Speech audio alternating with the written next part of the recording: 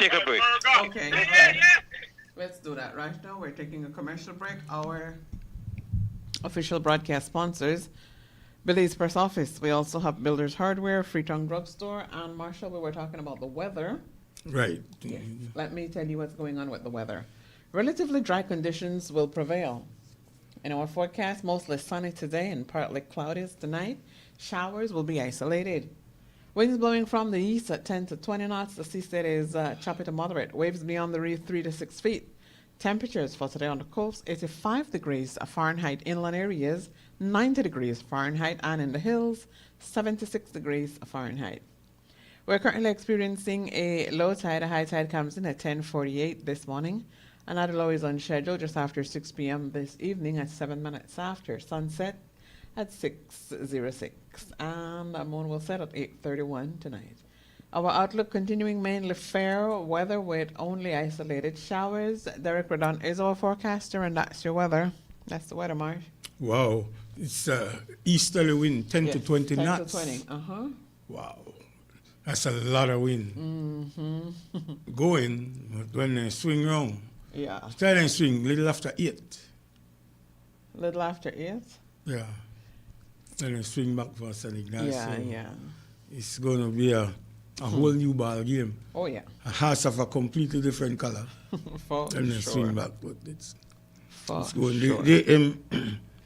I think the heavy hitters, you're not hearing much Off at all. So the or race- about.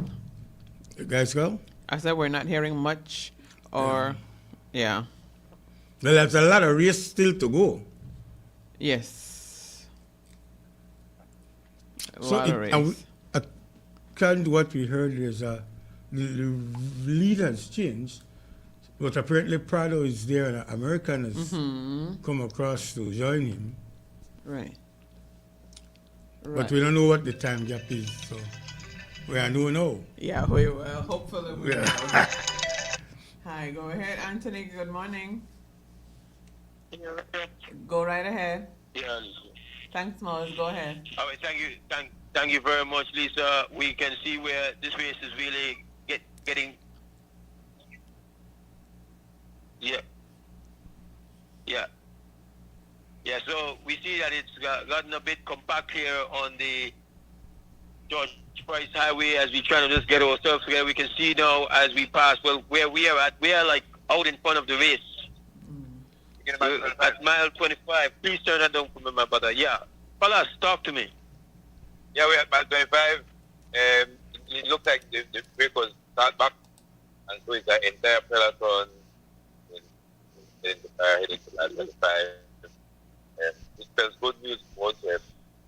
I don't know what the other is pretty good news for. It's not by race. If you look at it. So, Well, we understand that you have people out there who are listening to this race because they have somebody near and dear to them out in this peloton. And so when they hear that the peloton is back together, it is good news for them. well, the people who do that, they have to learn more that better than people in the world. If the rule are people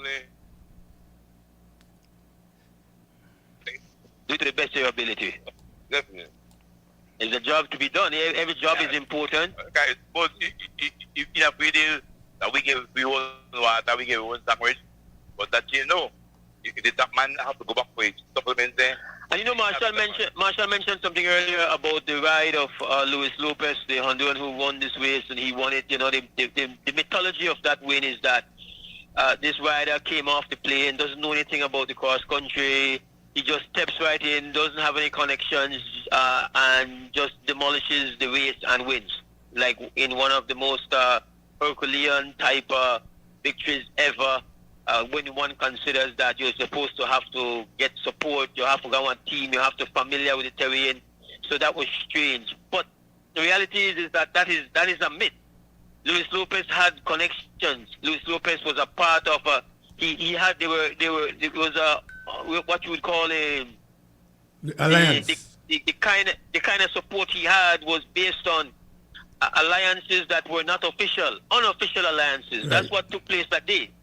So the mythology, we could go along with that. Yes, this remarkable, and that's not to take away from his victory. It still was a very incredible victory. He was very active, going and then coming back. He was still like, all the breaks, like just Superman type thing. We'll see rider number 69, and let's get that's rider number 69 that has come across there, Paula. So can we just get that? Because we were kind of disconnected from the races. We had a drop in the feed. But that's rider 69. We've been told to move up. And so let's just try to get the number there. Who's rider number 69? This is Creme Radio and XTV bringing you the 96th Holy Saturday Cross Country Cycling Classic. We are passing mile 26, and we have rider trying to get the next number there. If you guys are seeing it better than me, you could probably tell me. And they seem to be working. Huh? I'm trying to see it as well. He's a Mexican from Tennis Star, Kiros. Saying that the lead is 1 minute and 5 seconds. That's what I would imagine they're putting up on that on the screen. This is Creme Radio and XTV.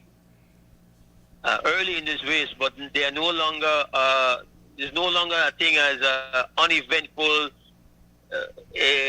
verse or uneventful action in the cross country.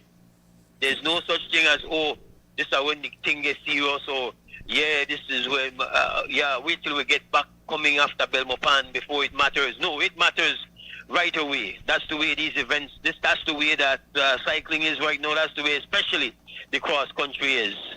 So we have rider number 69. Who is that? Here, Kiros from Tennis Star. Orlando Quiros. He's a Mexican. Quiros, like he lived, I believe, he All was right, well, sharing. He didn't get number more than an American rider. That's an American rider, but we don't. Well, let's see.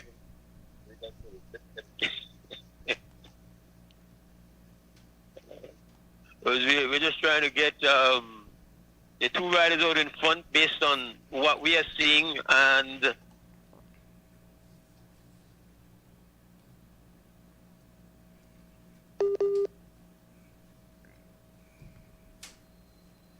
we do based on it's a minute, but That is 115. 1:15.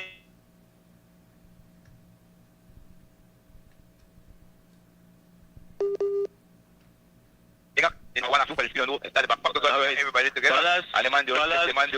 Balas, I am not here.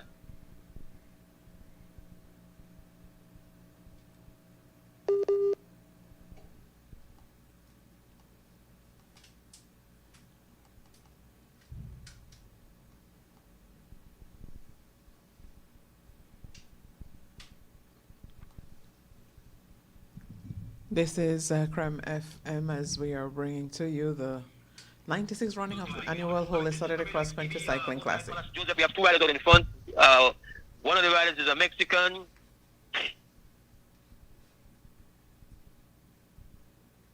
And then I believe the other rider to be similarly an invited guest. The invited guests so far are acting in a very aggressive manner, Palas.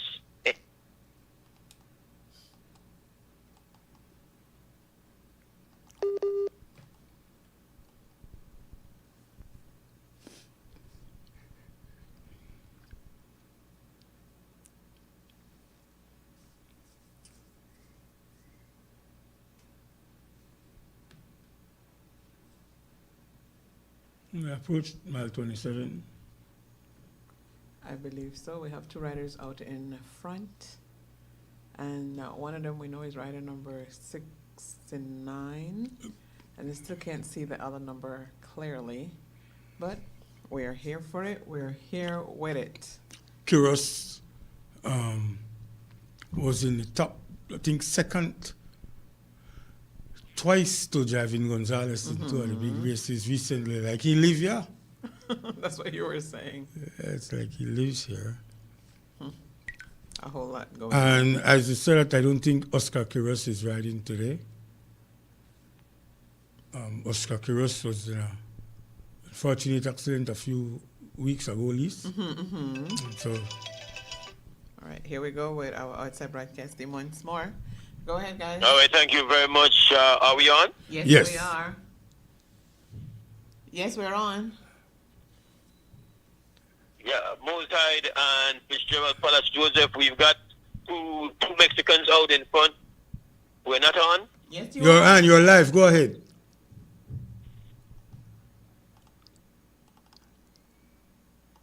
All right. I'm really Palace. As we kind of just trying to work out some of the technical glitches. There are multiple audios in the mobile vehicle, so we're uncertain at times whether we're on or not on. But Palace, we're on. That's for sure right now. And two Mexicans out in front. They have a comfortable gap, over a minute. That's normally a comfortable gap. They're working together. They obviously can have a conversation between each other. You know. ¿Qué pasó, mi amigo?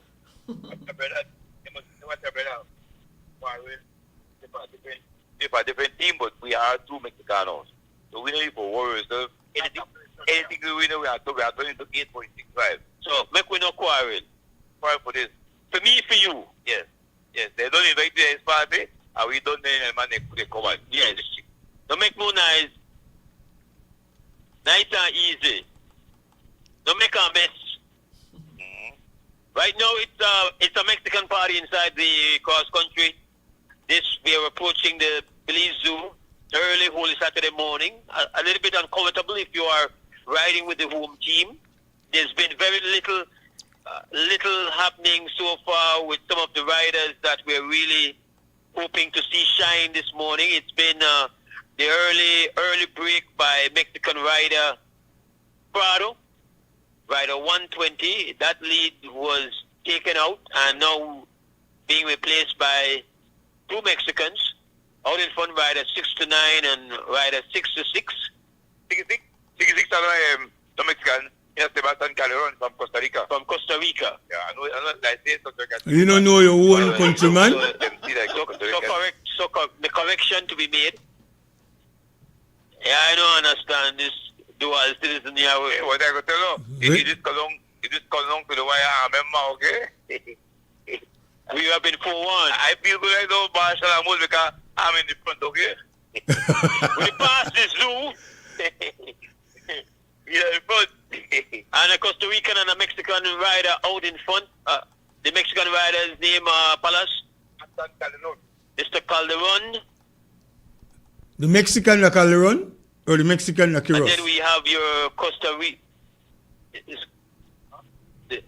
The Costa Rican is Calderon.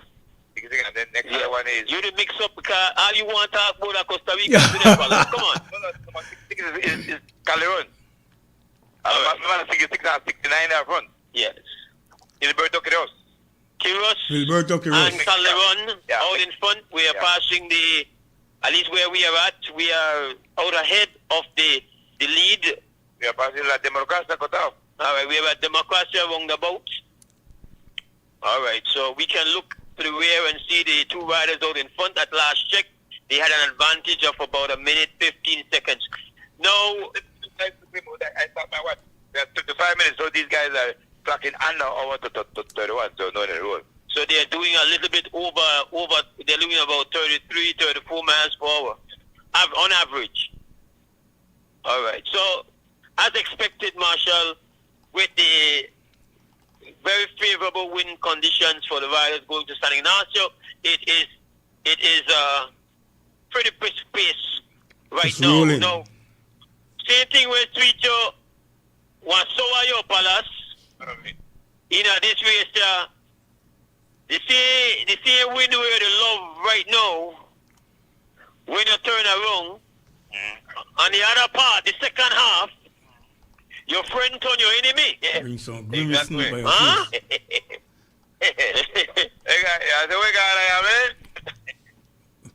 I just need to... Easy. Amos, the wind is from the east at 10 to 20 knots. So it's stronger than a 5 to 15. It's 10 to 20.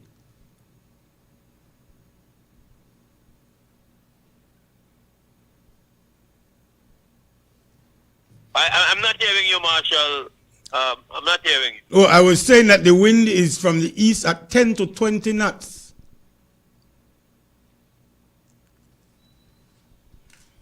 No here. But that is serious. Yeah, I kind of predicted that earlier, Marshall.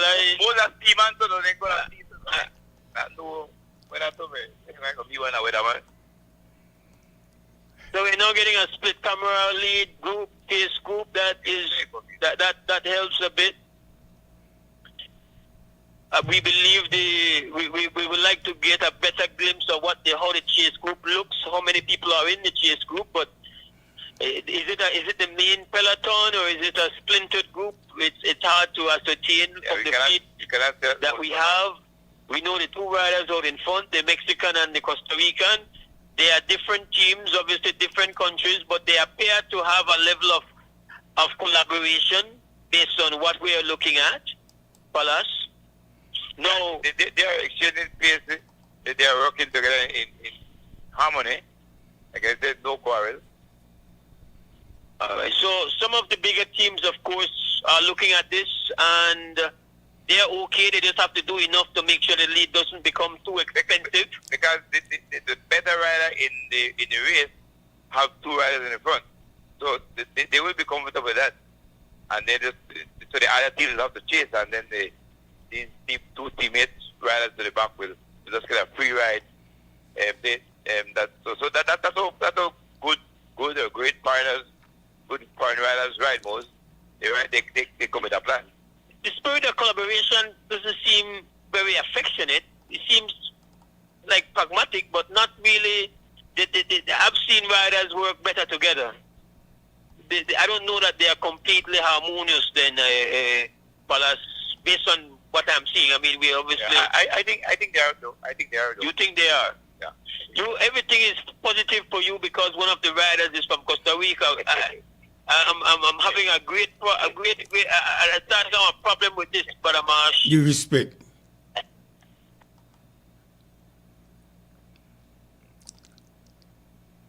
All right, this is Promotional XTV. You're just joining us. This race has a couple of the immediate take-home points of this race. It's fast so far going to San Ignacio. We are looking at about an average of about 33, 34 miles per hour. It's been primarily dominated by our invited guests. Initial attack from a Mexican rider, Ignacio Prado. And that lead has been taken away. We now have his lead replaced by another Mexican rider, Quiros. And a Costa Rican rider, Calderon. Yeah. They have a lead of about a minute. At last check, over a minute, about a minute 15 seconds. We don't know what it is presently. Looking, the peloton doesn't seem to be splintered. So at least for the most part. Now we know that you do have some riders who are being punished at this pace. Even with favorable wind, you can still feel pain. Understand that. If you're not ready to be riding at a very extended period of time, over 30 miles per hour, if that's not in your capabilities, you are feeling a lot of pain fast. Certainly. You never get to enjoy the tradition of riding through villages with no peloton, looking like one of the boys. You are right now getting separated. Hey, Palas? You're very upset about this media. You're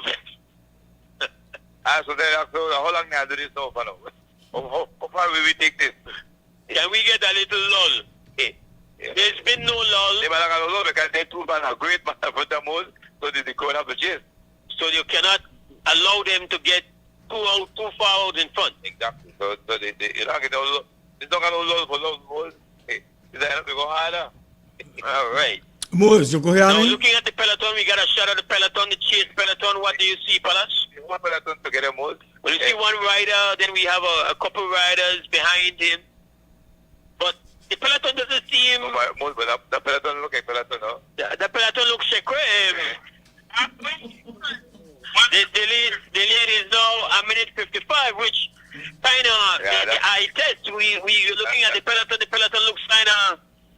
The word I use a shekwe, Yeah, Palace. you look too good there. Huh? You look too good there. I think I'm going to consistent team or two for the front, just to lay down, but at the same time, they open up gap and all kind of things. So, the chase is not the way how it should be going most, and the gap at 125, these two riders are, the gap is getting bigger, so that is showing you that the back road, or the back Peloton, they are not organized the way they should.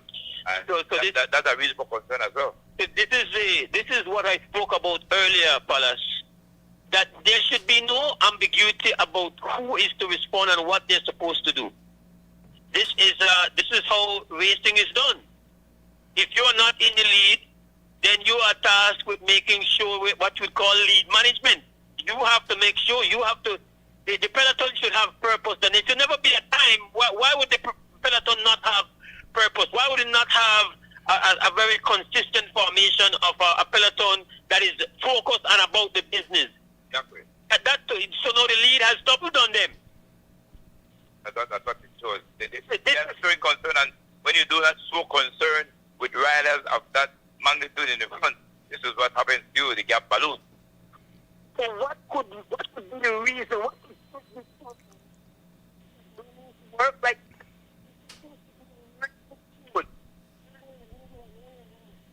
But in the Star Wars and the Hyundai MC team from Costa Rica, those are the only team that shouldn't be working.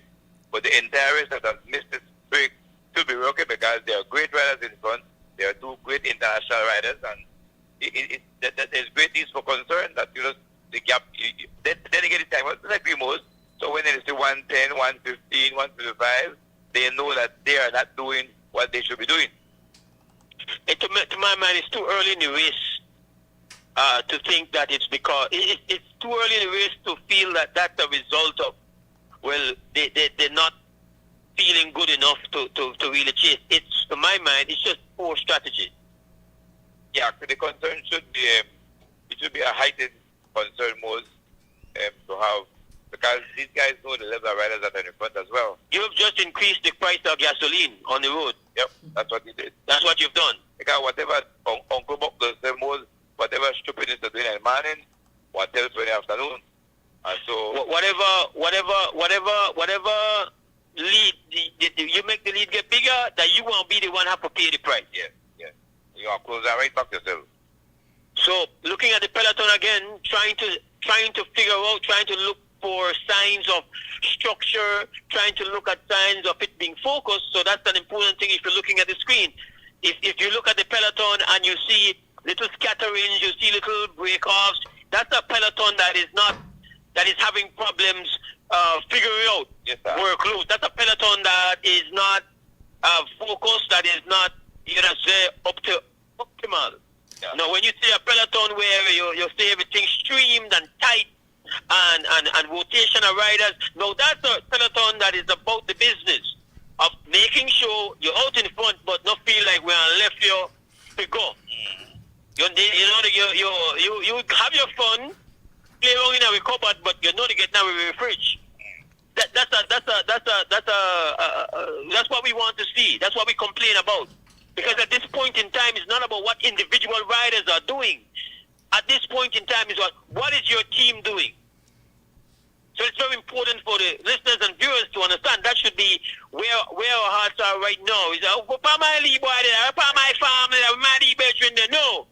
How is that team doing? Yeah. Most you hear me? I know the lead man for the show. No. Also, they know apart from the big back breakaway team, but also the show and people who as they represent. Most, can you hear me? Can you guys hear me? Yep. I earned my keep. As the most of them know is that they were having a split down for that back road before one real chase happened. You know why? They believe that like this. We hope that they big keep chase now. So all of we is look at no buy. We get that one. We get that two chase now. But the part that they get most, the least we think about chase now.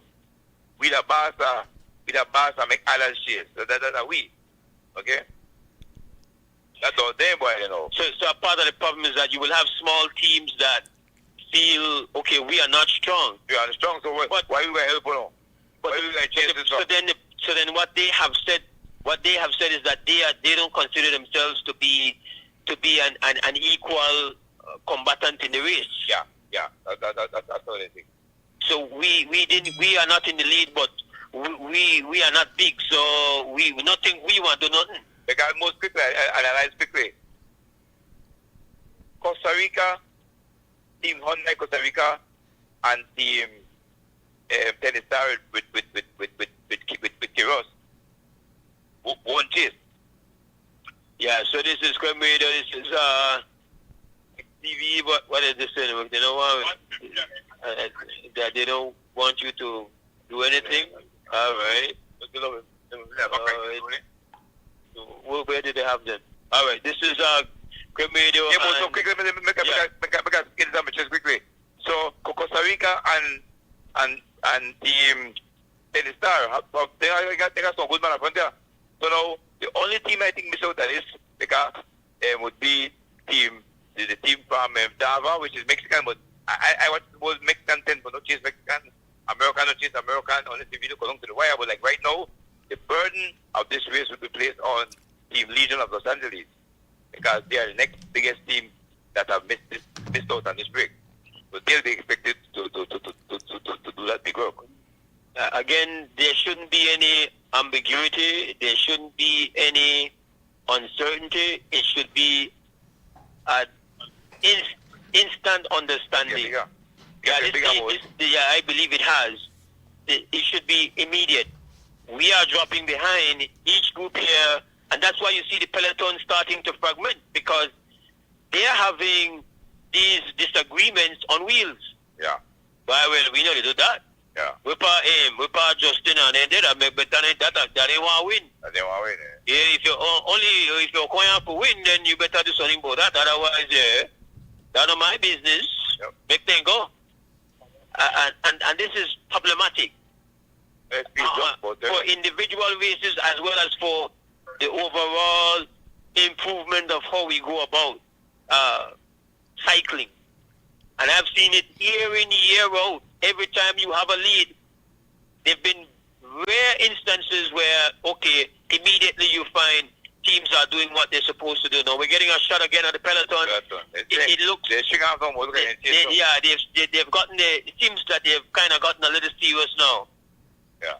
So, that means that one of the big teams has decided, okay, guess what? We just have to do what we got to do. Yeah, we'll bite the bullet. Yeah, we can't spend the time they argue with you guys and tell you that you need to help. We need to do what we need to do. Yeah. We're trying to figure out some of the riders that are out in front there, or just maybe just from the team colors, see if we can figure that out. No? I beat Team Legion in blue. Team Legion will be the team that will have put in the most chase in it. But that's fragmented. You know, Aliman up front, wheel. It's still fragmented, isn't it? It's not tight. We're not going to be tight together. I'm not seeing that. I think this lead is looking to go up to 3 minutes. That would be different. What we see something on the screen saying 2:35. Yeah. 2:35, and again, you're looking at the Peloton, and it looks like they're chasing, but a properly configured, properly focused Peloton, you can see it. You can distinguish it. You can see it has purpose. You can see it has the riders will be streamed, and the rotation is going to be very consistent. That's not what we are seeing there presently. And again, we have kind of put forward our theory as to why this happens. It's just people are having disagreements as to who should do the work. And while they do that, there is no such lack of clarity with the two riders out in front. Moses, the rider is in front of us from the Tennis Star, came to Belize in the month of March and rode the Alfred Park Etcheboro Classic. He was second. Darren beat him in that race. And then in the Anthony Mala rumble in the traffic, Darren beat him again. So the guy curious in his first game, was beaten by Darren twice at the finish line. That's great. So he don't want any more of that. He don't don't want some other thing. I tell Jack, I expect that he bring me no more. Because you're not beating 3 times, okay?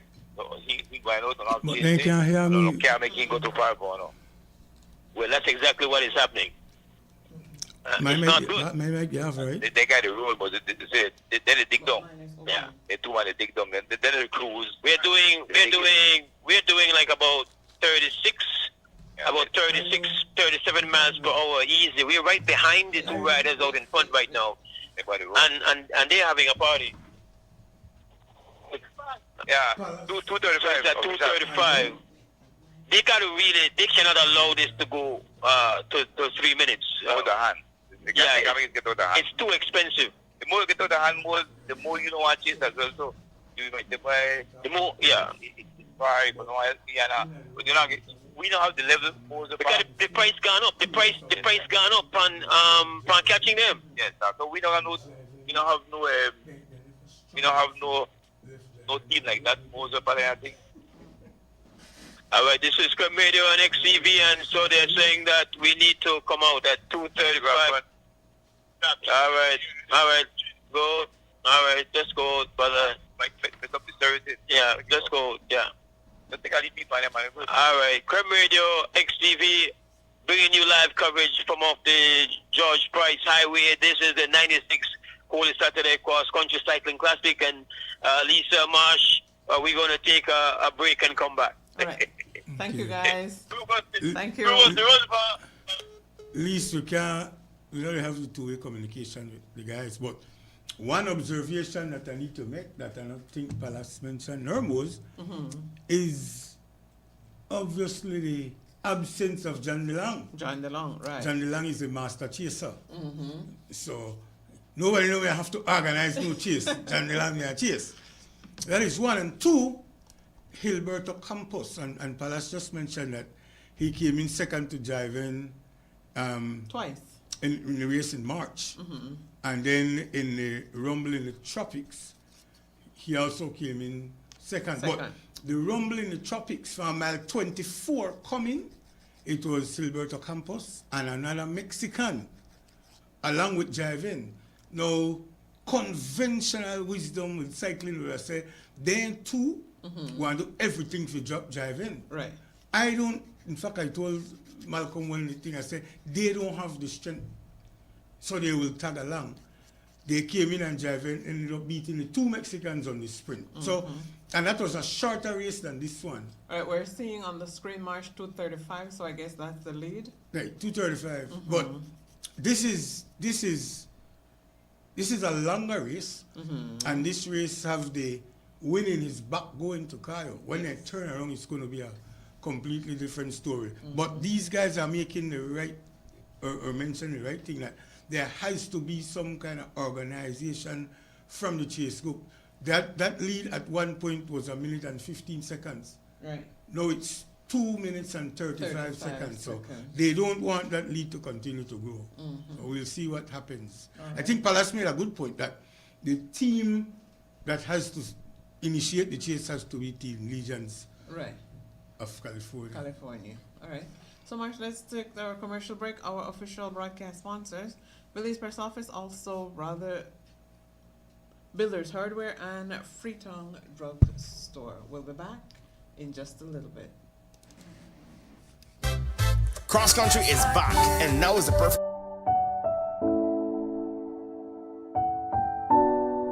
I'm very happy knowing I have a new home. Me and my kids have where to live. I've been renting with me and my kids. The Battle of the Drum Secretariat presents a one-of-a-kind event, the Hamalali Wanigu Album Launch Awards and Concert, going down at the Bliss Center for the Performing Arts on Friday, April 17, 2026. Doors open at 6, event starts at 7 p.m. This you don't want to miss. Come and see history in the making and hear the sweet voices of our people in the first ever album launch comprising 9 original Garifuna songs songs. All songs will be live streamed on over 20 streaming platforms. To top it off, 5 of our prominent Garifuna artists will be awarded for service to our music industry and will be entertaining the audience with their own original songs, namely Penny Cayetano, Adrian the Doc Martinez, Mongabo Flores, Peter Poots Flores, and Chico Romas, backed up by the versatile Sweet Pain Band. Closing off the event will be the up-and-coming Nuwane Martinez, who will play tracks from Paul Labor, Andy Palacio, and his dad, Aurelio Martinez. Posthumous awards will also be given to the 3 on whose shoulders we stand. Entrance fee, only $20. Hamala Liwanigu, Voices of Our People, album launch, awards, and concert. Be there. Sponsors are Copal 3 Distillery, Niche, Oceana, Monkey River Eco Tours, Will Mejia and PGTV, and Baya Sweets.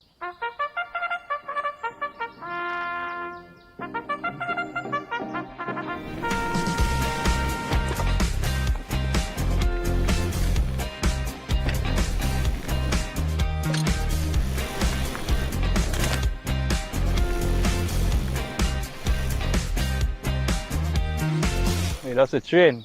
Me too.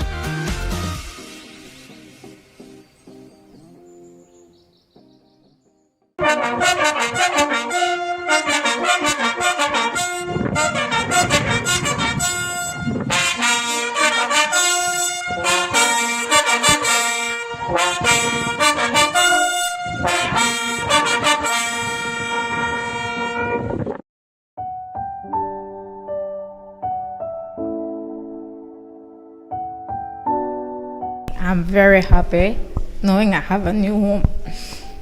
Me and my kids have where to live. I've been renting with me and my kids. Me and the 2 kids live alone, and it's not been easy for me moving from one house to our next house, trying to make the kids feel comfortable because rent is not cheap, so we have to be moving. Sometimes the landowners there don't like this, they don't like that, so we have to move out, and so it has not been easy for me and them.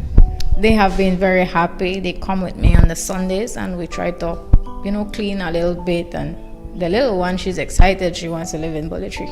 From the project started, Mom, when are we going to live in Bullet Tree? I tell her, soon. I always say this is one of the pivotal projects that this government is involved with. And I know the personal struggles of this particular family. I know what they've been through, and I know what this house represents to them. We're giving them a house, but for them it's an opportunity. For them it's a home where these girls can rest at night in peace, This house is going to open so many doors for them, and it changes lives, it transforms lives, And so I'm really happy to be a part of this, and I hope that for the rest of the time that I'm an area representative, we can continue to deliver homes to needy families like this one. We are in an area that we had to improve the infrastructure, which is quite our experience.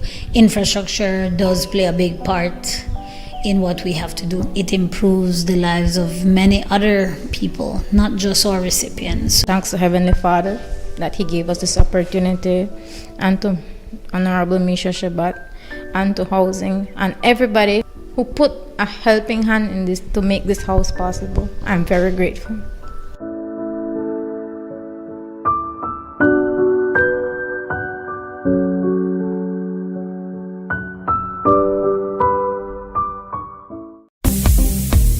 Marlon Castillo Quality Meats. For the best in beef and pork, check them out at Booth 39 at the Michael Finnegan Market. Call 614-2255. Marlon Castillo Quality Meats open Monday to Saturday 6 a.m. to 5 p.m. Sundays 6 a.m. to 12 noon. Booth number 39 Michael Finnegan Market. Last gate, first meat shop at the back. Check them out on Facebook at Marlon Castillo Quality Meats.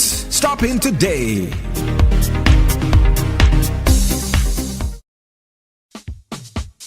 Whether you are a busy person or stuck in traffic or having an adverse or very demanding circumstance, tension builds up, causing you to be stressed out. Stress attacks everyone, anytime, any age. And stress is a killer. Pam City, it's best to be alive than dead. So visit Freetown Drugstore to get options to relieve stress and to relax your mind. Yes, sir. What can I do for you today? I'm so stressed out. Okay, I'm saying I help you out right now. When I this daily, for 10 days, I am going after that, okay? Okay. Freetown Drugstore, 28 Freetown Road, where you are better off alive than dead. Freetown Drugstore, telephone 223-2876.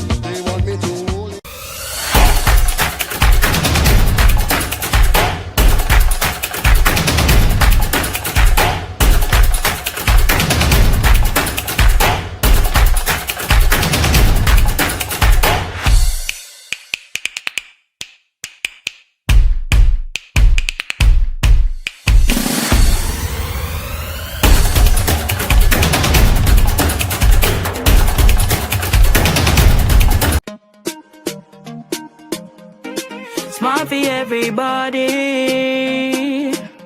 Smart leading everything. Smart give you everything. Smart offer everything. Smart give you everything. North to the east and the south and the west. Smart are the best. Darling, double up my data and give me all the text. In fact, give me a plan for my family. Unlimited calls, so me like it. And Smart make everybody feel happy. Bringing people together, me want it now. Smart got love for everybody. Me want my Smart plan. Want it right now. Me want my Smart plan. Want it right now. More bundles, data plan. Me want my smartphone, internet in my hand. Call me want my Smart plan. Want it right now.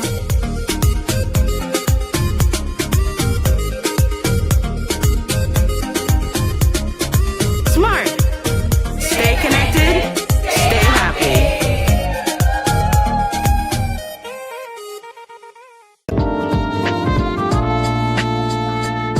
Attention advertisers, sellers and readers of the Amandala newspaper, please be advised that there will be no online Tuesday issue of the newspaper on Tuesday, March 31st, 2026 and Tuesday, April 7th, 2026. There will only be the Friday issue, which will hit the streets on Thursday, April 2nd, 2026 and Friday, April 10th, 2026. Happy Easter from the management and staff of the Amandala newspaper.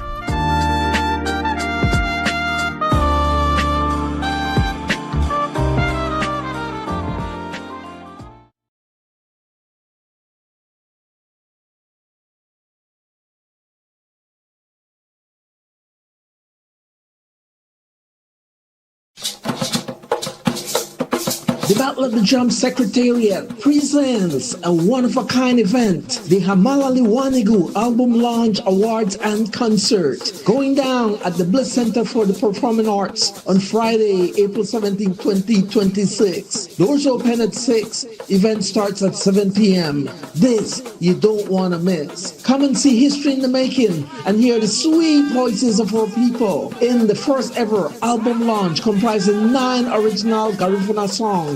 All songs will be live streamed on over 20 streaming platforms. To top it off, 5 of our prominent Garifuna artists will be awarded for service to our music industry and will be entertaining the audience with their own original songs, namely Penny Cayetano, Adrian the Doc Martinez, Mohaba Flores, Peter Poots Flores, and Chico Romas, backed up by the versatile Sweet Pain Band. Closing off the event will be the up-and-coming Nuwani Martinez, who will play tracks from Paul Labor, Andy Palacio, and his dad, Aurelio Martinez. Posthumous awards will also be given to the 3 on whose shoulders we stand.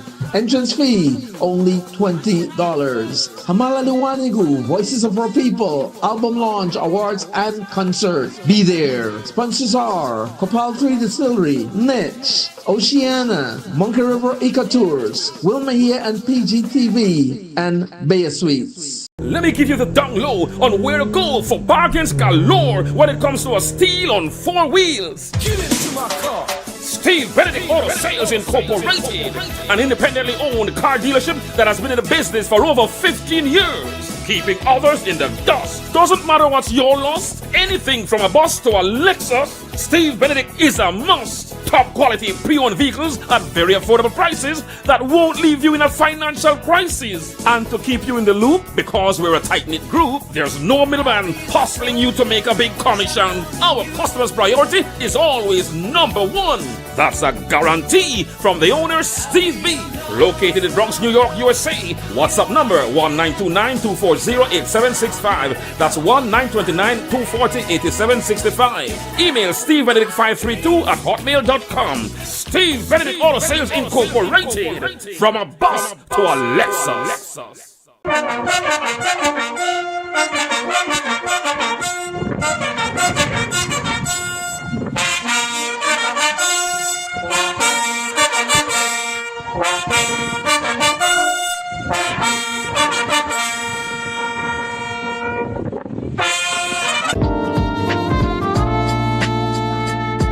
Attention advertisers, sellers and readers of the Amandala newspaper, please be advised that there will be no online Tuesday issue of the newspaper on Tuesday, March 31st, 2026 and Tuesday, April 7th, 2026.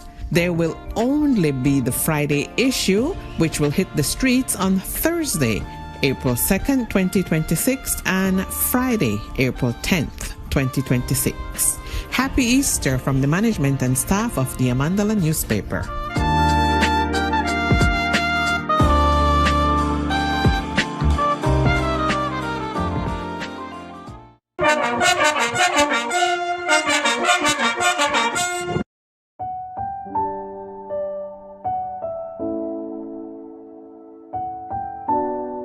I'm very happy knowing I have a new home.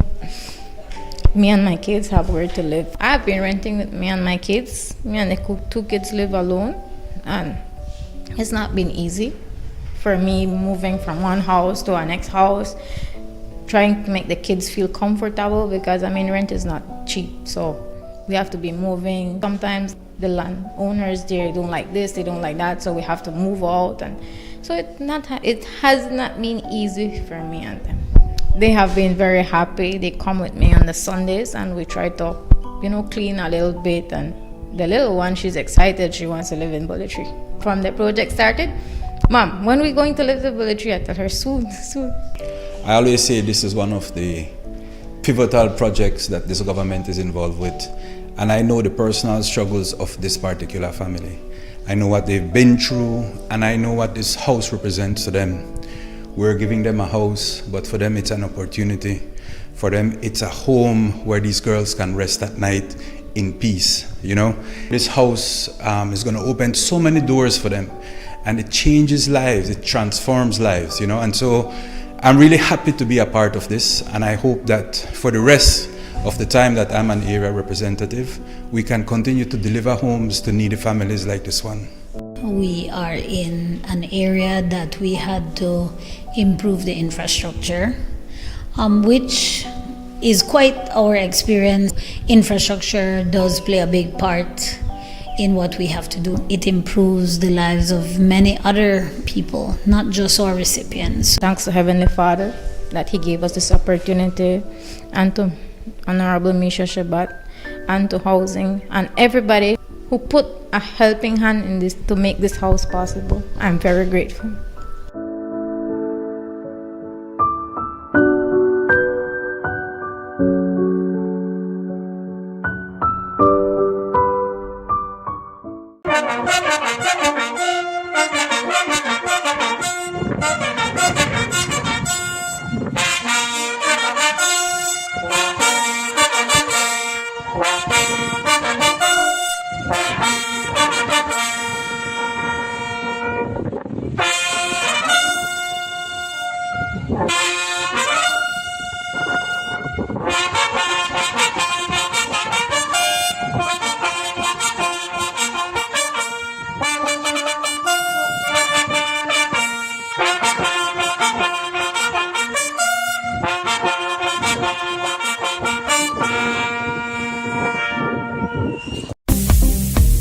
Marlon Castillo Quality Meats. For the best in beef and pork, check them out at Booth 39 at the Michael Finnegan Market. Call 614-2255. Marlon Castillo Quality Meats open Monday to Saturday 6 a.m. to 5 p.m. Sundays 6 a.m. to 12 noon.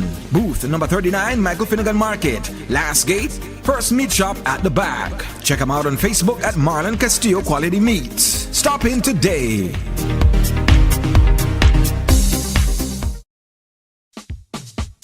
Whether you are a busy person or stuck in traffic or having an adverse or very demanding circumstance, tension builds up, causing you to be stressed out. Stress attacks everyone, anytime, any age.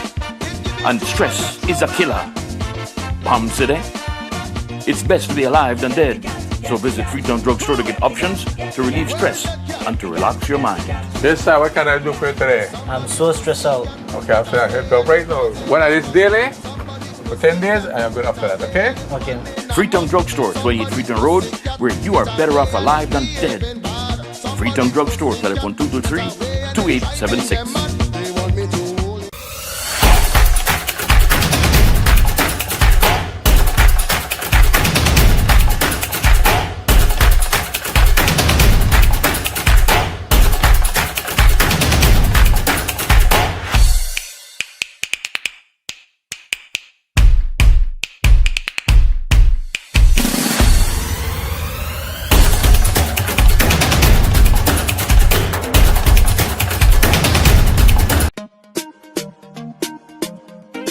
Smart for everybody. Bringing you live coverage of the 96th Holy Saturday Cross Country Cycling Classics, the 96th edition of it, Mo Side, along with Mr. Paulus Joseph and the mobile. And in studios, we've got Lisa Love and Marshall Nunes. Last check, the two riders, Calderon of Costa Rica, Quiroz of Mexico had an advantage of about 2 minutes and 52 seconds. That's just a little bit too much lead as we approach Belmopan Palace. Yeah, that's more. I don't hope that they're going to Belmopan, go to the hills at minute. I know as we're turning into Belmopan, it's as if though the weather is doing an instant transformation. It's become a bit overcast, well, partially, and we have a slight drizzle. That bit of funny bit of weather going out this side, but this will be favorable for these guys as well, right? Yeah. They like the foreigners tend to like the conditions that are less humid and less sunlight. That's perfect. I've seen the way most you get tail with the car when I get when we reach Cayo, the weather changed and suddenly into one and then come apart. That's perfect. Those are the conditions that's perfect for we can break it. Now let's talk about the rider out in front, not the Costa Rican who we know that you have your alignment with, but Quiroz, you mentioned, has been the rider that has had a kind of an emerging rivalry with Gavin Gonzalez 2 times. So they rode 2 races and they both came in together with Gavin winning both sprints. But they were exciting sprints, especially the second sprint. Tell us about those races so that the second sprint was faster. The second sprint was a faster sprint mode. Look out, we're going over bump. Yeah. Both sprints were great, but the second one was close. Like half a wheel. But can you guys hear me? You don't think you can hear me too, Liz? So I personally think that I tell David that this guy won't take a chance to bring you again. So more likely they will run by you. But Palace is giving misleading information. Quiroz is not wasting no time. He's putting time and will escape between himself and the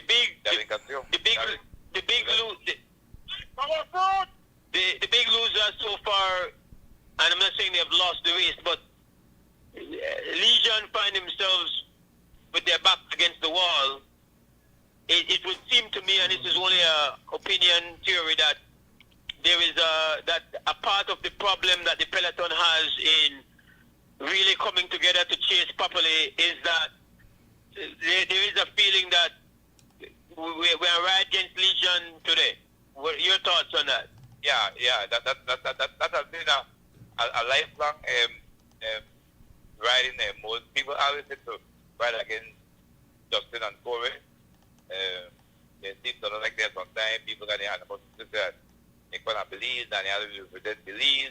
But they're the best riders that we have so far. So people get upset because they come and but they have done so much most for our riders in the country. And so, but the riders in Belize tend to ride against them. So I guess I'm surprised that they made the gap get so big, because the bigger the gap now, you're a big humble. Because we mentioned before, I think before the race even got underway, that Legion has a dilemma where they have a team stacked with the best hopefuls we've got. They don't really have, technically speaking, unless somebody has says, okay, I will be the domestic today. They don't have your classic kind of domestic. They have Justin, who has won it twice. His brother, a national world champion, second place. At second place. Javan Gonzalez, probably the hottest Belizean rider right now for 2026. Okay. Then they have Jalen Briceño, who is again a very, very hot rider. Like they find themselves in a very uncomfortable position in this race where they don't have the backup mode. No, there are those who will say that they have an alliance with Brown, the defending champion. Yeah, they will become Brown wise on their team. As well. So yeah, he's also the defending champion. I'm surprised to Brown as well. So should have known these guys and maybe should have jumped away to make his presence known and have a representative in the front. No, these will be a critical part of the race right now as we leave out of the Belmopan Ruin Quick area and we get into what we call the hills. Now, listen, regionally these are not regarded as hills. The Belize, they're not hills. Yeah. And in the cross country, they play a significant role. Yep. The riders are going to experience one increase in the physical challenge. And then most the Costa Ricans come from hilly terrain and the Mexican as well, so they are getting them at this gap in a dirt that they are good at. So it would be a great, it will be something I want to see what will be that gap at the halfway point. And so I will see what the state has produced. Has it been fruitful or has it been a wasteful? And we also need to mention, Palas, that the terrain is not only hilly, but it becomes more curves between Belmopan and San Ignacio. And that is bad for the Peloton because the Peloton is not seeing them. When you're seeing them, gives you a spirit to want to go and see harder, but you're not seeing them more. The psychological deterrence. Yep. No, it's cooler. There's a little drizzle coming down. Nothing too hard. Just to get the roadway. The road is going to be a little moist. Might be slick here and there. That was more problematic again for the peloton of riders. We don't have a feed right now to see the peloton. We are under heavy confinement by the officiating of the race. We are not even being allowed, even with a lead of almost 3 minutes to go with the lead riders. That's as strict as we've ever experienced it. We're going along. We'll do the best we can do to bring you the coverage of this 96th edition of the Whole Saturday Cross Country Cycling Classic. And just trying to have you understand what it means. Now, Kiros, it would be a very, very serious threat here because he has done a bit of work. He has done some prep work. He's come here. He has ridden in two of the events leading up. And he has ridden the course as well because he has the fast start at mile 41, went to Kaya and to Long Beach. So it's in an area that he has ridden before. Now, it's important to know that from what I mentioned earlier, I didn't feel like they were as harmonious as you would want if you were riding with these riders, but you felt differently. You felt that they seemed to be coordinating quite nicely. And it showed more because the gap was but yes, you could probably say you were right, except we have a Peloton that is underperforming.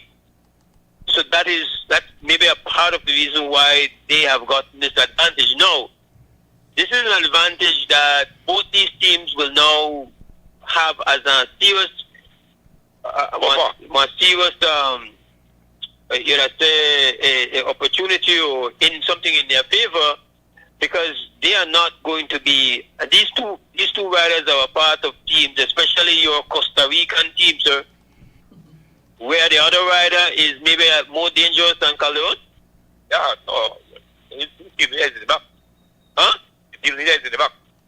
So his number one, his team's number one candidate is still just chilling. Then it's young guy is good. The one night on a kitchen or not kitchen. Uno the way, just like we know. Our guys could do this, you know. They could just keep it like this. We're okay. So most of you listening and watching, like myself, except Palace, we are always hoping on Holy Saturday that Belizean takes the Garland. The Garland has been away for a number of years now, Palace. A number of years. We are not comfortable with the Garland being away one day, sir. So, you can invite people to yes, but that, yeah, but they want they people that come in your house to carry your wife, brother. Whether they carry the Garland or they carry everything. But as of right now, we're not even talking about station prices because the station prices are being won by these two riders. But most you realize, for base start, I predict that the possibility that Belizean now will know the price. Win the race. You predicted that? Yeah. I don't know when they run early. They run early and they run early. Price, yeah. All right. So now the sun is. That might be up. We're at mile 52 on our way to San Ignacio, and we're looking at the Peloton now, Palace. How do they look to you? We are seeing the back of the Peloton. The more interesting, they're chasing. That would mean primarily, it's always of interest to see who is leading that chase, but it still not seem strung out and everything, but we want to see who is really taking charge of this chasing, because we assume Legion will be heavily invested in the chase. We want to see who is making the sacrifice. Boogeyman said, no look for me. No free rides today. If you all don't know, I bring nobody with me. So I can't this. No, I can't leave her. Please leave me alone. That's John DeLong. Yeah. And boy, he does want his one as well. Yeah, you will take out more. Oh, yeah. Yeah, this is the one that escapes him, but we know they cry no tears about that. Give yourself, John. We got looking at the Peloton now, getting a better view. Palace, what are you seeing? It's 3:21. Yeah. That again. This is not. Also, furthermore, because you could then put the So is that Justin out in front? So Justin is making the sacrifice. That's what it appears. Is that they got man in front of Justin? No, I think it's Justin out in front, but that's what it looks like to me. Justin I can't face unexpected win. Yeah. They are doing it. That's why they get because there's no. That's not. No serious chase. That's not a serious chase. This is the top person right there behind Corey. So what you're looking at is just that's what this harmony looks like, right? Yes, exactly. And that's how you end up with a lead going now to near 3.5 minutes. Yep. Potentially goes up. It could go up to 4. To 4, yeah. If you go to 4 more than Kayo, it'll be big double because chasing against the win. It's much harder as well. And when somebody got a big gap like that, you are bringing it down slowly. The only thing. Long we take for Kitchen, you will. Your labor more. So with this kind of disharmony in the peloton and kind of what we'd call unwillingness to work together, a team would want to see how they could get away. That would seem to be, you would try to break away, but that's easier said than done. Yeah. Because it's disheartening for the team that is chasing to. When you look back, there's 70 man behind there. That is Jim Brown right there, more than light blue. It's defending Japan. Okay. So even Jim Brown knows it. Everybody's relaxed. And the reason why they're relaxed is because they resign themselves to just relaxing because they're in a quarrel. Yeah, basically they're leaning towards region, bring back that 321. Meanwhile, what was 235 has become 321. Yeah. And potentially can go up even further because of the way the road winds and turns and the ups and downs. It favors the leaders. It does. And if those leaders just, put some pressure on and say, okay, well, let's go. And again, we are not trying to tell you that the leaders of the race are going to be the winners of the race. We're just saying that by getting an advantage like this, they are kind of shaping how this race is going to be ridden and who's going to be strong and who's going to be tired when the race comes down to that, to its crunch moments.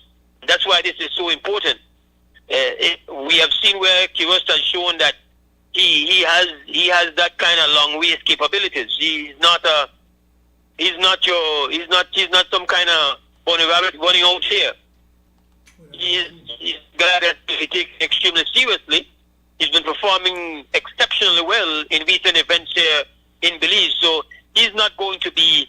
He's familiar. The way I know the better he don't know how a mosquito bite. If mosquito bite, he don't know how sun feel. He don't know the bump on the road. He don't know how it go on. He know who he to watch out for. So the fact that he's out in front is not accidental. He has chosen that that's where he wants to be. That gives him his best opportunity. I think he's the best rider on his team, isn't he? Yeah, Kills might be the best rider.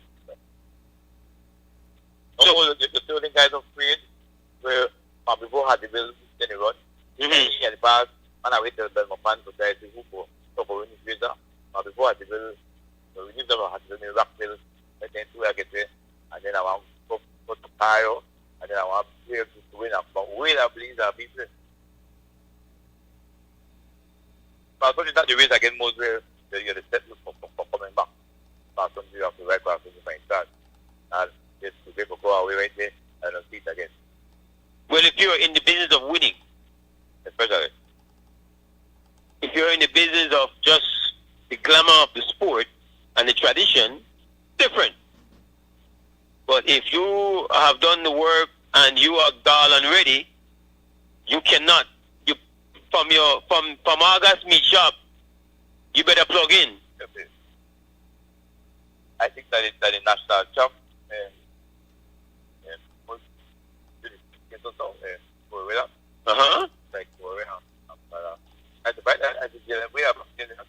I guess they're protecting Jalen, maybe. Huh? You don't have the capability to win. You don't think so? Is Javan there? But I don't see Javan to do any pacing. So maybe it is there. Maybe they're riding for Javan. Maybe they're riding for Javan. Two brothers on the pace, one and two. And Javan or Jalen. Talking with them. But the William brothers are not cut like that, where they will get into our part of our hills and our hills and chase and bring back snow where they come back for something and so like that. And that's why the gap continues to balloon. Because there's not a concerted effort here so I think it's difficult for them to bring it back. They among the players that are on the field. It's very expensive. Very. And when it's so expensive, it's going to take its toll. Their odds to win. Even if those guys don't win more than that leaders have to chase all the way, when they get back next Thursday, I think after they spent, then it's right. I don't see still attack on that. Okay, the man of God, no. That's right. That they're planning and plan to start with the message. They go there, but then and the back will go great. So again, at last, I believe it was 3 minutes and 21 seconds. All is not lost. All is just not looking good. Yeah. For those who are passing up this morning, defending the nothing one of us today. No, I'm if couldn't get I'm gonna make it. Big up my bedroom match and smiling wherever I did, I don't know. Yeah man, salute my brother.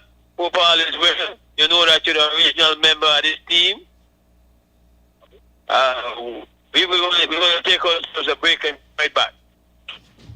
Thank you very much, Moise and Palace. Also, Anthony, thank you guys. Marshall, you've heard. The Battle of the Drum Secretariat presents a one-of-a-kind event, the Hamalali Wanigu Album Launch Awards and Concert, going down at the Bliss Center for the Performing Arts on Friday, April 17, 2026. Doors open at 6. Event starts at 7 p.m. This you don't want to miss. Come and see history in the making and hear the sweet voices of our people in the first ever album launch comprising 9 original Garifuna songs. All songs will be live streamed on over 20 streaming platforms. To top it off, 5 of our prominent Garifuna artists will be awarded for service to our music industry and will be entertaining the audience with their own original songs, namely Pen Cayetano, Adrian the Doc Martinez, Mongabo Flores, Peter Poots Flores, and Chico Ramos, backed up by the versatile Sweet Pain Band. Closing off the event will be the up-and-coming Nuane Martinez, who will play tracks from Paul Labor, Andy Palacio, and his dad, Aurelio Martinez. Posthumous awards will also be given to the 3 on whose shoulders we stand. Entrance fee, only $20. Hamalali Wanigu, Voices of Our People, Album Launch, Awards, and Concert. Be there. Sponsors are Copal 3 Distillery, Niche, Oceana, Monkey River Eco Tours, Will Mejia and PGTV, and Bay Suites. Let me give you the down low on where to go for bargains galore when it comes to a steal on 4 wheels. Get into my car. Steve Benedict Auto Sales Incorporated, an independently owned car dealership that has been in the business for over 15 years, keeping others in the dust. Doesn't matter what's your loss, anything from a bus to a Lexus, Steve Benedict is a must. Top quality pre-owned vehicles at very affordable prices that won't leave you in a financial crisis. And to keep you in the loop, because we're a tight-knit group, there's no middleman hustling you to make a big commission. Our customer's priority is always number 1. That's a guarantee from the owner, Steve B. Located in Bronx, New York, USA. WhatsApp number 1-929-240-8765. That's 1-929-240-8765. Email SteveBenedict532@hotmail.com. Steve Benedict Auto Sales Incorporated. From a bus to a Lexus. Attention advertisers, sellers and readers of the Amandala newspaper, please be advised that there will be no online Tuesday issue of the newspaper on Tuesday, March 31st, 2026 and Tuesday, April 7th, 2026. There will only be the Friday issue, which will hit the streets on Thursday, April 2nd, 2026 and Friday, April 10th, 2026. Happy Easter from the management and staff of the Amandala newspaper.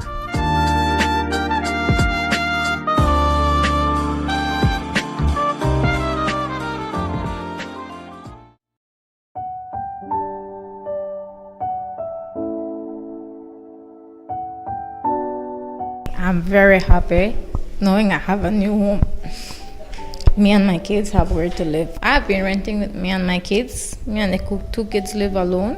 And it's not been easy for me moving from one house to our next house, trying to make the kids feel comfortable because, rent is not cheap. So we have to be moving. Sometimes the landowners, they don't like this, they don't like that, so we have to move out. And so it has not been easy for me and them.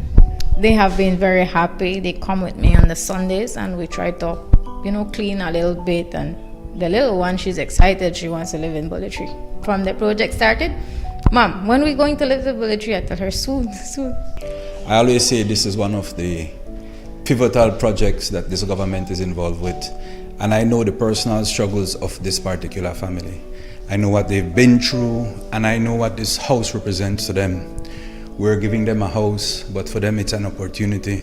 For them it's a home where these girls can rest at night in peace, This house is going to open so many doors for them, and it changes lives, it transforms lives, And so I'm really happy to be a part of this, and I hope that for the rest of the time that I'm an area representative, we can continue to deliver homes to needy families like this one. We are in an area that we had to improve the infrastructure, which is quite our experience. Infrastructure does play a big part in what we have to do. It improves the lives of many other people, not just our recipients. Thanks to Heavenly Father that He gave us this opportunity, and to Honorable Misha Shabat, and to housing, and everybody who put a helping hand in this to make this house possible. I'm very grateful.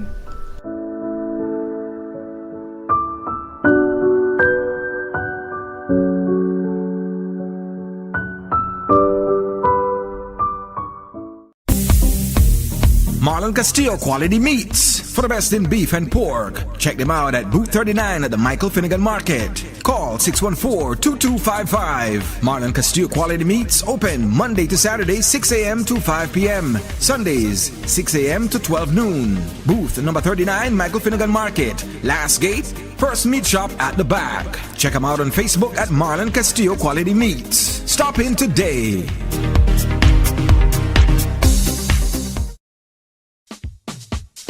Whether you are a busy person or stuck in traffic or having an adverse or very demanding circumstance, tension builds up, causing you to be stressed out. Stress attacks everyone, anytime, any age. And stress is a killer. Palm City? It's best to be alive than dead. So visit Freetown Drugstore to get options to relieve stress and to relax your mind. Yes, sir, what can I do for you today? I'm so stressed out. Okay, I'll help you out right now. When I this daily, for 10 days, and I'm good after that, okay? Okay.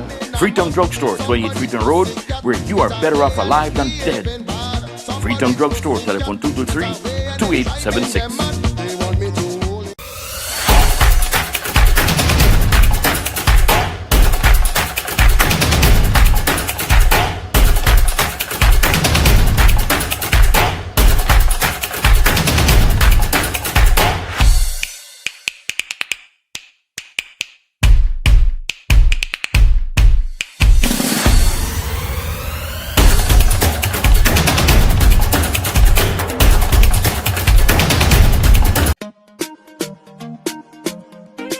Smart for everybody.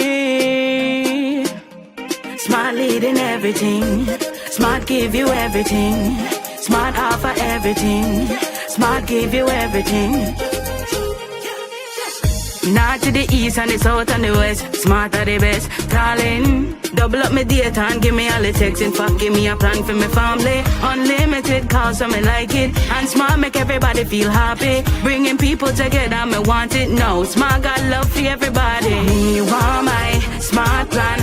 Want it right now. Me want my Smart plan. Want it right now. More bundles, data plan. Me want my smartphone, internet in my hand. Cause me want my Smart plan. Want it right now.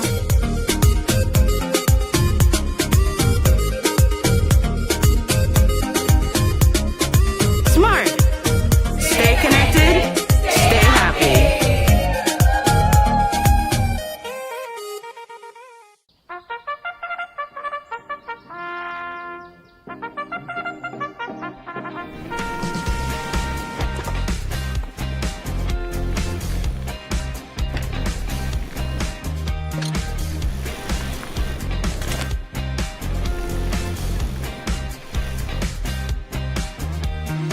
Hey, that's a train. Me too.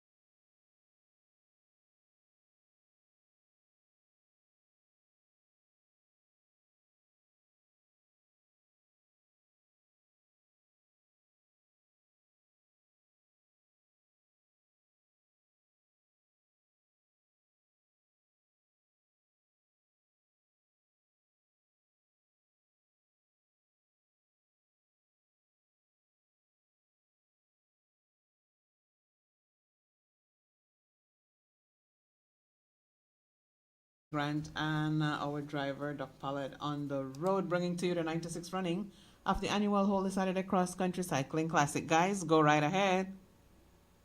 Thank you very much, Lisa. Most High, Palace, Marsha, everybody messaging me and say, "Boy, Marsh, you try to get in long time, but I can't hear, bro." So, just want to know that would I never just try to try to get in and no give you that break. So, No, we I don't understand. know if right now it work. So jump in, man. Well, several things I wanted to say about What's that? About Gilberto Quiroz. I know. But Marsh, I'm struggling to hear you. You just have to just say your point because I'm really struggling to hear you. No, I was saying Defeated. in the Rumble in the Tropics race with Gilberto Quiroz, that from mile 24 coming into the city, there were a three-man group that got away. Quiroz, another Mexican, and Javen Gonzalez. But I don't think that he had the kind of strength and endurance from 24 to Belize City, so they couldn't get rid of Javen.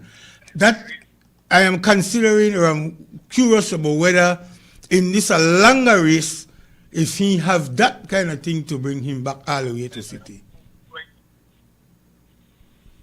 Yeah, so what Palace was saying, and I don't know if he said it earlier, but Palace, just quickly, because I know you didn't hear the question, Marsha was saying that in the Rumble in the Jungle, Quiroz rode from mile 24, but that he didn't seem to have what it took to try to get rid of Javen Gonzalez, and he's wondering whether, seeing that he struggled at that distance to kind of close strongly, whether or not he would have the ability to close or to be so strong in a race that is longer.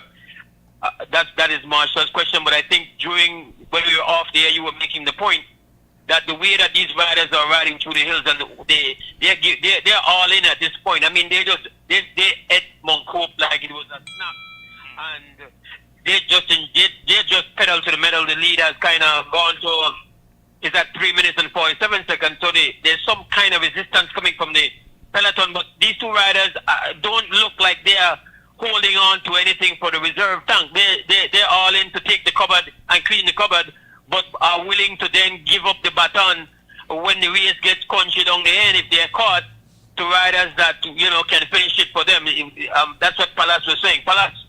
Yeah, most the time I know for the race is 2 hours, 6 minutes, 20 seconds, which to me, we're only about 4.5 miles from Cayo. That 2:31 record will be smashed today at the halfway point. And just show the speed that these guys are doing. Last year they averaged 28 miles north of Cayo. They were on same train to do that and better. So, but for a race to average 28 miles north of Cayo, most is nothing nice. Back in 1980 when I set the record at 2:42, but these guys are going to get it over 10 minutes faster than I was, and so they know the speed is high. Yeah, most these guys, he was riding for Tennis Star. They have another good rider, Espinosa, that was third in last year's class 22. So I think these guys are going all out to form a big gap, and then it will be the Peloton's responsibility to try to bring them back. And if the Peloton gives up and says that we not chase, then these guys can just ride away with the entire race. But I can see that their top riders most, with also because it's Costa Rican rider, his top rider is in the back. So these top riders, if the Belizean riders chasing goes dead, I can see them attacking out late after third one coming back, and then try to bridge up to these guys, and then these guys race or finish, because I believe that they came out with a plan. I don't think these guys left this morning in that breakaway thinking that we will go to Cayo and come back to Belize City. I'm sure they didn't have that in their mind, that they will run this all the way. But they're out here and they're from a big gap. I can see more, close to 4 minutes or more to 3:47. I can see more like 4 minutes to Cayo, and that will be hard to bring back in a headwind coming back from El Cayo, Marshall. Yeah. Baramash? Yeah, but coming back in the headwind, Palace, will it be harder for the two or for the Peloton? I mean, if they at some point decide to cooperate. Well, it will be hard on those who would be looking to defend our top riders. A price will have to be paid, and the more that is added on going to Cayo, it's like 2 to 1 for every dollar. Watch out, for every dollar you put on to that $2 you have to pay on the way back. So that's to kind of use that analogy, right? It's not for one. It's like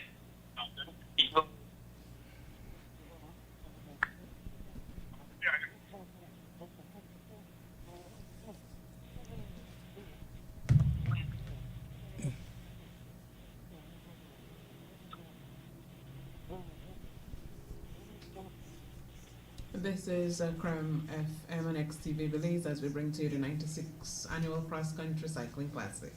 At least this race is kind of like uneventful to this point. Mm-hmm. But they're not hearing us.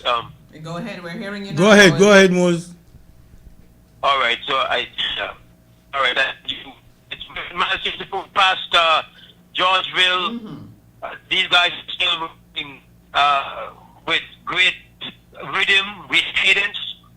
They're steady, they're collaborative. They're showing some practice. We're at Central Farm, I think is where we're at Central Farm now. And so San Ignacio is right up ahead. The first half of this race will be in the books very shortly.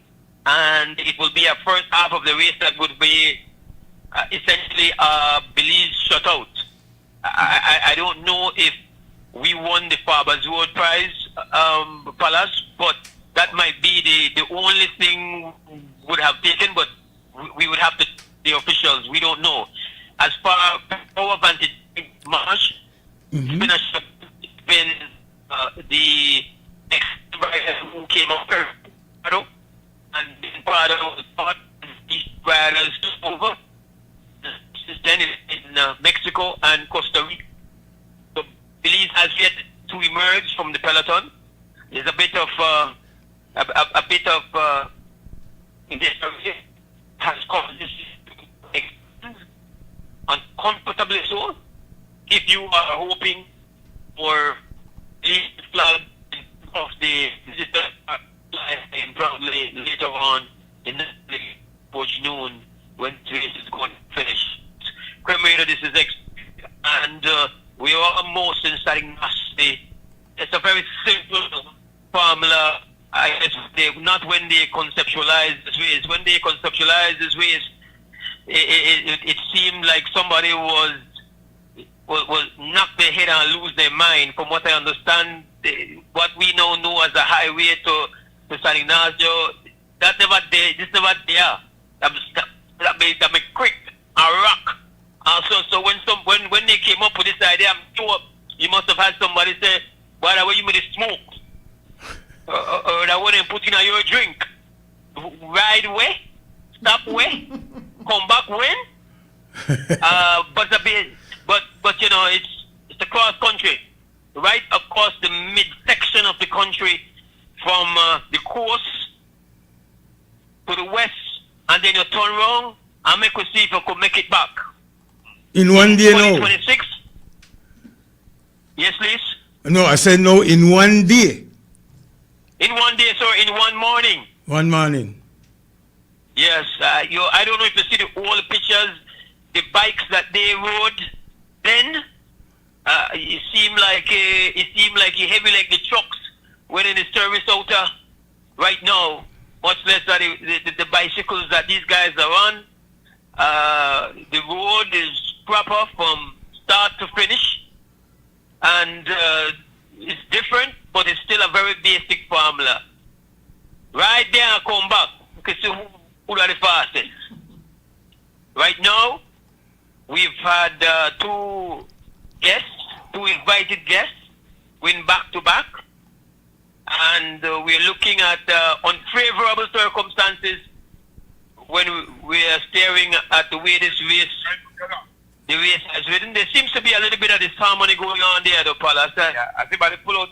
Yeah. There's not that looked kind of funny to me just now. I like that.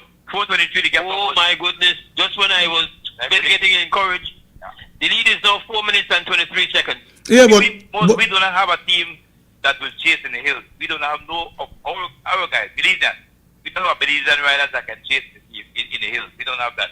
Those are the foreigners that does that particular route. If it was Belizean in the frontier, you would have seen the foreigners in the hills making a charge of them. So we don't have a team in Belize that can muster up a chase in the hills.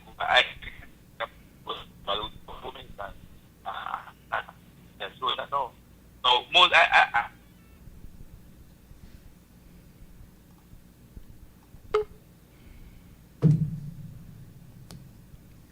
All right, Marge.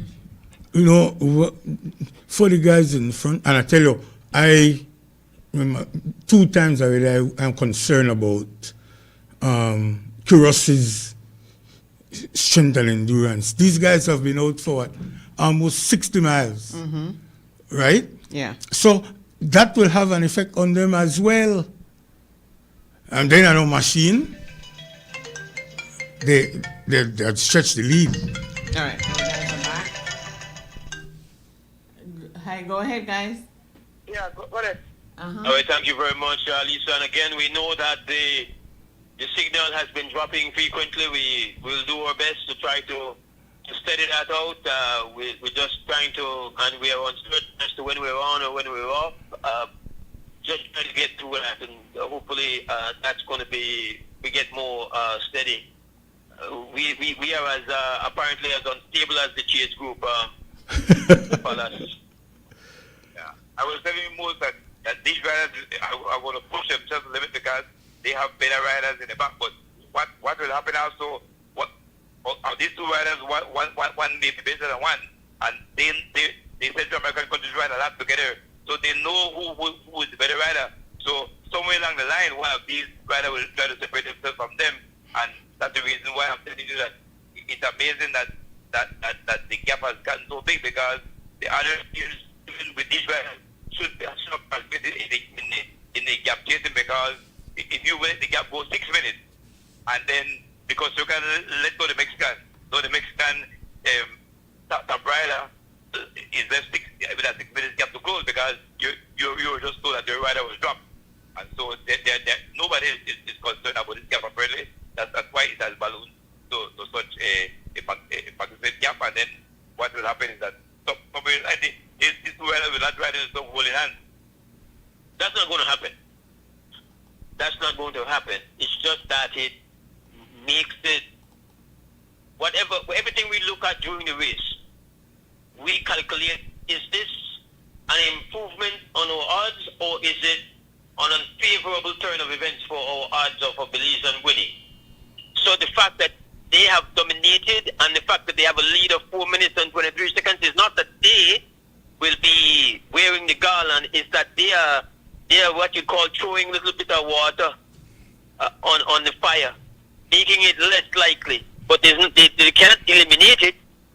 This is not the last turn of events in this race. It's hardly ever where we are going to come all the way to San Ignacio. We have seen leads of 6 minutes, 7 minutes in the past. You remember those days, Marsha? We've seen so many. We could have breakfast in San Ignacio waiting for the peloton to arrive. So we got to get out of here. We got to get out of here. So yeah. So definitely we are not here trying to put gloom and doom and say, okay, well, everything is done. It's just this makes it more challenging, makes it more expensive. Somebody is going to have to pay the price. Marshall. Yes, son. I guess when they turn around in San Ignacio, the chase will be able to see them. They haven't seen them for a long, long time, but they will be able to see them. And I think that could be a real motivation. But they will see them going in a different direction. Right. But I mean, they can look at their demeanor, see if they're in struggle or what, and that could create some kind of motivation, I hope. Well, yeah, I mean, ultimately, there are riders there that know, okay, they know what it is to put in the work, and they're trying to figure it out. These teams are going to be trying to figure it out. That's what they're supposed to do. You have team strategists and coaches that are trying to set up their game plan for the second half of the race. Whatever game plan most of these teams had, if you're not the Costa Rican team or not the Mexican team, those plans are now now put in one side. The first half not going your way absolutely at all. So now that new plan time, you have to think. And in the case of these riders, they have to think while riding. That's how it works out. As we have now turned, and the riders will go across the bridge now into San Ignacio and come back around. Now you got to earn your keep. You know how you go, Marshall. You have to show who you got. Most the Legions and Corey, I think Corey said to you that this is the race he wants to win. But you can't want to win a race and they're 4.5 minutes behind. Well, they didn't plan to be 4 minutes and 23 or 4 minutes and 23 seconds behind. That's not the plan.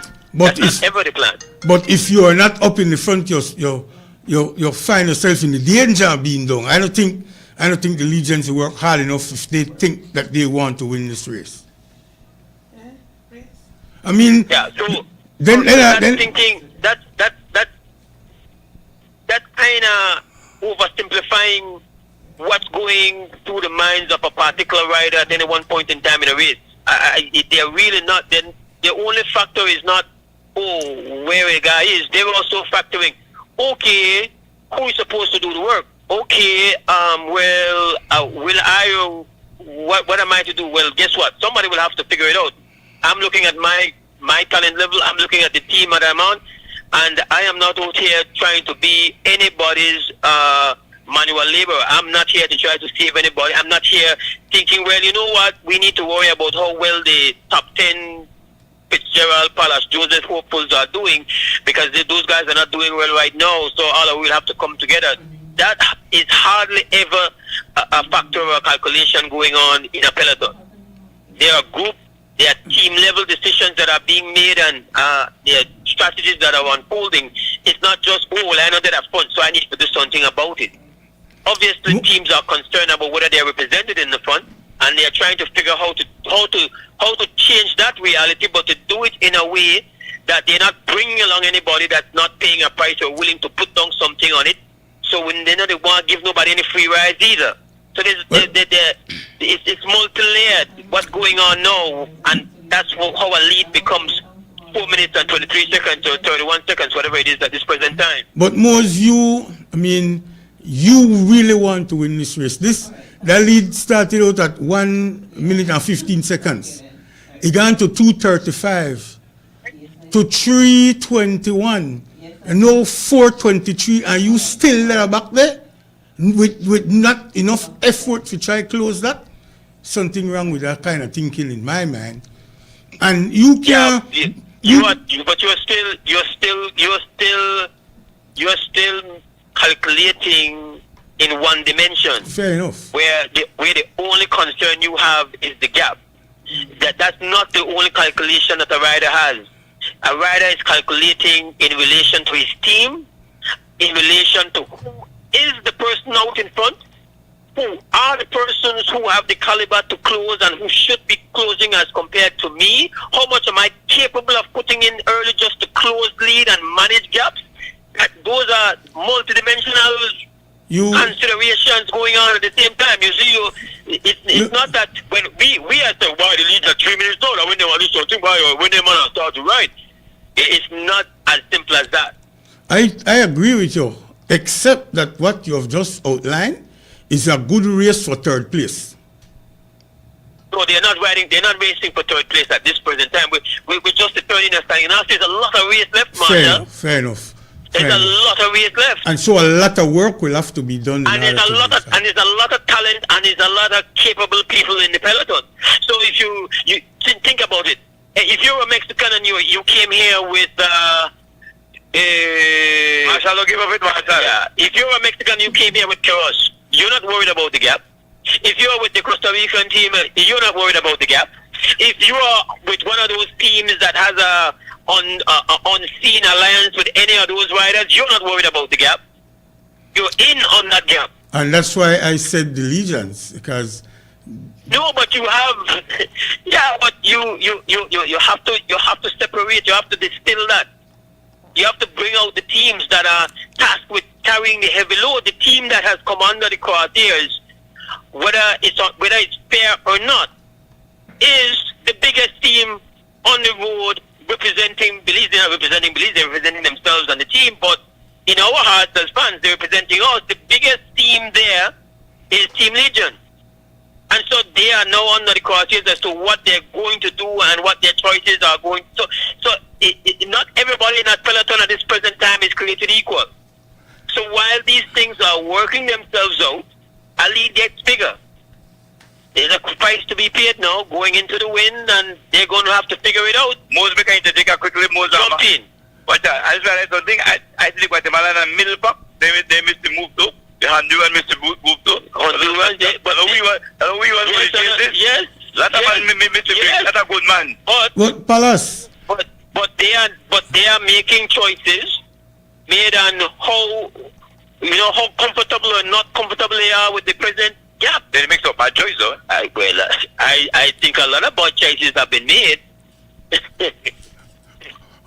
Unless they don't think that these two guys can go all the way. And maybe we don't feel so either. But it's hard for me to comprehend how, with all of those heavy hitters in that peloton, you will allow this lead to balloon. You are more concerned about who figure, when they figure, why they figure, and not when you stood up again. So you know what they say, the problem with choices, choices. So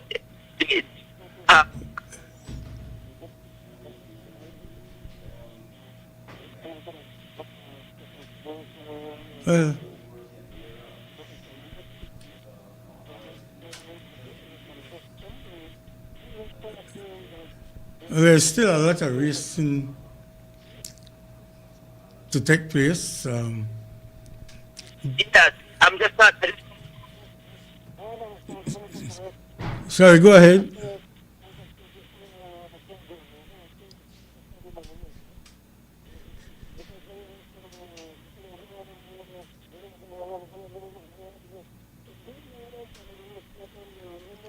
not sure if we lost these guys either, but the race is turning around in San Ignacio. We're back on our way to Belize City.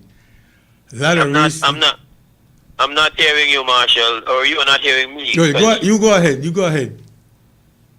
Oh, what were you saying? No. I think you were off, so I was just filling in. But go ahead. That was what I. No, I thought that you guys' call was dropped, but go ahead. I could hear you. All right.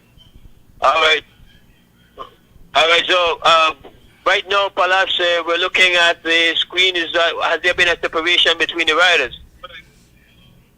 No, but there's between the two.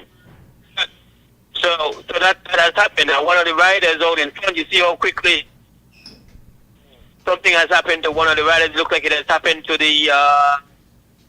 It seems it has happened to the Mexican rider. So I think based on what it looks like, it is the Costa Rican who is still out in front. The most harm is that if because you can think he go by what, he go and find him wait for now. And then when you wait for now, to me it just looks like he can't he don't know. He go and find no more that no.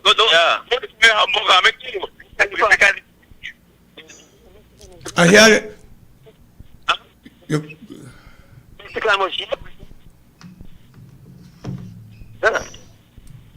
All right, so that means that the Mexican rider. That means the Mexican rider is he still with the.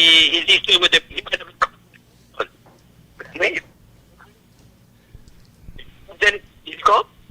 Do you think he was attacked, or do you think he had a problem?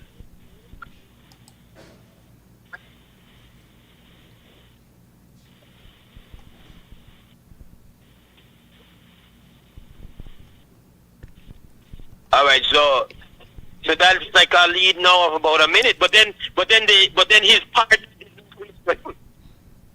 Perhaps. Will the partner lead? I never see the team yet. So by the way, now the Costa Rican, he get dropped. That Mexican get dropped. I can't believe that he can.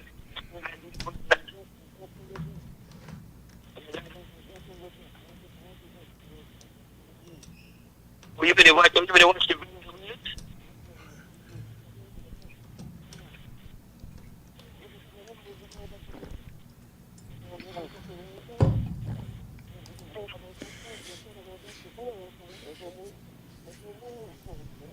You are in tune to Crim FM and we are live, covering the 96th annual Holy Saturday Cross Country Cycling Classic.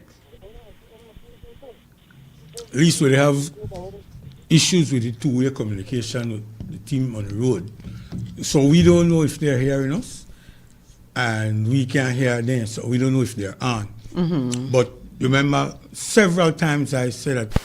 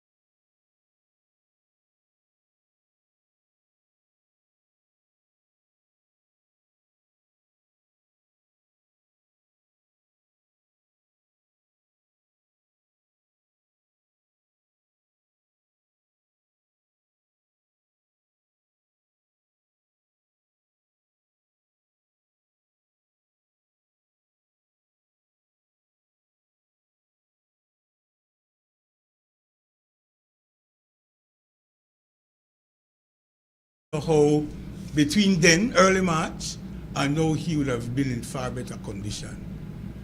So he was my concern. I know nothing about Palace Countryman. Okay. I know nothing about the Costa Rican. But, I mean, you see how quickly things change. Because Curious will be weaker, the Peloton when it come. And I think some level of motivation will start. I don't know that Calderon have the wherewithal to run all the way back to Belize City by himself in headwind. In headwind. So we'll see how things fare off and see how things look. Right. We shall see. My point and my position remains so that the bigger teams, the heavy hitters in the Peloton, I can't fathom how they allow that lead to just balloon like that. What are they doing? It's easier for me sitting in the studio than for those guys on their bicycles. But things will change. A lot of things can change. You know, I believe a lot of things will change because of the wind. All of that, except if the wind no change, because the wind, Palace said it too, this wind have a way of trying to shift from when the race past the halfway point. Right. That will aid and abet Calderon. These guys did that for about 60 miles. And the Sun still have that much miles to cover coming back to Belize City. So a lot of things can change. And I believe will change, but we leave that out to our guys on the road. As soon as we hear from them, we will let you know what's going on the road. So right now, we wait. I guess we could take a little break. Yes, we just wait, and we're going to take a commercial break. We want to say thanks to our official broadcast sponsors. We have Belize Press Office, Builders Hardware, and a Freetown Drug Store. In Belize, change is taking shape every day. It all starts with Game Changers.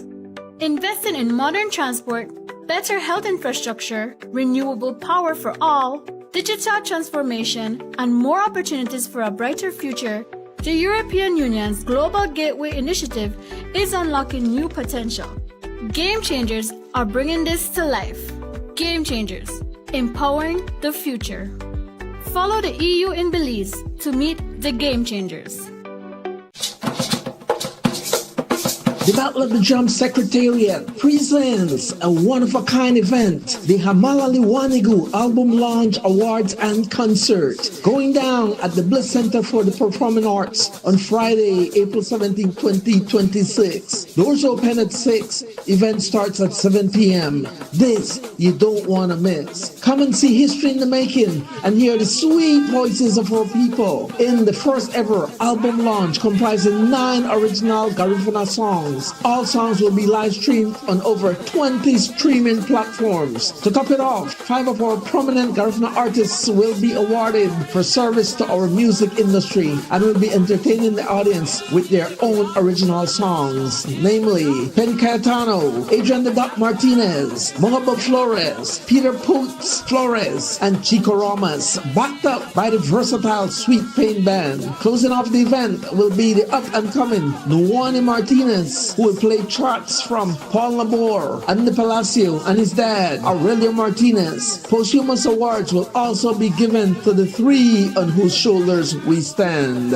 Entrance fee, only $20. Hamalali Wanigu, Voices of Our People, Album Launch, Awards, and Concert. Be there. Sponsors are Copal 3 Distillery, Niche, Oceana, Monkey River Eco Tours, Wilmahia and PGTV, and Bay Suites. Let me give you the down low on where to go for bargains galore when it comes to a steal on 4 wheels. Get into my car. Steve Benedict Auto Sales Incorporated, an independently owned car dealership that has been in the business for over 15 years, keeping others in the dust. Doesn't matter what's your loss, anything from a bus to a Lexus, Steve Benedict is a must. Top quality pre-owned vehicles at very affordable prices that won't leave you in a financial crisis. And to keep you in the loop, because we're a tight-knit group, there's no middleman hustling you to make a big commission. Our customers' priority is always number 1.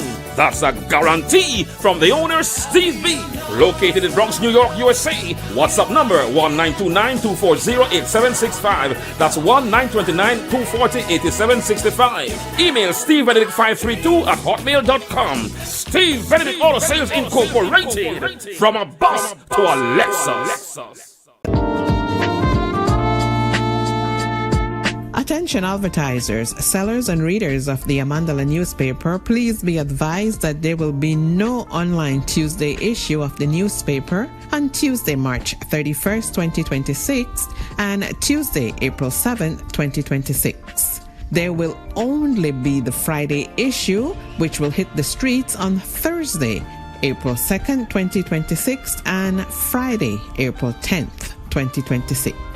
Happy Easter from the management and staff of the Amandala newspaper.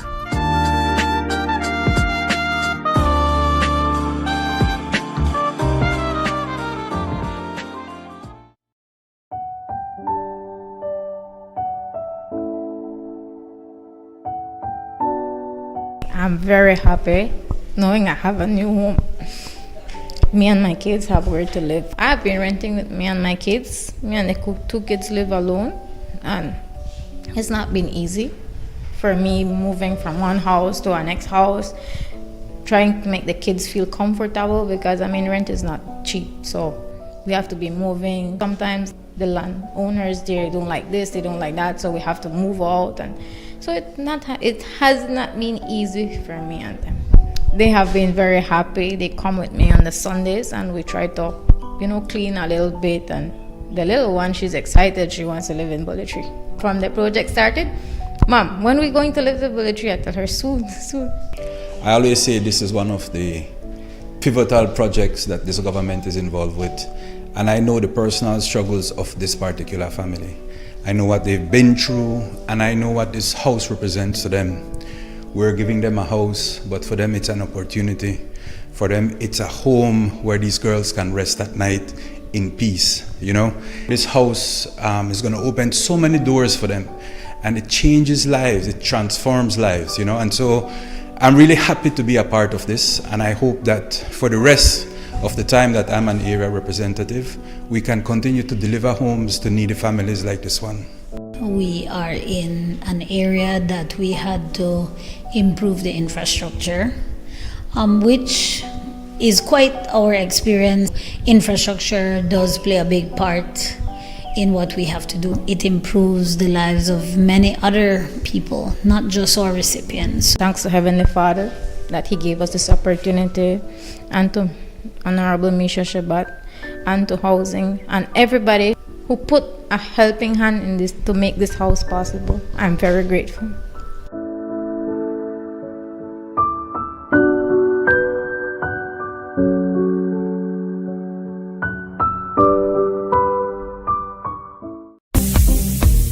Marlon Castillo Quality Meats. For the best in beef and pork, check them out at Booth 39 at the Michael Finnegan Market. Call 614-2255. Marlon Castillo Quality Meats open Monday to Saturday 6 a.m. to 5 p.m. Sundays 6 a.m. to 12 noon. Booth number 39 Michael Finnegan Market. Last gate, first meat shop at the back.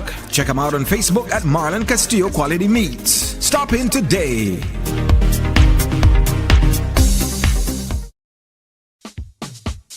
Whether you are a busy person or stuck in traffic or having an adverse or very demanding circumstance, tension builds up, causing you to be stressed out. Stress attacks everyone, anytime, any age.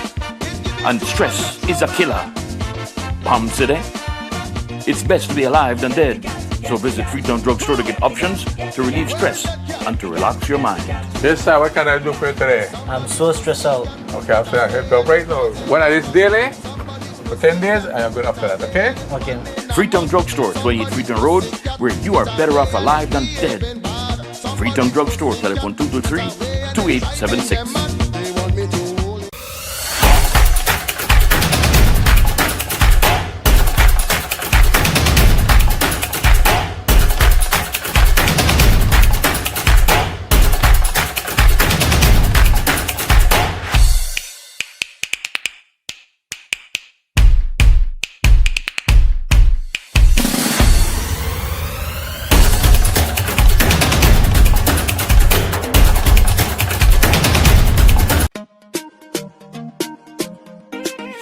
smart for everybody.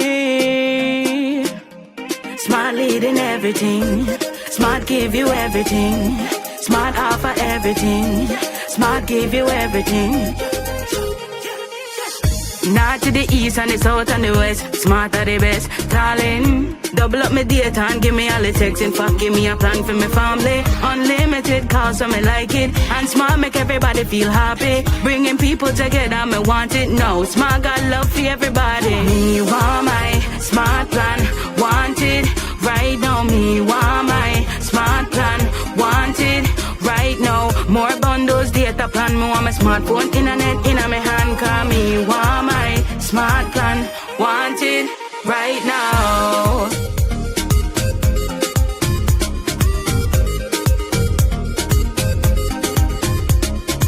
Smart. Stay connected, stay happy.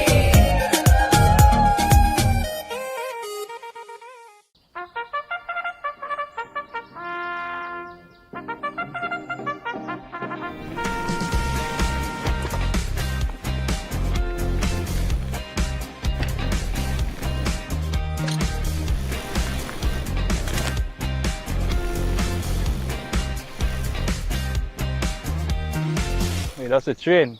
Me too.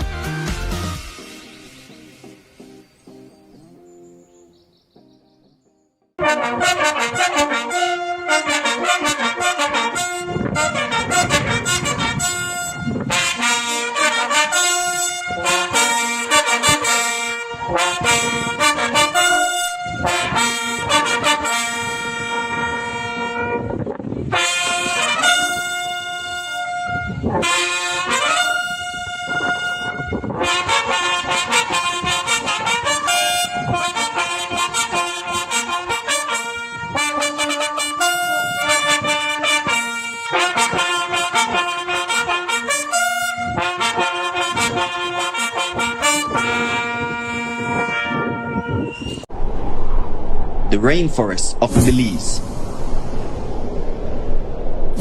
Nature in her most abundant and untamed state. A place of amazing wonder. So we bottled it with passion. The alchemy of pure rainwater. Fresh pressed heirloom sugarcane grown in this rich soil. Distilled by local artisans. Always in harmony with nature. Organically certified, sustainably committed, deeded to a trust that supports the communities of southern Belize. This is the relentless pursuit of craft without compromise. And now we share this part of the world with the world and you. We are Kopali Rum, the spirit of the rainforest.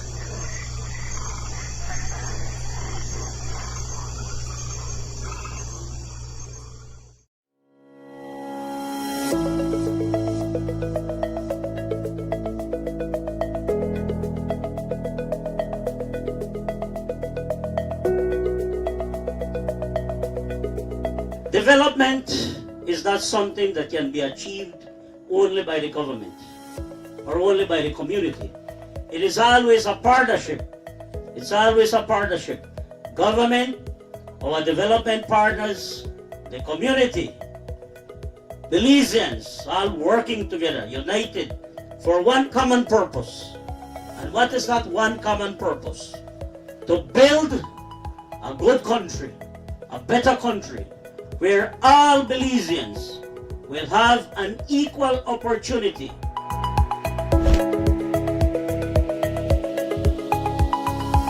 Today's handover is more than an infrastructure project.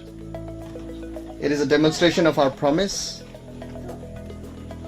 a commitment to the well-being of your children,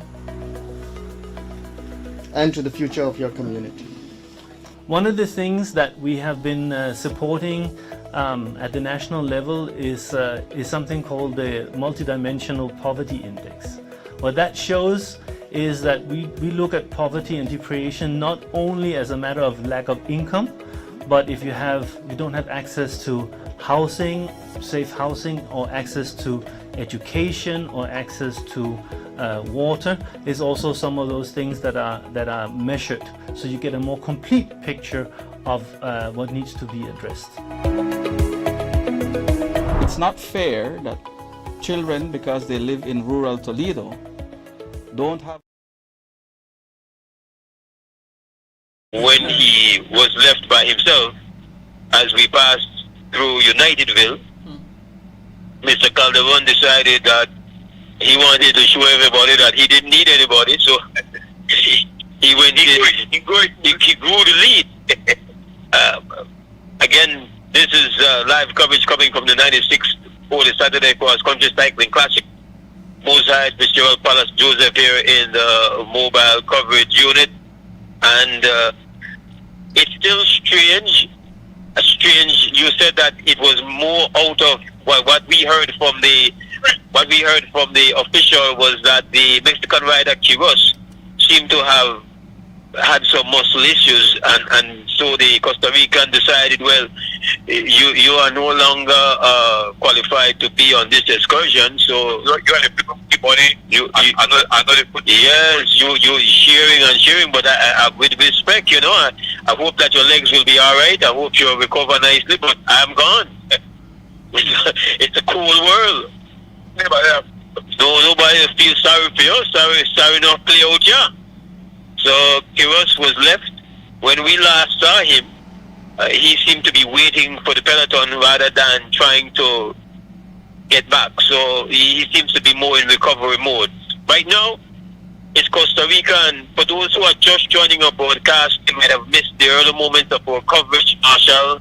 Yeah. But for those who were here at the early moments when the sun was just coming out on this Saturday morning, they would have heard us or heard me relay to the nation that the first thing Fitzgerald Palace Joseph said to me when I saw him in front of the zinc was declaring that he has dual citizenship because his mother is of Costa Rican ancestry. And give me the full name, Aima. And in Central America, they believe in multiple names. All right, sir. And so I didn't have to ask then that the favorite rider to win today's event, according to Vegas, is a Costa Rican.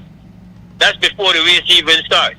Yeah. So, and when we got on here, we mentioned that. So I just want to give Palace the props that he foretold that Costa Rica would be giving problems out here today.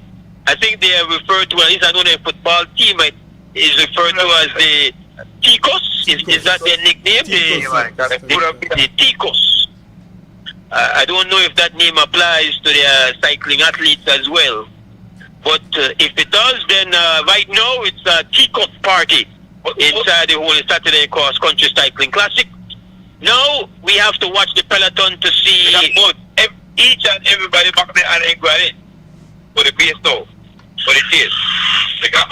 My goodness, this guy is really going hard though. I don't like how this guy goes. I was just about to say I don't agree with you. I think now that there's only one rider out in front, they might be feeling a little bit more encouraged. And then when I looked up at this guy, he seemed to have was psychic and said that you the thing, and then decided to add another 5-7 miles per hour on his campaign velocity. No doubt this is a high caliber rider, very comfortable riding alone, it's obvious. Very comfortable riding, the headwind is not really picked up. I imagine that as we get closer, when we get past the Mopan, we start to get closer to the coast, it will be more discernible, more impactful. At this point in time, not so much. We are going through the hills and valleys between San Ignacio and the Mopan, of course. He is not showing any signs of discomfort. He's not showing any signs that he is going to give up an inch to any peloton. They will have to earn what they take from him. That I can tell you, at least as it appears now. But you see how quickly things can change. In the middle of our conversation, Marshall, you saw immediately the race's complexion take a turn, a change. That's how it goes, right? Rapidly. So, yeah, it changes very quickly. But right now we can tell you that Mr. Calderon appears to be very comfortable. and appears to be enjoying his own company, to be honest with you. He is not showing any signs of missing Mr. Kiros one bit. In fact, quite the opposite. He seems to believe... I let that go long time. Yeah, it looks like to me. As earlier I said that I don't know nothing about Mr. Calderon, but I remember earlier I said I had concern about Kiros, because in a shorter race, for the last 24 miles of it, I didn't think he had the strength, and so he was beaten by Javier Gonzalez. But I know nothing about Palace Countryman. You know nothing of Mr. Calderon. Okay, Palace, go ahead. Marshall was talking. You should. Yeah, I was saying, at almost every time for the chase now, I have no to worry about no legion for the chase. Because only test up, only mix, only divide back there, only one show, only that's all. Only two right now for the relax. Only two. Everybody is Guatemala or the Mexican, all American, that's the way how it should be. But that's not the way it is, at least. Okay, so all I know excuse for me when I start to say that's the problem, right? That's the way. I am not a cycling expert the way that Palace is. But when I do get a glimpse of the international races, what strikes me as obviously different because of covering some of these races is that there is no key highing when you are not in control of the race. There is no, it seems almost like automatic. You know, oh, we don't have anybody there? Okay, so and so, get there. You go put in your pounds, and every other team is doing that. But unfortunately, we have what we call layers of responsibility in our chase peloton, where some teams don't feel that they should line up for that because they don't have the caliber. I think if you sign up for this, you sign up for the rules of engagement of how you're supposed to ride. But that's not how it unfolds, unfortunately. So we don't have this. We don't have the automatic sign up. So let's close the gap. Let's manage the gap. That's you know. His specialty mode is climbing. His specialty is climbing. So we have done we have done a little chat GPT on the fellow. So we used artificial intelligence now, Marshall. Yeah, right. Yes, we gone outside of Google. We did a chat GPT now, and chat GPT said the fellow is fond of hills.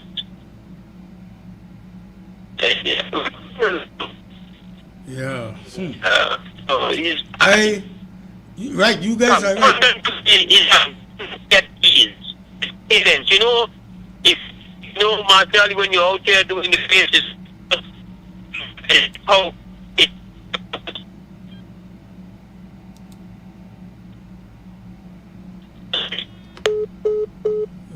All right, Mark. Sorry, as soon as we reach a little receive, blind spot. as soon as we receive word from our OB team, we will be taking you right back on out there. The things changed a little least because earlier with Calderon and Kiros with all the description and explanations of Moses was saying, then Balimini negotiate third place, not a second.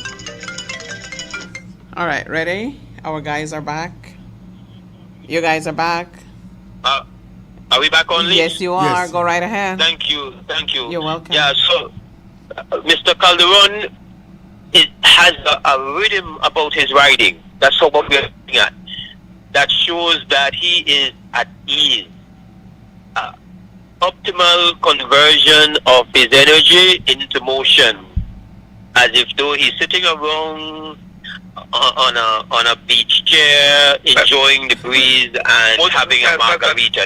That is 22. I'm thinking he's 22 years old. Oh my God. He won a stage of the Tour de Costa Rica. Yeah, and then we win the Tour de. All right. So just to set the table for you, the the guy is not a fluke. His domination so far of our classic is based on performance, credentials, and resume. He is here to do big things, and he is doing exactly that, having himself a fine time. And so far, unless somebody confirms otherwise, we have been shut out of any station prize.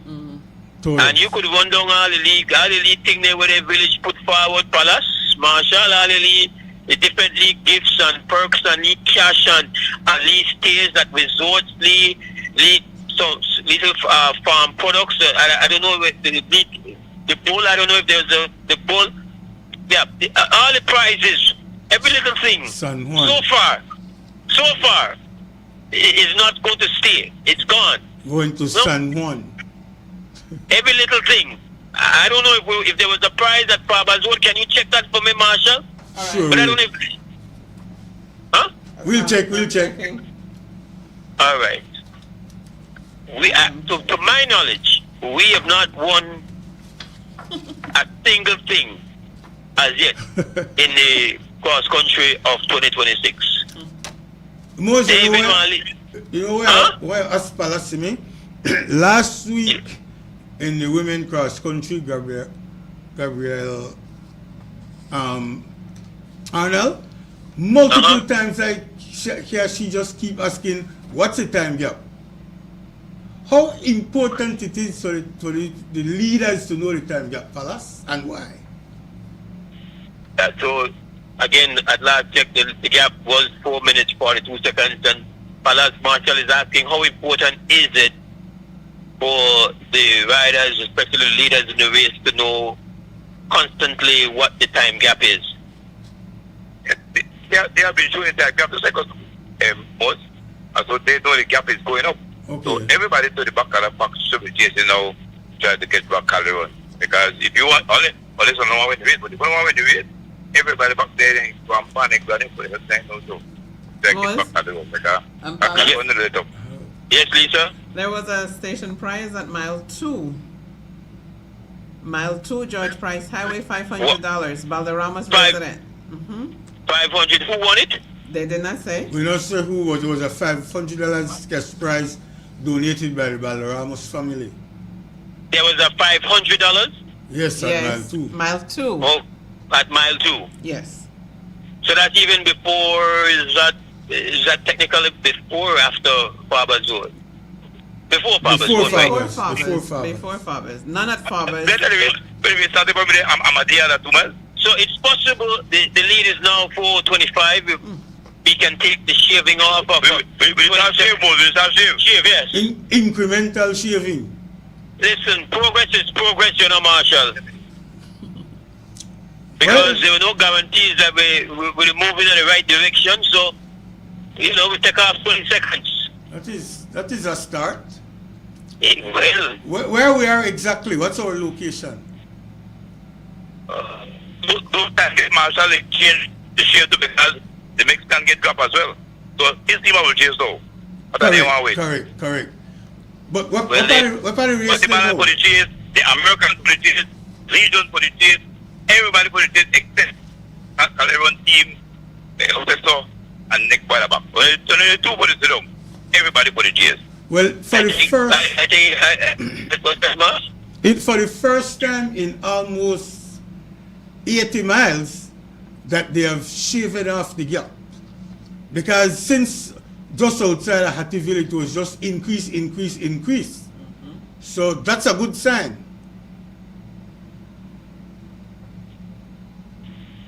Yeah, so in a very short while, we will be going around what is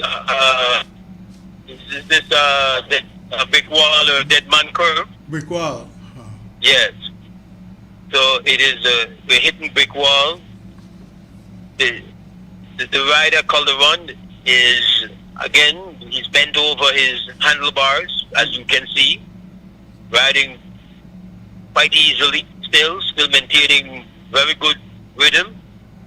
But he's apparently, the Peloton has some focus to it. You're shaving off 20 seconds is evidence that some teams have decided enough is enough, which again, you have to be careful, because the most dangerous person in all of this right now, Marsha, would have to be his teammate.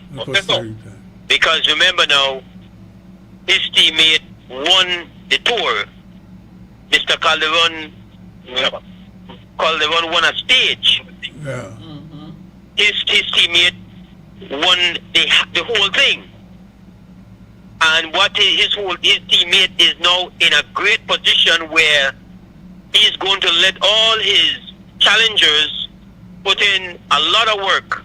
And usually the way it unfolds is that it's at that moment when things are, when they close down on his teammate, that he will then say, thank you guys very much. It's my turn now. Now follow me if you can. So the most dangerous rider to us right now that we have to be very careful with, and teams will have to know, hold back certain individuals for that moment that would then be able to take on his challenge. So that's how this is going to go. This rider, I can say with great confidence, just maybe an atom short of a guarantee, this is not going to be in front 25 miles from now. Yeah, that's what I feel. That's what I'm putting on the record. But it's what's going to happen when he gets caught that we have to be careful with. Because if his teammate takes off and then gets a lead like this on us, from what Palace has said and the fact that Palace is claiming his dual citizenship, he's not a guy we want to be out in front when it matters. I also I'm just sure most of your comment, I don't know your assumption that 25 miles from here, yeah, then I put 25 miles from here. 25 miles from here and they're out in front? Yes, but then I put up 4 changes for easy. I already put that out there. I never look at the TV and I say, man, they converse back there. If you are changed for kitchen, there will be no conversation. No conversation. Everybody will biting. Everybody talk to each other. Yeah, but he in the yeah, I'm seeing the Peloton right now on the screen, and the Peloton. Yeah, I listen. But you know I have to go with Palace, cause the only thing I ever do between Belize and Cayo and back, I run my mouth. Palace know what it is to have to pedal, and actually held the record for a little while for a long time, no? A record that has been shattered today, by the way. Not his record, but the record to San Ignacio has been shattered. They did it in 2 hours and 25 minutes. Yeah, the record nearly like 6 minutes off the record. Wow. So, a record. Yes, Marshall. You know a tailwind at 10 to 20 knots. So technically race was eventful. I mean eventless. What's that? The race don't have much events in it at all. I think if the race was ridden tighter, maybe me got by more. 6 minutes 10 to 20 knots in your back. I don't know. I guess I could reason what you're saying. We're passing through Tea Kettle. For those who are just joining us, we are on our way back to Belize City. We did Belize City to San Ignacio, the front leg of this race, in record time.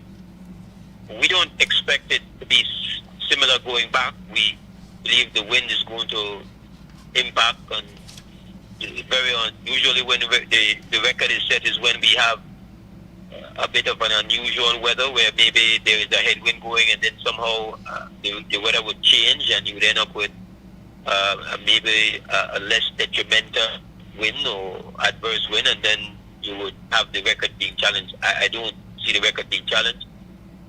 Fitzgerald and myself have a difference of opinion. He believes that this lead is going to be maintained a bit. I don't share it will be maintained for longer than 25 miles more, so that would put it that he is going to still be in front by the time we hit Democracia.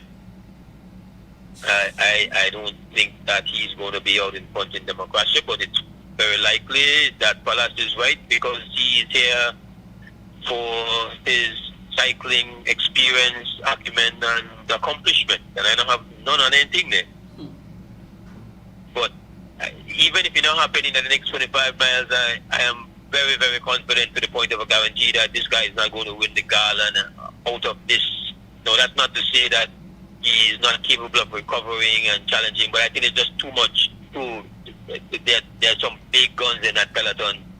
The big guys are going to. The big guys. The big guys are coming out now, and I don't see him after this long run being able to withstand anything. But for sure, I am highly confident in the Peloton getting it back together.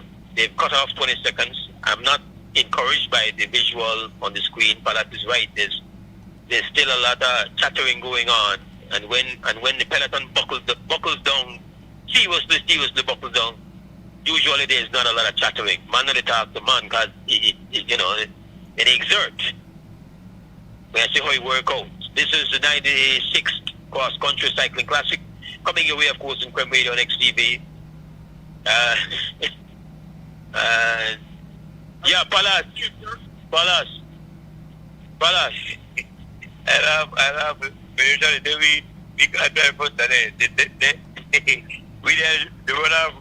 You are the good pass long then. Yes, man. Palace. When you're looking at the Peloton, the first thing you said is that everybody should be working right now. All teams should be working. I got no representation in front there. Only Costa Rica for this still. I would say that Mr. Calderon has slowed down a bit. Yeah. Not just slowed down because of the turn, but he slowed down. He's starting to show the at the time that comes to us, mostly we be able to see how much he's slowing down. Yeah, so it could be that it's more Calderon slowing down rather than the Peloton being, really applying themselves and commitment, making that investment. I'll check it at mile 40, and I can give you a better assessment of what at mile 40. All right. Yes, Marshall? No, he's saying that he's talking to me. Okay. All right. All right, so we're gonna take a small break and then come back. You know that we have to get in our breaks, pay respect to our sponsors. Here on Creme Radio on XTV, respect to the people who are getting our streams on Facebook and YouTube. Give thanks. Good having you on board and stay with us. We are preparing for what you would call the Garland stretch. Once we pass Belmont Pan, that when the thing go to our next level, right, Brother Marsh? He stepped outside for a minute. Okay, no problem. We go back to you guys and then we'll be right back. Thank you very much, Moza Palace over there.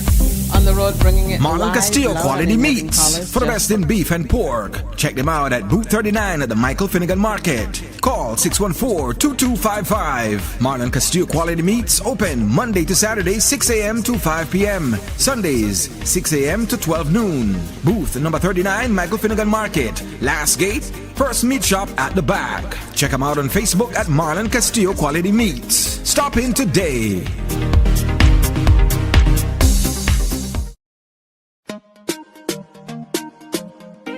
Smart for everybody. Smart leading everything. Smart give you everything. Smart offer everything. Smart give you everything. North to the east and the south and the west. Smart are the best. Darling, double up my data and give me all the text. In fact, give me a plan for my family. Unlimited calls, so me like it. And Smart make everybody feel happy. Bringing people together, me want it now. Smart got love for everybody. Me want my Smart plan. Want it right now. Me want my Smart plan. Want it right now. More bundles, data plan. Me want my smartphone, internet in my hand. Call me want my Smart plan. Want it right now.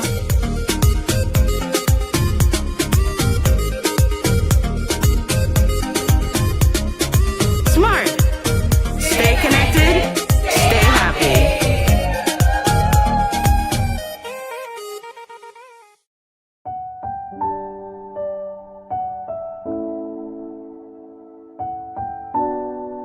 I'm very happy knowing I have a new home.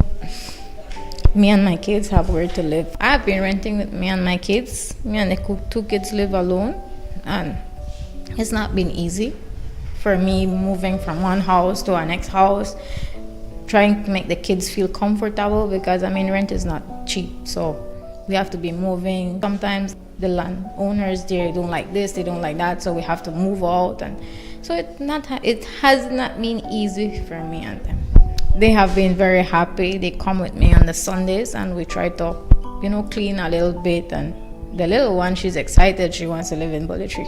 From the project started, Mom, when are we going to live in Bullet Tree? I tell her, soon. I always say this is one of the pivotal projects that this government is involved with, and I know the personal struggles of this particular family. I know what they've been through, and I know what this house represents to them. We're giving them a house, but for them it's an opportunity. For them it's a home where these girls can rest at night in peace, This house is going to open so many doors for them, and it changes lives, it transforms lives, and so I'm really happy to be a part of this, and I hope that for the rest of the time that I'm an area representative, we can continue to deliver homes to needy families like this one.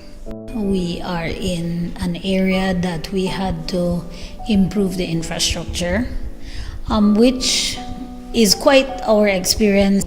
Infrastructure does play a big part in what we have to do. It improves the lives of many other people, not just our recipients. Thanks to Heavenly Father that He gave us this opportunity, and to Honorable Misha Shabat, and to housing, and everybody who put a helping hand in this to make this house possible. I'm very grateful.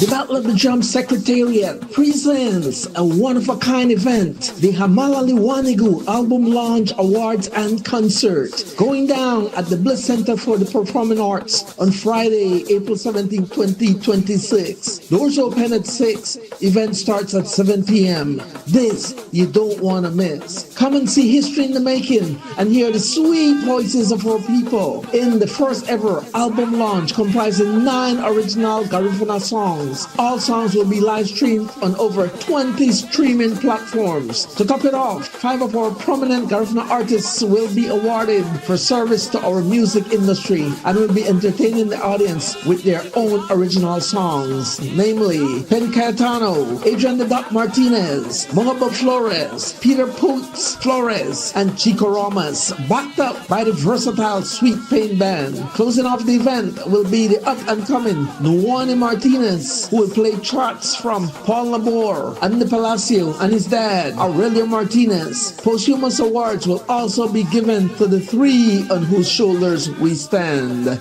Entrance fee, only $20. Hamalali Wanigu, Voices of Our People, Album Launch, Awards, and Concert. Be there. Sponsors are Copal 3 Distillery, Niche, Oceana, Monkey River Eco Tours, Will Mejia and PGTV, and Baya Suites. Attention advertisers, sellers and readers of the Amandala newspaper, please be advised that there will be no online Tuesday issue of the newspaper on Tuesday, March 31st, 2026 and Tuesday, April 7th, 2026. There will only be the Friday issue, which will hit the streets on Thursday, April 2nd, 2026 and Friday, April 10th, 2026. Happy Easter from the management and staff of the Amandala newspaper.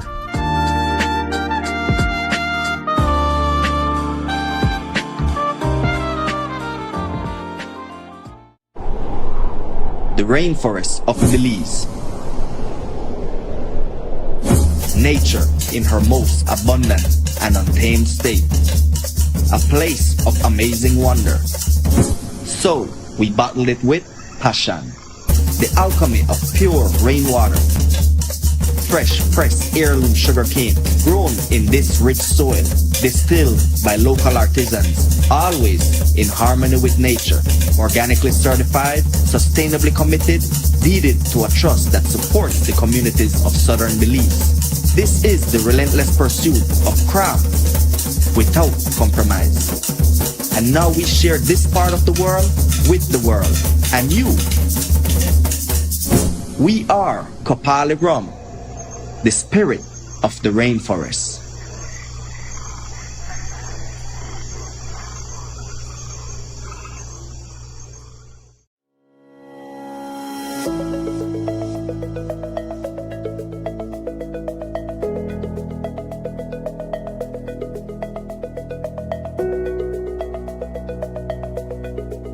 Development is not something that can be achieved only by the government or only by the community. It is always a partnership. It's always a partnership. Government, our development partners, the community, Belizeans, all working together, united for one common purpose. And what is that one common purpose? To build a good country, a better country, where all Belizeans will have an equal opportunity.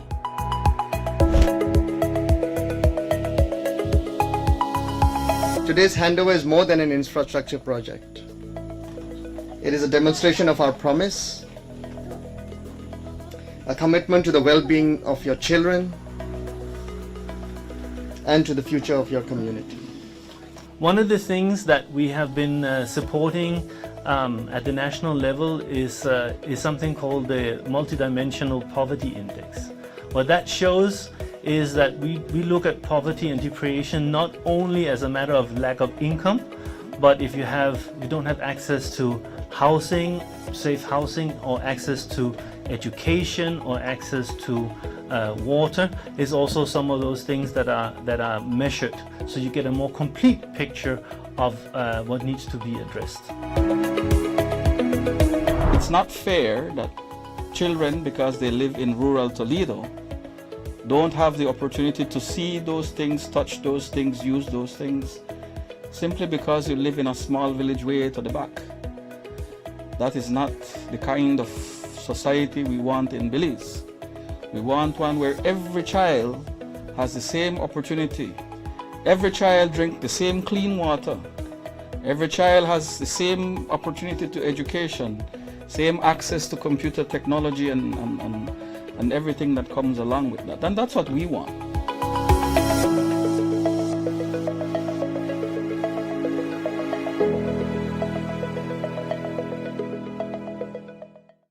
Let me give you the down low on where to go for bargains galore when it comes to a steal on 4 wheels. Get into my car. Steve Benedict Auto Sales Incorporated, an independently owned car dealership that has been in the business for over 15 years, keeping others in the dust. Doesn't matter what's your loss, anything from a bus to a Lexus, Steve Benedict is a must. Top quality pre-owned vehicles at very affordable prices that won't leave you in a financial crisis. And to keep you in the loop, because we're a tight-knit group, there's no middleman hustling you to make a big commission. Our customer's priority is always #1.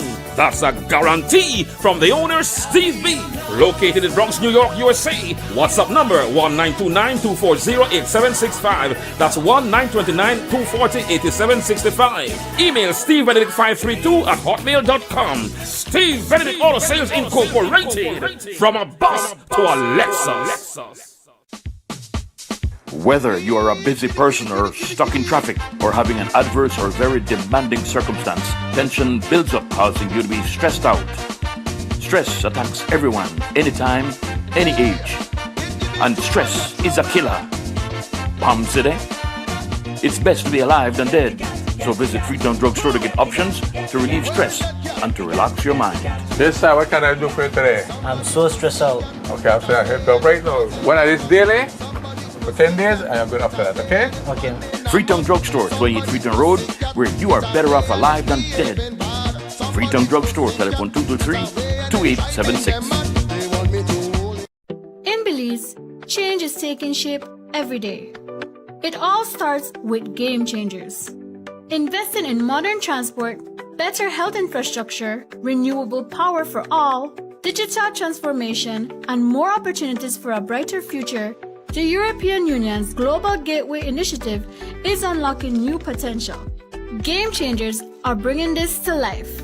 Game Changers, empowering the future. Follow the EU in Belize to meet the Game Changers.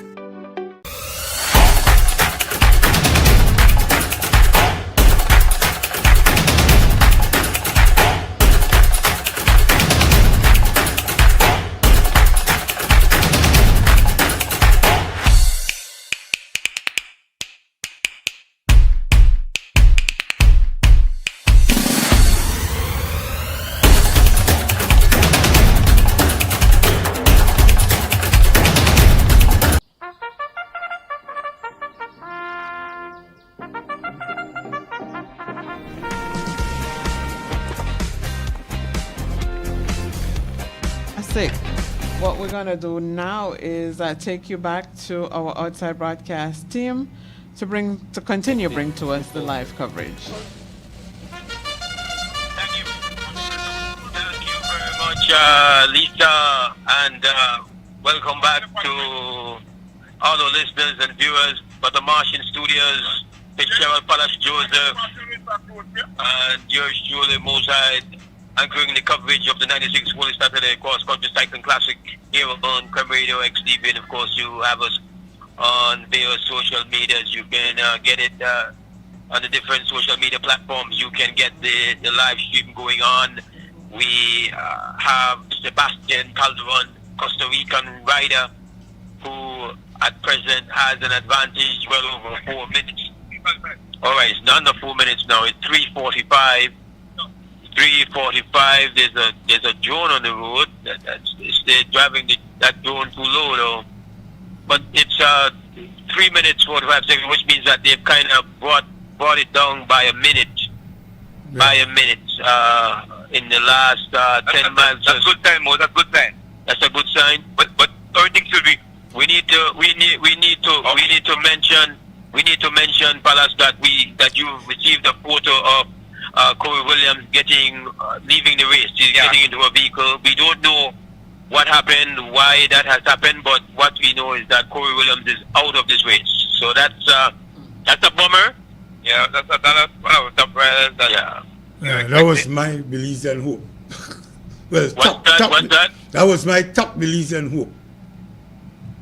Well, you are without your. I hope you have a plan B, sir. Well, we still have Javen and Justin, so.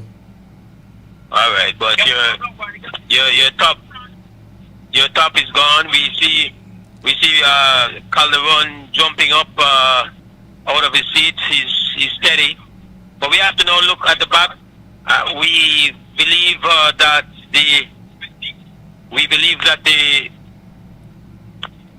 the ultimate Alan Wearer is not leading the race right now. We believe that is in the back. So it's gone down now to actually 3 minutes and 18 seconds. So the gap is down now to 3 minutes and 18 seconds. So it's going down and it's going down faster. And what we're being told is that Peloton now means business. But while that's good news and bad news, Marsh, because with the Peloton comet hope, it also brings threats. That's always the thing you have to be careful about. We also feel that what we see very often is that these gaps are finally eliminated with a chase that comes out of the chase. Immediate counter-attack. What's that? No, I say as soon as they're brought Marshall? I say as soon as it's brought back, then a counter-attack. Somebody else will make a move. Yeah, so it brings hope and it brings threats. That's what we've got to live with, the duality. But the Peloton apparently means business. We're looking at the stream of the Peloton right now. Still not maybe as organized as a chase Peloton should be, Palace. Yeah, but it's getting better, Moses. It's getting better. And I heard you on the phone there with the great Matthew Smiling, and you're both, I believe, very right when you say this gap is going to be closed off by a chase that comes out of the chase. Yeah, you're going to have a small group that pops off, and it's going to be primarily business people, not the people who are here for entertainment, but it's going to be the people who are here for enterprise, the people who are here about the business. That them was they're in the horizon. They're on the horizon. On the crest. And once that is such a big thing for a chasers to be able to see their target. We're going to target the better, much better. And the wider and then I open yours down and then please blow hard up on his patter. So Caleron having run so long, can't really know much more. He could go try and stay steady and try keep on the nice speed, but he can't. Let's look at get crazy and pick up speed fire. Now let's look at potential hopefuls and threats that should be coming in a Peloton. We know that Corey Williams from Team Legion is no longer a threat, or somewhat not threat, but somebody that we can have as a hopeful. He's, whatever the reason, we try to get a bit more information on that. You know, that's what the guy most right now would be Javen, Chav, Justin Williams. Depends on where he is. If you not spend too much. Yeah, we have not seen any visual of Chav or Javen putting anything. I want to tell you that to remind us, I don't think they're in the work though. That's a good sign that they haven't spent any of that big money so far. They buy the ideal. Yeah, but the wallet still big. The wallet strong. Yeah, so I was curious to know who the chase about it. But now you have to think about dangers that lurk. Obsesso. Yeah, we have mentioned him. That is the other Costa Rican rider, the one that won the Costa Rican tour. Back to back. But we have not mentioned about the Guatemalan team. That's a very strong team from Guatemala. Please do. Right now we are in the category of what we'd call danger, Marshall. Really, real danger. So we're trying to get that, you know. Alright, so yeah. But get your mic up so we can hear you. Castelli, the lock spread rock from Guatemala. I was told it was led by Alex Ruana Halaho. Halaho was the Guatemala came second in 2019 when the Guatemalan rode across the line 1, 2, 3, and 24 when Luis Lopez won. Jose Halaho. Halaho was second in when the guy won 24. Luis Lopez. And then you have Ferlandi, Morales, Garcia, and Henry Malakin.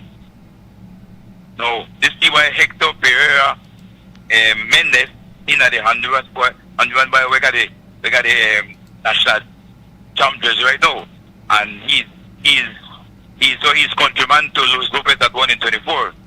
So he won those pair run over. Honduras have some great riders, and if he's a national champ, he should be looked at as well.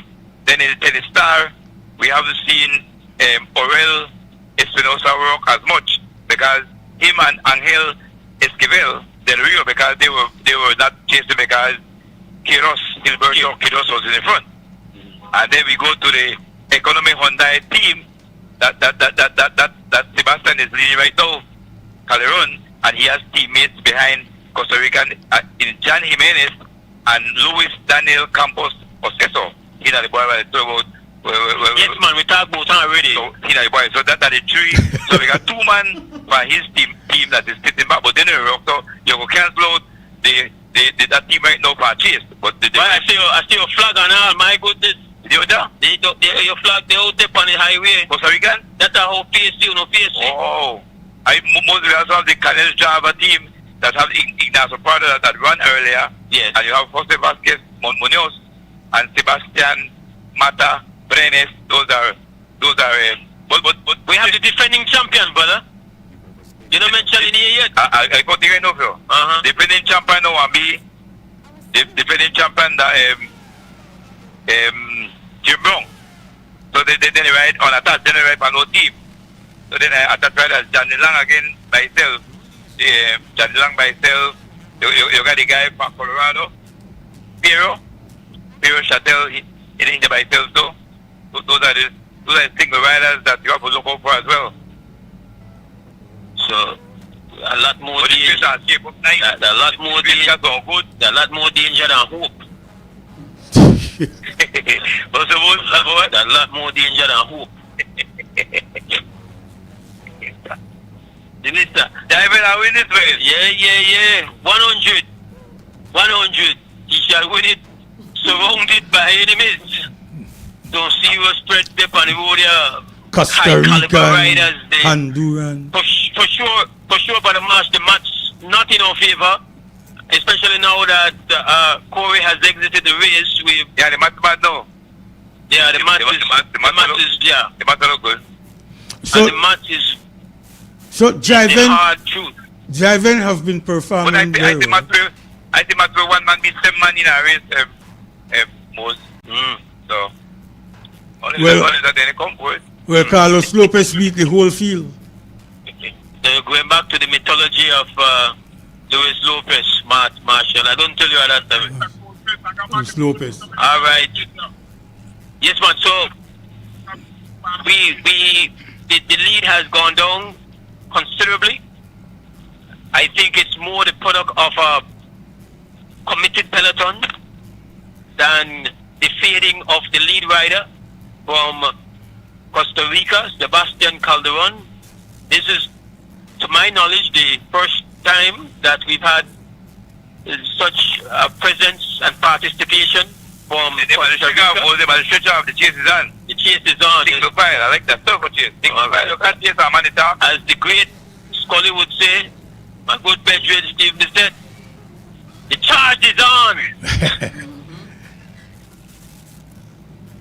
Shout out Bissett. Yes, Marshall. Shout out Bissett, and I have to shout out Matthew too, man. Matthew man in my brother. We don't shout up Matthew man. We don't know. No. I need to do it because I want to hear about myself. Yeah. Big up beats. Right. AKA 86. 86. Now, Palace, from a standpoint of Legion, the possibility of looking at that, because right now the race is before us. We have a leader. The leader has performed magnificently. Like, yes, he's not a Belizean, but let's give him his respect. He has really put in heavy work, and he's going to get the rewards of the work. He is taking the cupboard. He is taking the fridge. He got another punch. He got another pantry. Huh? I got another garden. Huh? You know the deep freeze. Loaded.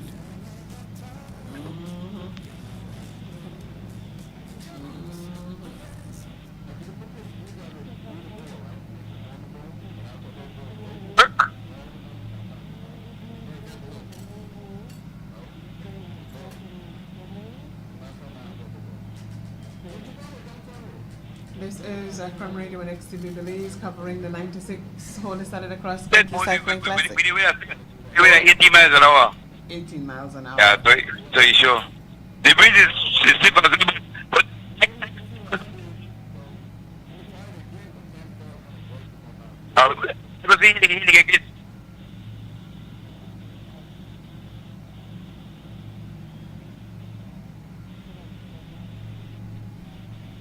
Wigan Mouse had along with Fitzgerald, Paulus Joseph out on the road, myself along with Marshall Nunes in here Marsh. Yeah, currently we're again in a lead spot with the signal. But that's okay. That's okay. As it is, the dynamics have changed. And they are right back and they're here. Coming back. They're right. Two riders out in front. There's one. Here we go. Yeah, ready up. Yeah, go ahead. Go right ahead. All right, so Calderon is fading a bit. Well, let's calling it fading. Listen, the flags on the side of the road are flapping. I mean, there's no they are like horizontal, no falling. I wish I could send you a video to show you. Then they said 10 to 20 right now, and I say we're up on the 20 because there's no 10 out there right now. And they usually say with higher gusts. So Calderon, the face the stiff opposition coming out of the east by himself. He's down to 18 and 19 miles per hour. Because in the place we help. Freeze. Yes. well, they never do business like this when they go down the pace there. But the boy had the pop off of the turn if because they don't think on a liquid boy there. Yeah. Hold some of this. Yes, friend. Message to Palace. Below sea level, because if I was, I don't even know if that. I want to believe it.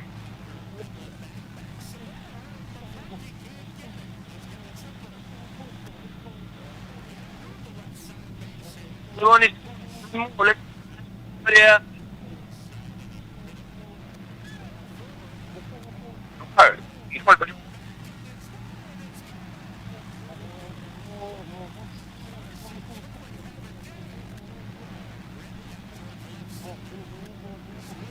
As we continue our coverage, I saw again a whiteboard march, 2 minutes, it says 2:03.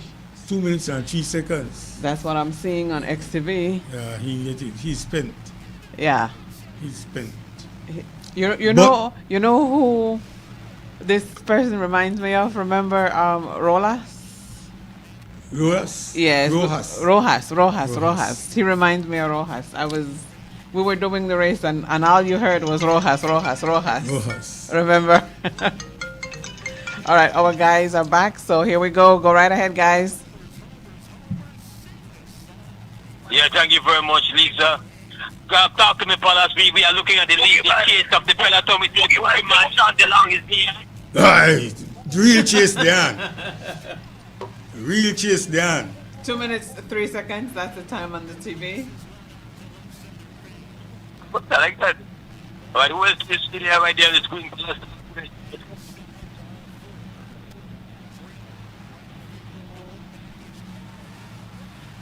All right, go ahead, continue. It work, no?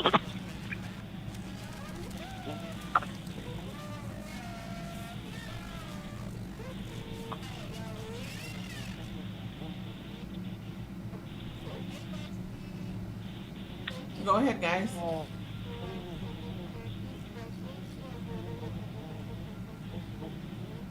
Oh, do we see just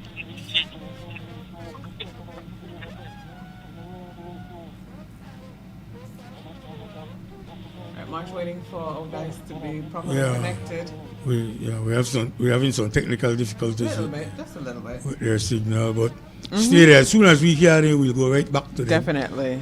But Sebastian Calderon, I tell you, he's not machine, so he's beginning to falter. And as we say, the Peloton Nicole. Yes, that's what they're showing. The Peloton. They keep showing the Peloton. Right. Guys, go ahead.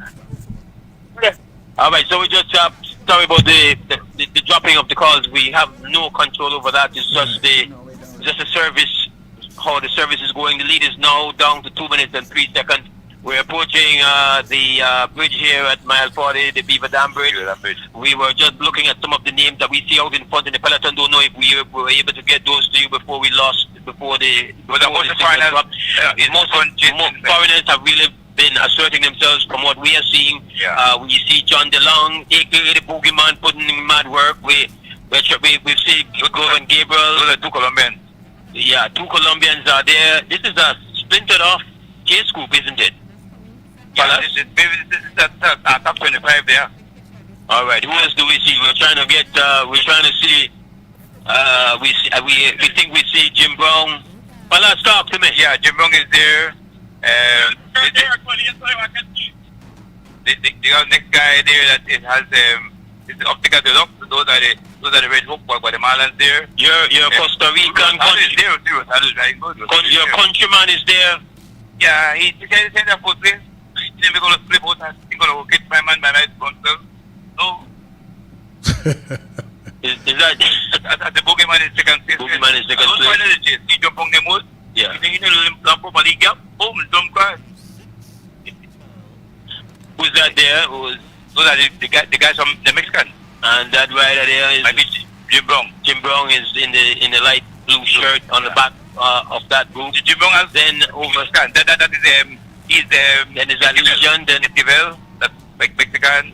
That's our guy that Mexican says last year, before Cola the Charles guy, Mexican. What is the most of foreigners out in this group? That's what I'm telling you. That's what I'm telling you. And that's mostly invited guests. Yes. This is General President in the back. General President is in the back. So white bike. All right, who's just fighting to come across back? This is Mexican. Long way cause havoc. It's been so bad. We have seen. This is called. Your clothes they come out and everything. Everybody get look like what break away, make go get out. Well, that's what we were discussing. But you predicted that. You said that they... When the corner get the coast and the whole corner said the guys the guy from Colorado right here. Okay, Mr. Colorado there, you got to get it. But it's not that we have a group of riders coming right behind there. But that is the child in a child. They don't have to chop right now, white shirt like. Yeah, no, this, but you missed the big. Chavez there. Derek Chavaria is there. Yeah. I got I put in a little job because he's US or Chinese team. Yeah, but chest gonna get tight just now. I know they say. How driving? Driving up there? The chest get tight. Yeah, but we is driving and. So who we got coming in the back? We're looking for friends. That's what we're looking for. We're looking for people. We're looking for this group. That's the look for. And it's a friend. Yeah. We still at a danger, but I want to drive in. Yes, well, the child to me, I make up, but I don't see. Driving, Justin. Alright, so we're just looking at this street group. Right there. Hey. Who is this? The Chavez in there? Chavez right there. Alright, so trying to just make out the riders that are assembling this chase. Oh, yeah, there's Javier Gonzalez, number 3. Alright. Yes. Yes, it's a little bit more relaxed. And that is Reed. I'm going to be that. Reed. David is there. I'll say Justin. Look good. Rosado is there. Rosado is riding good. I was telling Fernando Rosado is really riding good. He went to Coloma as well too. Alright. This is Commander. This is XTV bringing you the 96th Holy Saturday Cycling Classic. At least I'll pack a 20 more, a little more. A little more on 20 coming. And primarily business people, not entertainment. Not here for fun and play. They're here. This crowd, this chase are all legitimate firepower coming at you on the George Price Highway. And they've got their eyes set on Sebastian Calderon. Sebastian Calderon has had a field day. That's an absolute field day. From about his run started from a little bit out from Hattieville, right? Right. And it's been he did a little bit of partying with the Mexican rider Quiroz at San Ignacio was essentially put out the party, and it became Calderon by himself doing his thing. But right now, yeah, somebody confirmed to me more that Justin doesn't pass through after the pack. I think Justin he's out of the pack as well. He's out of the pack. So we have Javen, Chav, Rosado, Tariq Flowers. I think 5 minutes maybe back here. But these are we still there both. But yes. Are we there both to best riders though? Yes. Like Mandioka. No, we the numbers are a problem. This display was the slave. The boy they've hard right there. Who is that? Driving again, yeah. Is that driving that is, we don't know. The boy the rock hard man right there. He's chased down, I think is that Brown? No, that's Jose. Jose. Oh, that is your boy. Jose. Costa Rican. No, I was digo para my boy la cosa. No, I didn't want to get down. That's driving up on that. That's Mexican. One who driving up on that part. All right, you're listening to Creme Radio. We're getting the action. We will hit it back to the studios and come right back. Thank you so much, guys. Thank you very much. Moaz along with Palace and Anthony, the technician, out there for today. Marsh? Like these things have changed, are changing. They're changing, Yeah, yes. they're changing. Let's say changing. They're changing. We'll see what it looks like when we come back from the break. You got it. This is Creme Radio and XTV. As we say thanks to our official broadcast sponsors who are making this broadcast possible. Belize Press Office, Builders Hardware, and Freetown Drugstore. Our premier sponsors, SMART, Central Bank of Belize, European Union, and Atlantic Bank. Also, our contributing sponsors, Honorable Anthony Sylvester, Marlon Castillo Quality Meats, SB, Auto Sales, Battle of the Drums, and Lamb's Funeral Home. We will be right back with you.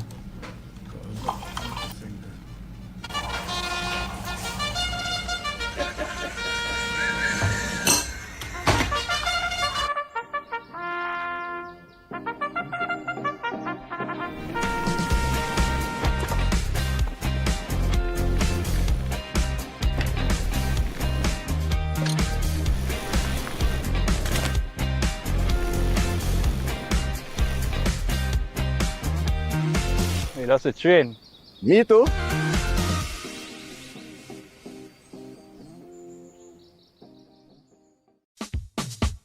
Whether you are a busy person or stuck in traffic or having an adverse or very demanding circumstance, tension builds up, causing you to be stressed out. Stress attacks everyone, anytime, any age. And stress is a killer. Palm City? It's best to be alive than dead. So visit Freetown Drugstore to get options to relieve stress and to relax your mind. Yes, sir. What can I do for you today? I'm so stressed out. Okay, I'm saying I help you out right now. When I this daily, for 10 days, and I'm going after that, okay? Okay. Freetown Drugstore, 28 Freetown Road, where you are better off alive than dead. Freetown Drugstore, telephone 223-2876.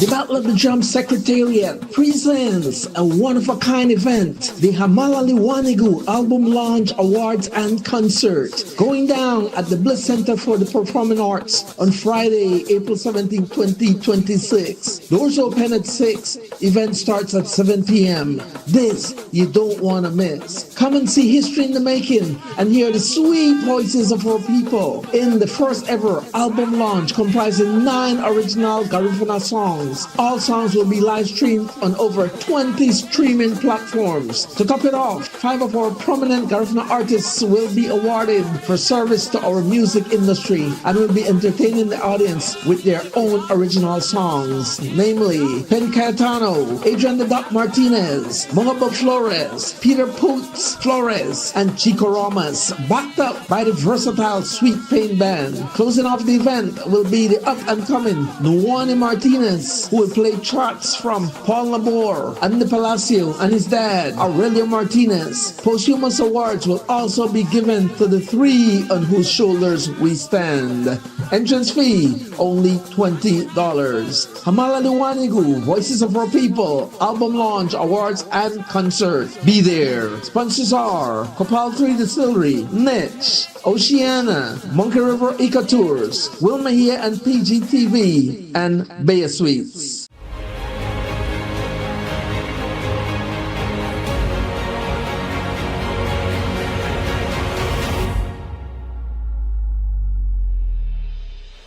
At the Ministry of Infrastructure Development and Housing, we continue to showcase the work of our Road Maintenance Unit, the RMU program, one of the most impactful of this administration.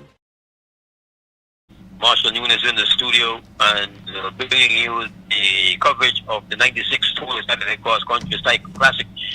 We're about a little less than 4 hours into this race. It's 10 o'clock.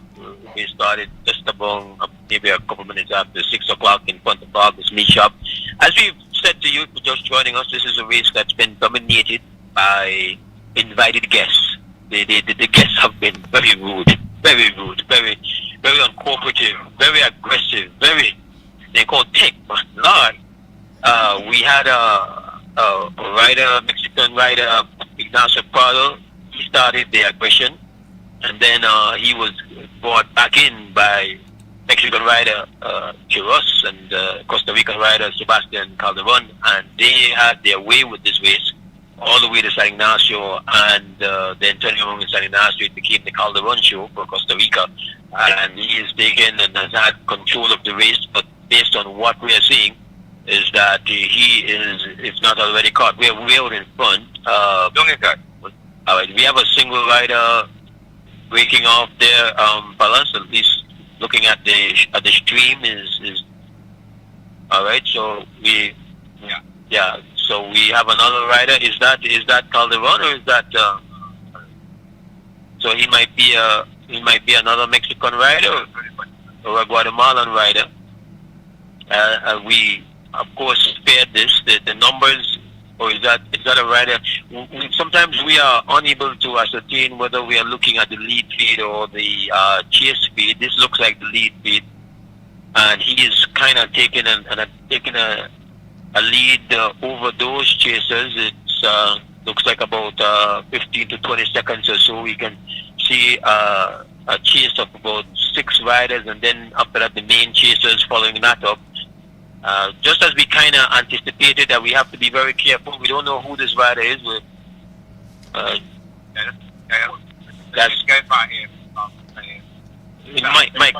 Mike up Palace. We're not hearing the guy from the start, which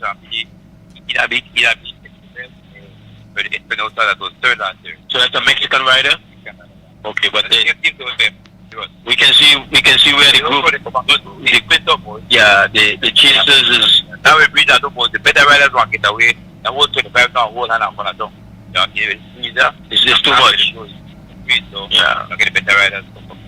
Strong riders. Okay. So you're listening to Creme Radio and you're watching XTV. These are critical moments. You have to be very careful here.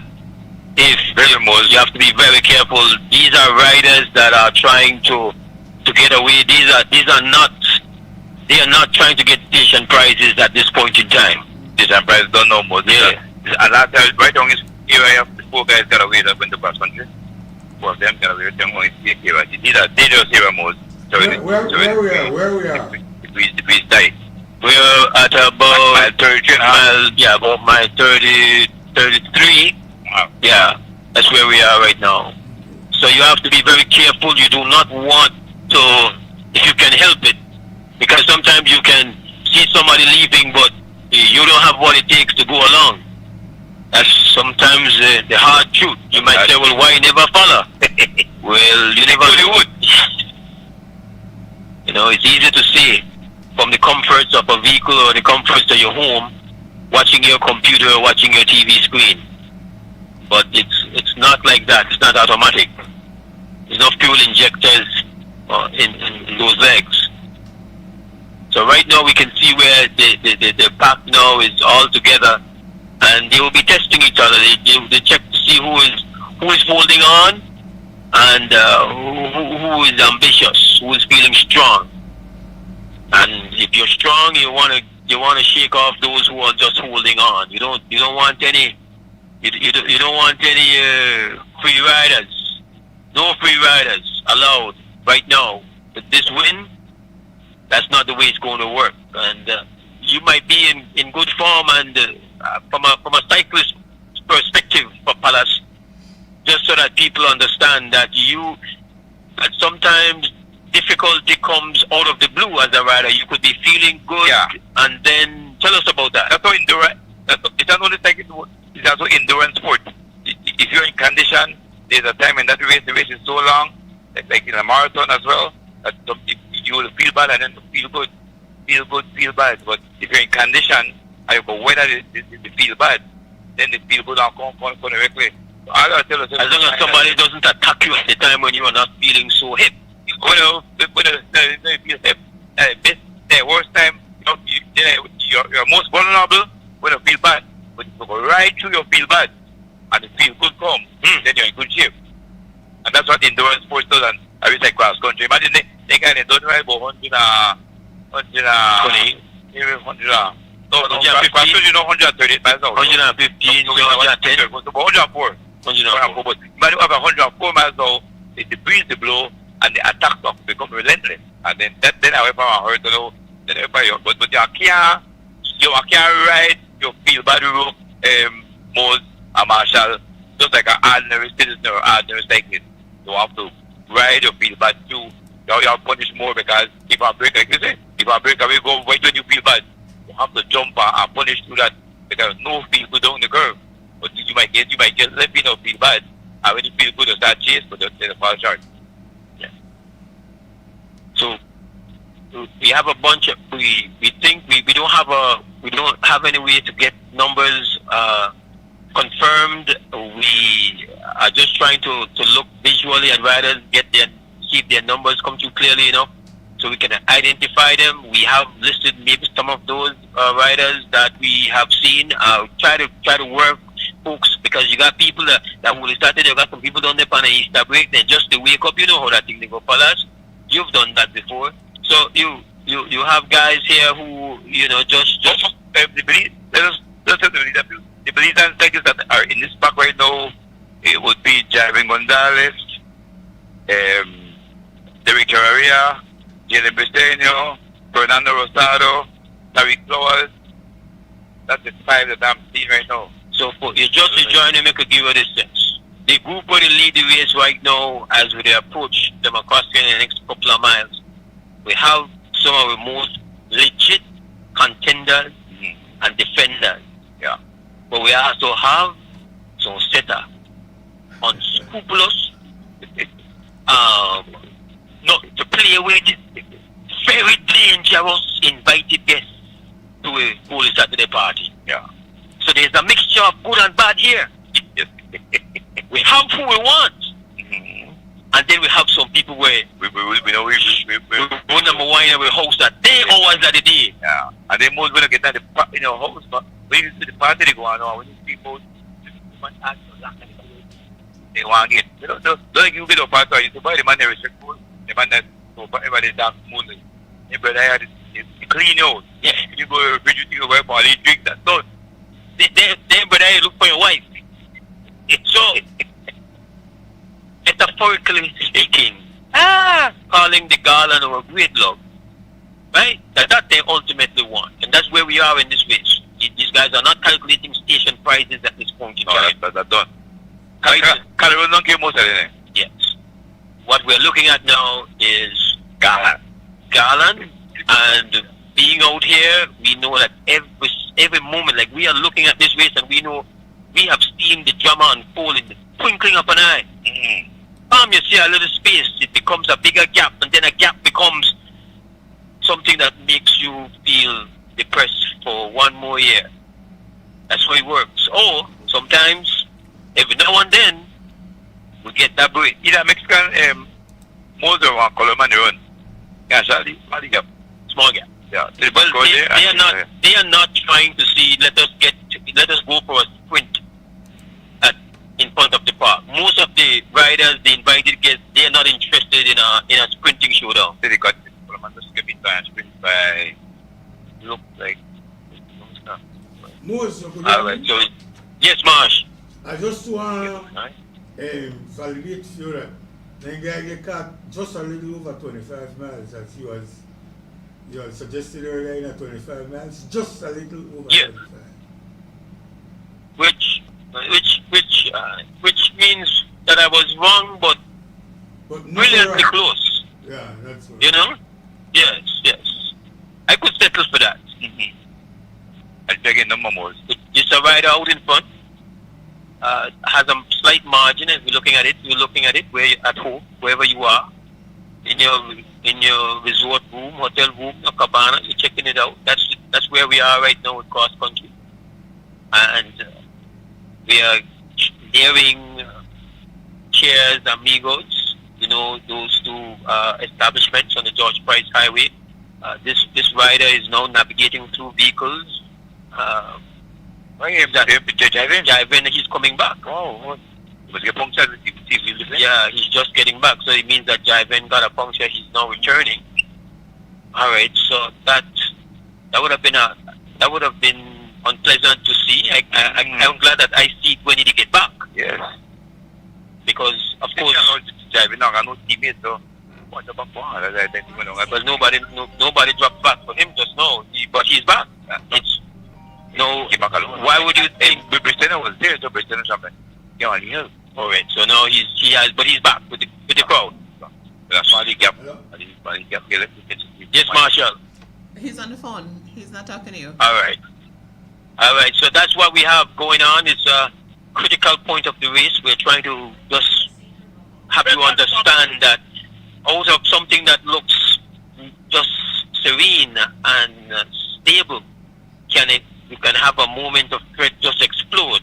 Yeah. Riders that feel very strong right now and know that they have the ability to ride out there and take on this win and to pedal really consistently over the next 30 miles or so, they see every little curve and little station prize as a potential opportunity. Yeah. Okay, David. Somebody get punctured again? Okay, David. All right, so we don't know. All these things do happen.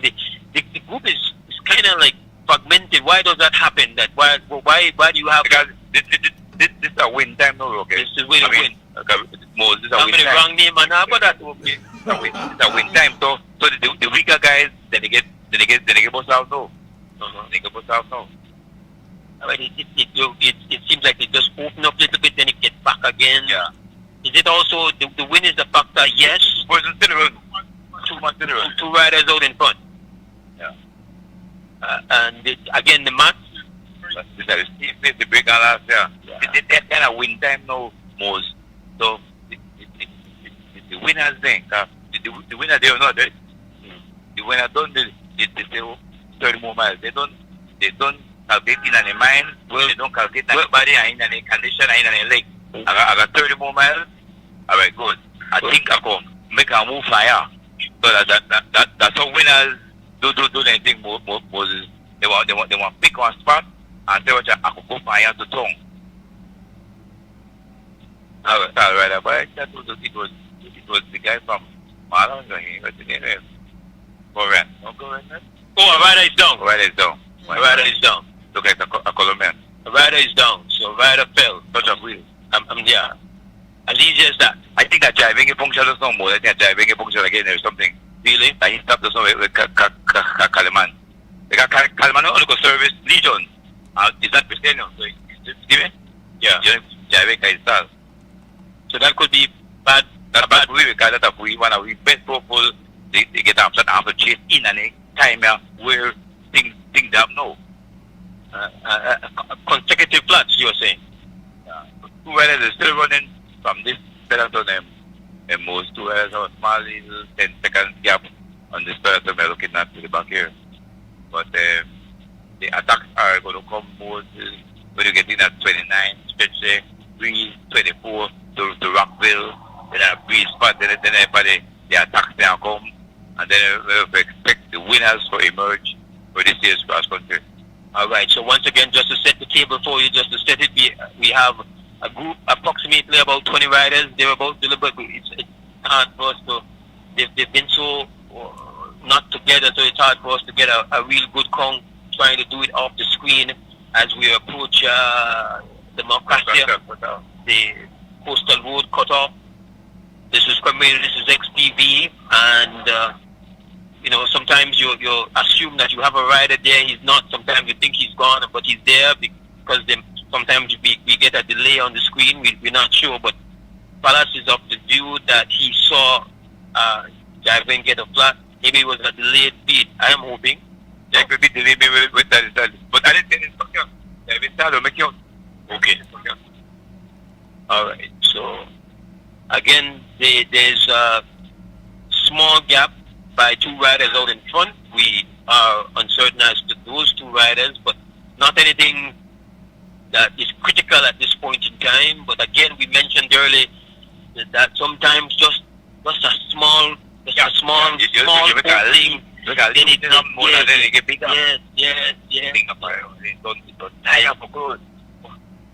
Yes.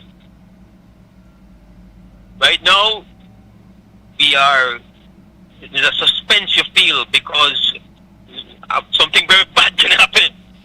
And again, as we mentioned, and So we're looking at the riders, and we know that you might have you have some strong. You got a mixture of riders that using Palace's description of it. Some of these are all high caliber riders, but because of the nature of the sport, they are varying degrees of well-being in this back. There are those who are feeling really nice, and somebody would have got through a little bit of a down time, a little bit of a bad feeling. So those who are feeling really, really good about themselves right now, their legs feel good, everything feeling nice and right, those are the ones who are thinking in an opportunistic fashion, an aggressive fashion. They're looking to say, okay, now, when should I make my move? The other riders are now forced to be a little bit more defensive. They're not feeling well, but they have to be ready. They have to be ready to respond. And they have to be able to respond maybe multiple times consecutively. You might have a rider leave, and then another rider tries to respond, and then out of that another rider would take a break. That's how it happens. And maybe you're able to respond once, but then you're not able to respond another time. And then again, as we mentioned, that small opening becomes a more serious problem. That's what the situation is. We can see a long line of vehicles as we pass the zoo. A long line of vehicles, we assume, on their way down south, on their way out west. It's that time of the day now when people are moving. Palace, they are alone Easter breakers. Hey, Palace, a pure Easter breakers. You don't think we must look at the decision of it, I believe so. No, man, it's good. I see somebody in a swimwear already, brother. You the part of it now. All right. Rough. Yeah. No Cancun this year?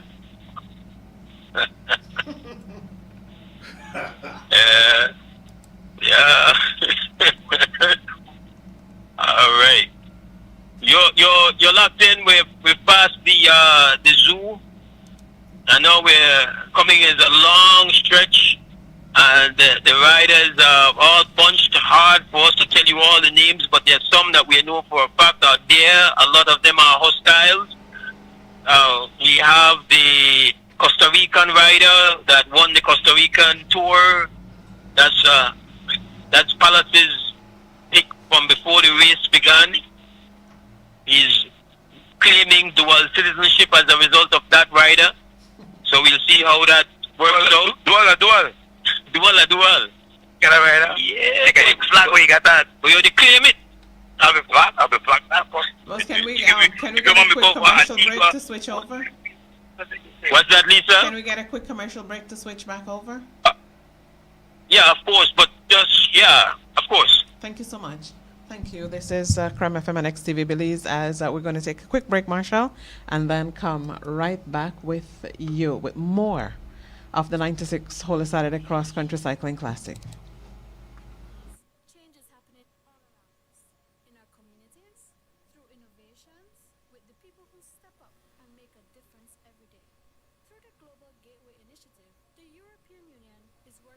To support real progress that people.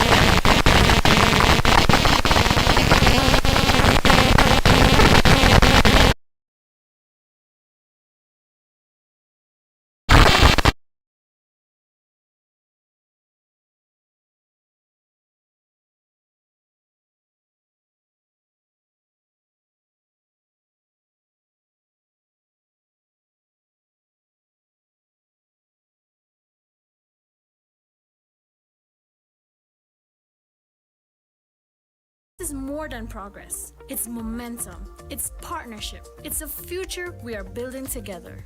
Follow the stories and discover the change at European Union in Belize on Facebook and Instagram.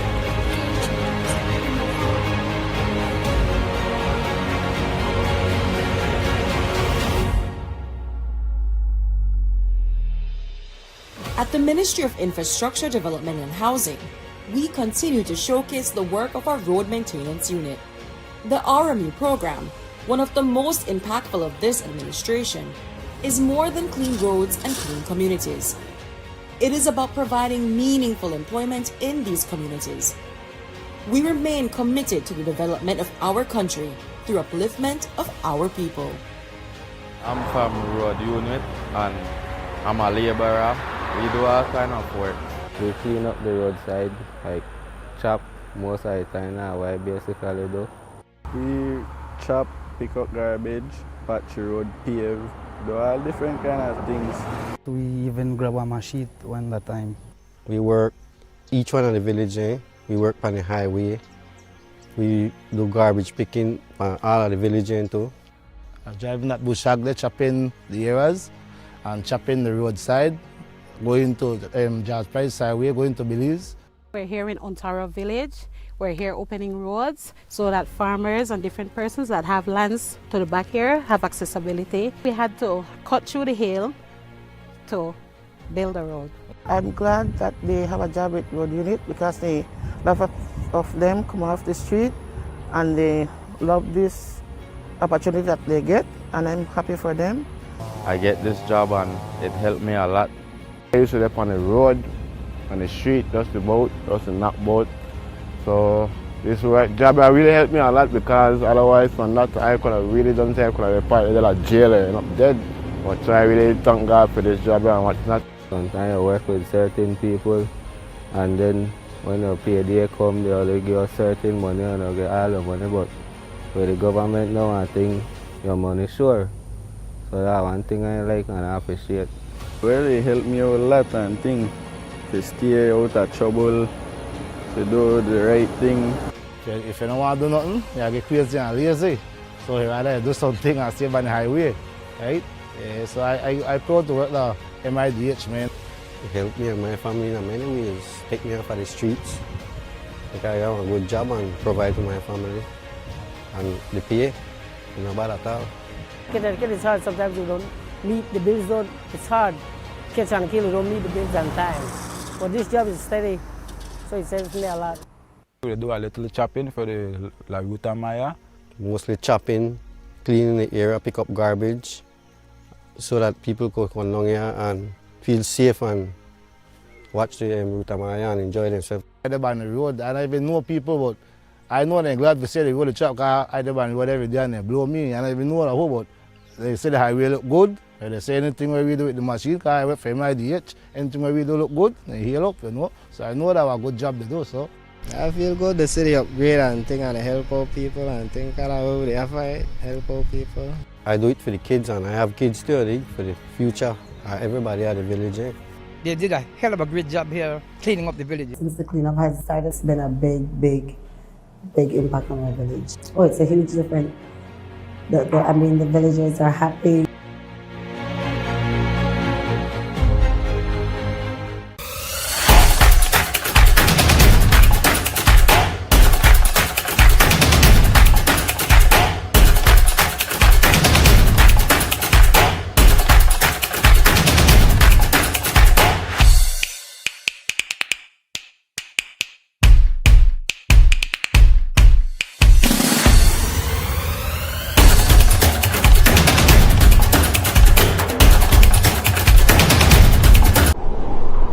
The rainforest of Belize. Nature in her most abundant and untamed state. A place of amazing wonder. So we bottled it with passion. The alchemy of pure rainwater. Fresh pressed heirloom sugarcane grown in this rich soil, distilled by local artisans, always in harmony with nature, organically certified, sustainably committed, deeded to a trust that supports the communities of southern Belize. This is the relentless pursuit of craft without compromise. And now we share this part of the world with the world and you. We are Kopali Rum, the spirit of the rainforest.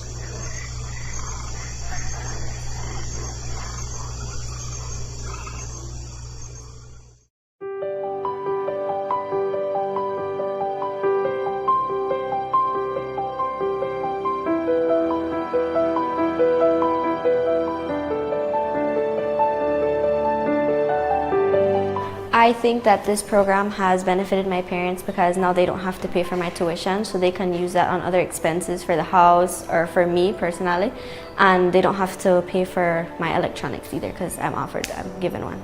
my major is one of the most expensive ones that they have here at Sacred Heart, it makes me feel a lot more comfortable that it's completely covered and my parents don't have to worry about it.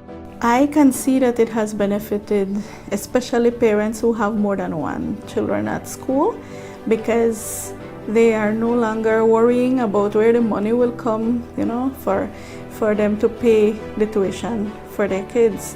We have a lot of parents who are single parents, and for them especially, this has been a great blessing. I have 3 other siblings, and the financial burden is really great. And so with me having a free education, they could focus more on my brothers and 2 other sisters' education and not worry on my financial needs. They could focus more on them and not have to worry about me. Years gone by, not anybody could have afforded Sacred Heart College. And now with this in place, it surely have impacted a lot of our families. Now we are really out of space for students, because now everybody, they want to come to Sacred Heart College because of this program that we have in place.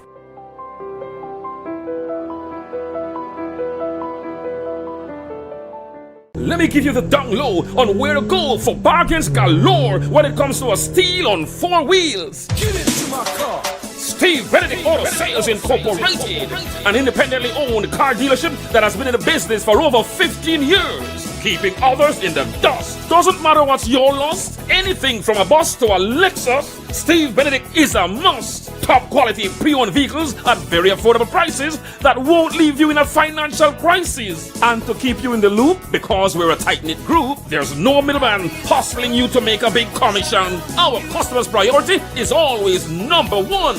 That's a guarantee from the owner, Steve B. Located in Bronx, New York, USA. WhatsApp number 1-929-240-8765. That's 1-929-240-8765. Email stevebenedict532@hotmail.com. Steve Benedict Auto Sales Incorporated. From a bus to a Lexus.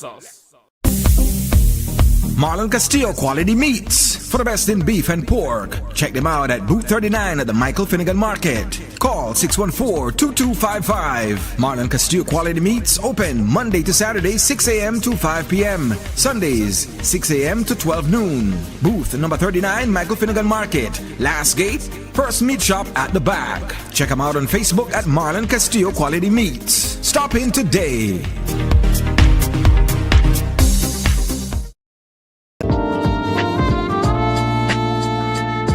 Attention advertisers, sellers and readers of the Amandala newspaper, please be advised that there will be no online Tuesday issue of the newspaper on Tuesday, March 31st, 2026 and Tuesday, April 7th, 2026. There will only be the Friday issue, which will hit the streets on Thursday, April 2nd, 2026 and Friday, April 10th, 2026. Happy Easter from the management and staff of the Amandala newspaper.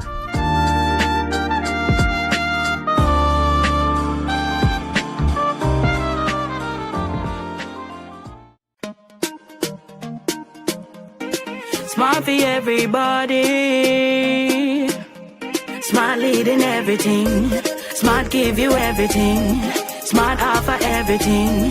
Smart give you everything. North to the east and the south and the west. Smart are the best, darling. Double up my data and give me all the text. In fact, give me a plan for my family. Unlimited calls, so me like it. And Smart make everybody feel happy. Bringing people together, me want it now. Smart got love for everybody. Me want my Smart plan, want it right now. Me want my Smart plan, want it right now. More bundles, data plan. Me want my smartphone, internet in my hand. Call me want my Smart plan, want it right now.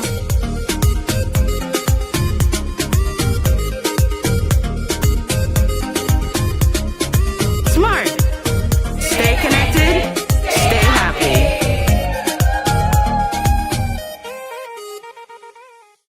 In Belize, change is taking shape every day. It all starts with game changers. Investing in modern transport, better health infrastructure, renewable power for all, digital transformation, and more opportunities for a brighter future, the European Union's Global Gateway Initiative is unlocking new potential. Game Changers are bringing this to life. Game Changers, empowering the future. Follow the EU in Belize to meet the Game Changers.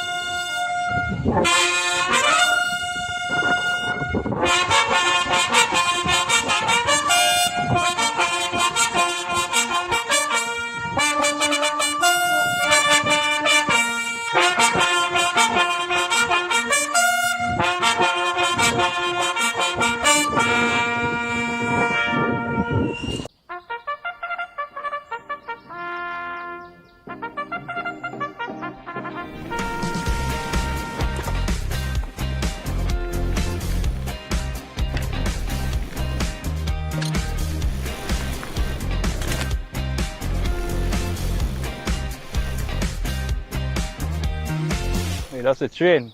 Me too.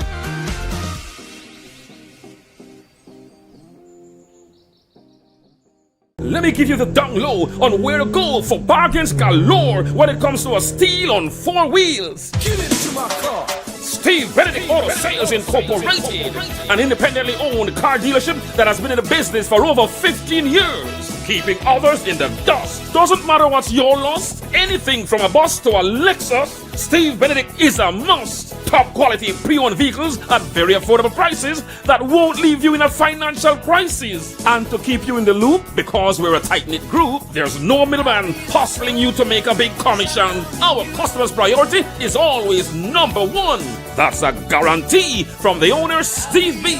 Located in Bronx, New York, USA. WhatsApp number 1-929-240-8765. That's 1-929-240-8765. Email stevebenedict532@hotmail.com. Steve Benedict Auto Sales Incorporated. From a bus to a Lexus. The rainforest of Belize. Nature in her most abundant and untamed state. A place of amazing wonder. So we bottled it with passion. The alchemy of pure rainwater. Fresh pressed heirloom sugarcane grown in this rich soil. Distilled by local artisans. Always in harmony with nature. Organically certified, sustainably committed, deeded to a trust that supports the communities of southern Belize. This is the relentless pursuit of craft without compromise. And now we share this part of the world with the world and you. We are Kopali Rum, the spirit of the rainforest.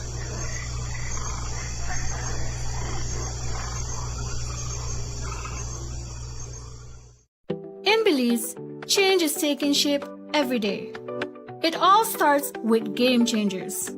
Investing in modern transport, better health infrastructure, renewable power for all, digital transformation, and more opportunities for a brighter future, the European Union's Global Gateway Initiative is unlocking new potential.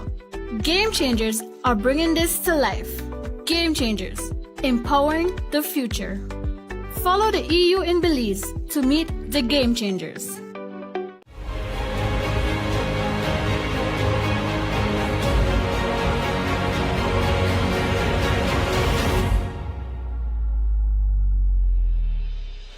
At the Ministry of Infrastructure Development and Housing, we continue to showcase the work of our Road Maintenance Unit.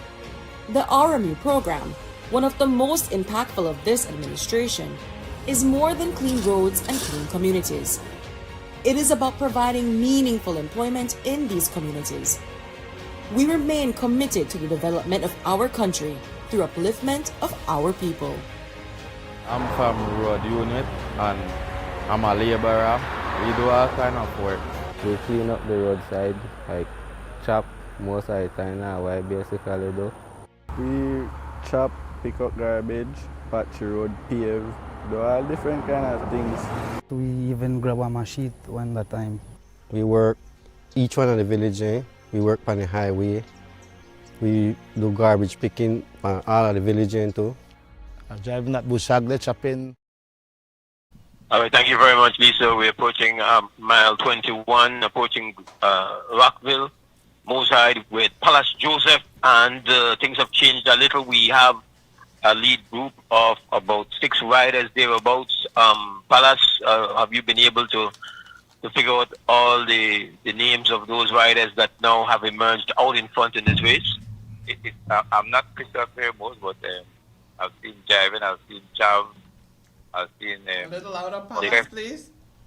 The 3 I made out earlier. The Mexican is there as well. Team Penny Star team is there. The other rider that was Jim Brown is there, you said? Jim Brown is there. So the all-star field as well. At least we have 2 riders here. Earlier I was saying that I saw the guy was also in the back, Goran Gabriel, who has been listening for some time now, such as talented youth, but I think I saw him in a big 25 man earlier. So. Oh, it is maybe more than 6 riders. Yeah, it's more than 6 riders. About 8. About 8 riders, actually. But I haven't seen where they're what they do more like next situation is that you take the camera and spin the camera, and then they look like a Jillian, you say no? Oh, right there too. All right, so that would be Jim Brown on the back. As you can know right here.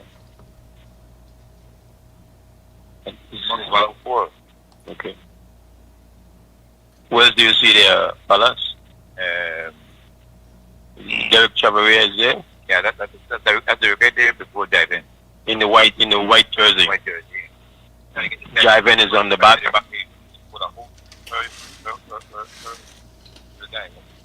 It's a Guatemalan. Do you see your Costa Rican football? He's at the back. Okay. And that's all right. So he's the guy at the back, and then this guy in right here with this Jim Brown in the kind of aqua green looking jersey. All right. So we're just trying to work ourselves through the visual on the screen to be able to tell you. So there's 4, 5 riders, 6, 7. And I think that's it, 7 riders. So what we feel has happened is that Gavin Gonzalez might have fought off 2 punctures, or was it only 1? It was 2 mechanical. He's twice. All right. It was really important because those more you burn a lot of matches as well. When matches burn, it's not from the bone. It would have been available to you. That's 104, right? Yeah. Yeah, that's the top. That's the defending champion rider, 104, Jim Brown. Last year he was riding collaboratively with Team Legion. It doesn't appear that he was riding like that this year. Well, he's still right, but I remember he done agency. Okay. But whatever it is, he don't have a big as well. He don't use a jersey there. Okay. He's a quality. All right. I don't know. And so we've kind of worked our way down now to. Is there another rider coming across here? Huh? That's either Espinosa or what is that? Or Givel. That's in Star Rider. That's not yours. So that's a Mexican rider? Mexican rider. Can Palace talk in his microphone, Moise? Is it something else? What's that? Palace need to talk in his microphone. I can barely hear him. You need to hold your microphone. You need to hold the microphone closer, Palace. They're not hearing you. Okay, let me get the tennis turn. We're passing mile 20. Passing mile 20. Here on the George Price Highway, we have a group of 7 riders that might have grown to 8 riders, as another rider has come across. So we're down to 8 riders on their way now to Hattieville. On the way back, we've got we believe 2 or 3 Belizean riders in the 8th. Right. So maybe the only 2 riders here. So we're talking here about. No, I don't know that the boogeyman is in this group. No, he's not in this group. He's probably trying to come across as well. He had dropped the back road. Just not like that. Put the mic so we could hear you well. Yeah, he was chasing to the back. He had separated them from the back road, and he just goes down surprised that that guy that came without him. So what do you know of the Costa Rican rider for the benefit of our listeners and viewers? He obviously won the Costa Rican tour. What is he? He has won back to back. What is he great at? He's great at climbing. He's not a great sprinter or country. So that really spells trouble for us because he's going to tow with them. But towing down the stretch, he's going to try to separate himself because he knows that some sprinters are here. Jim Long sprints good, Jivin sprints good, Charles good. He's not going to take a gamble. So way down the line, he's going to try to separate himself. But what's number 1? I want to have the correct name there. 68. Yeah, it's hard for me to see the numbers, but even with my spectacles on. Their numbers are 65, 66, 67. Those are Mexican riders. Yeah, Calderon was 66 running, so I'm thinking Ocess is 65. I don't think that's 65.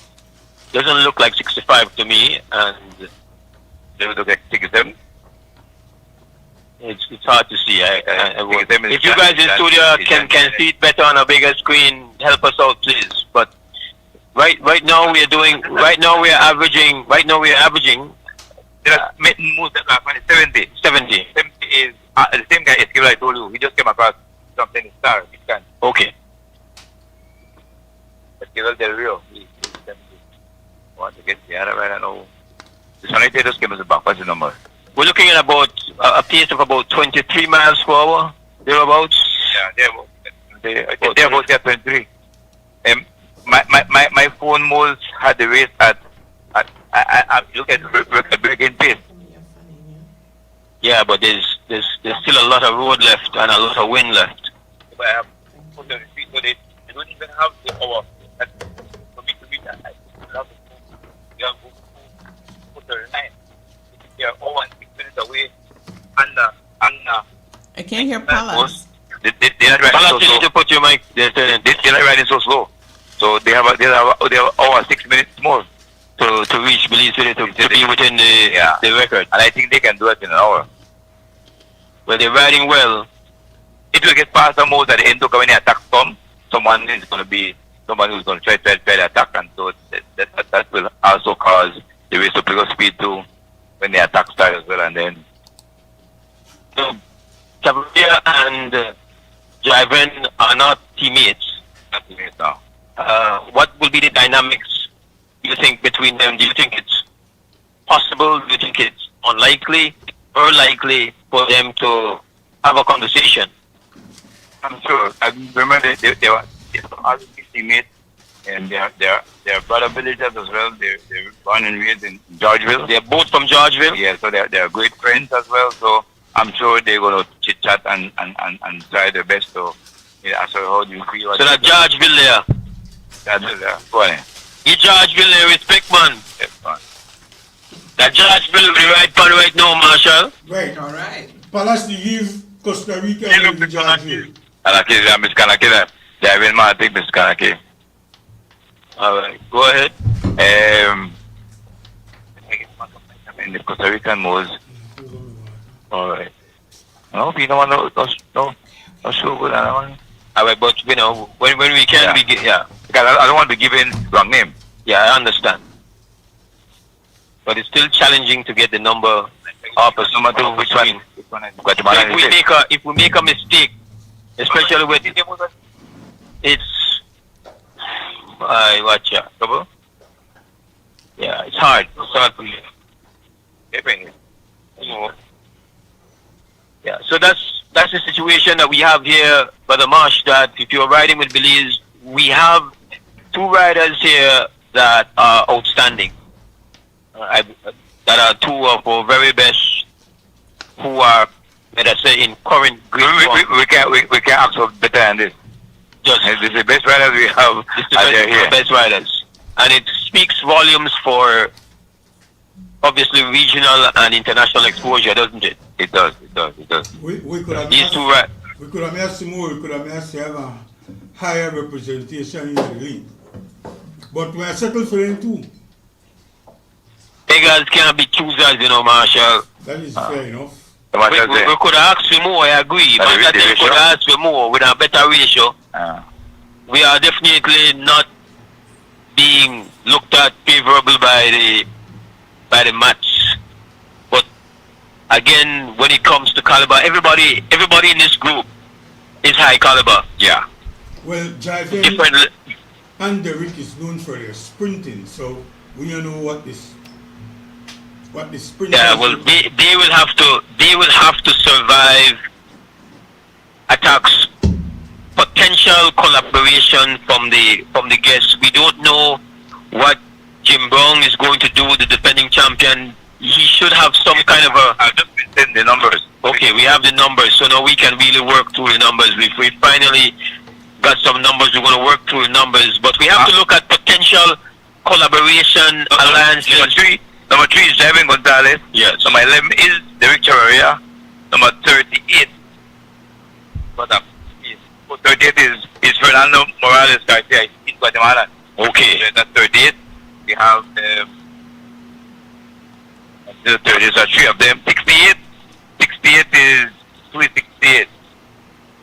Alright. 68 is Orel Espinosa, he's the guy. Orel Espinosa, oh no, sorry. Orel Espinosa is the Mexican on the team, 3rd last year. Okay. Right, that's 66, that's 68. 120. 120 is 120. 120 is the champ. Is it? No, the bench champ is 4. What?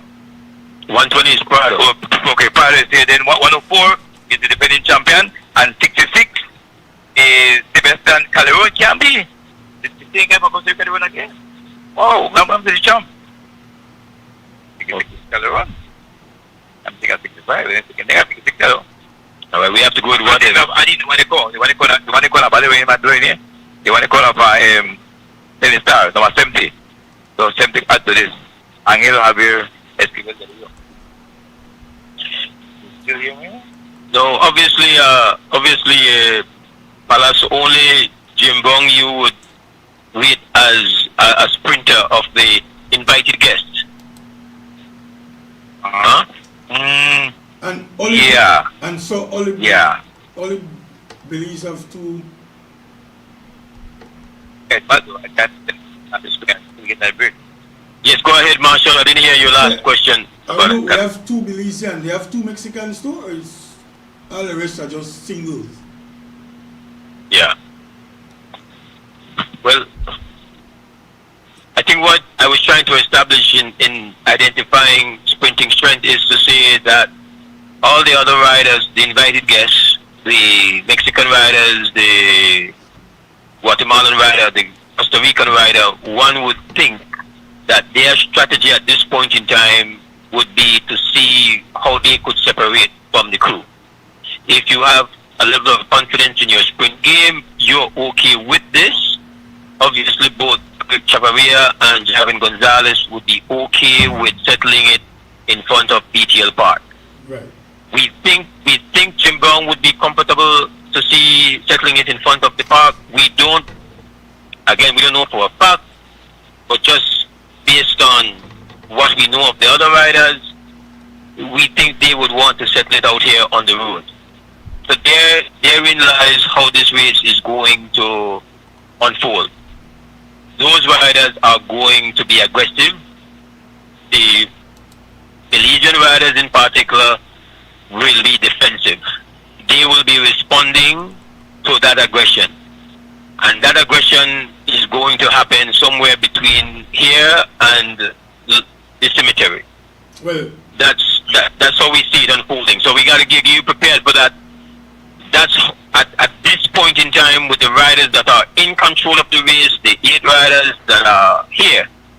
We don't know the invited guests 100%, but what we have read about them and what we might hear of them, we think they have a preference for settling the matter out on the highway. We want to settle it front of the park. Right, Palas? Yeah, we don't want them. We don't want them because I think we got better sprinters in that run Mose. So but that's the way we are seeing it. So Palas. Yeah, being the coach. Palas can't hear. Palas can't hear. Just ask me the question, Marshall. Being the coach at his, what would he advise Jiven and Derek to do now? Knowing that they're. Alright, so Palas, Marshall wants to know from you, what would you advise Jiven and Derek Chavarria to be thinking? What should they be saying to each other? What should be their plan right now? We are in Hattieville. Yeah, they are the best. You don't know. It would have been perfect if Jiven and Chav was on the same team. Because one of them could have said, here, I'm going to commit to your Chav, I'm going to commit to your Jiven. But no, they are on different teams. So, what's the number there? One? Okay. So there's a minute, 3 seconds lead that those 8 riders have on the... So quickly, Marshall and Mose, they are not on the same team. They are both Belizean, not on the same team. I tried to move, then they are confirmed with it's on the same rider, but we're staying in, but look at them, but they're so what they get job? Okay. So quickly, we are saying 8 riders, but they're telling me 7, but quickly, Marshall, it would be perfect if they were on the same team I was saying, but they are in a different team, but they can still talk because they are great friends, and they were group teammates for umpteen of years. So they still can talk to each other and say, here, they have been her feelings. And I'm a bit shake up and think whatever, man, but I will give me all for you. But what happened? What happened to them was when they attack. Somebody attack. As we speak, attack start. So they don't have to attack most. No, when they attack now and they break go and Jiven and Chav miss the break. Who will commit? It is the rider where they ride against each other that separate that water down or a chance of winning. Right. So I don't know, but they had most of the different team and cycling and all Belize sport like when they bunch of Belize and they think about flag. Then it can't be flag because you go sponsor like my sponsor who have to represent. And I'm indebted to my sponsors, not to Belize. This is no national race. This is no race of the North. So that after thing out to the long time, okay? But not forget that, you know. And nobody's going to remember your sacrifice. They only remember the hero. Yes, sir. So that can leave bad matter because in a halfway, it went along with chances like that because the two and not ride for commit to each other. So you know, the Cali won't come across again. This is no matter the Cali won't. I can't believe Cali won't run all man in Mose, do all anything. He covered back a few refuge and know to walk away with the wife. Yeah, that was you as well. But again, what we have said to you, this is how this race is going to be. It is the road warriors versus the sprinters. And the road warriors want it to be determined out here. Who responds? In that instance, what we benefited from was that there appears to be non-collaboration between some of our guests. They know to work together. Right? Everybody want to win. Everybody want to win. But only one girl on there. This race, the two procedures more, it's hard going to get. Sometimes more, even hard when you get two teammates. They put that two. They put that two. If you go and the team manager said this one that popular. Yeah, that's kind of tough. Why? I know you go do much less so that they don't. I'm to watch you. What's that? Everybody watch you. Your lady to the watch. Uncle.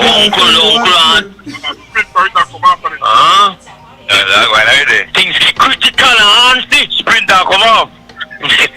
Like look the coach guys. So what's the message?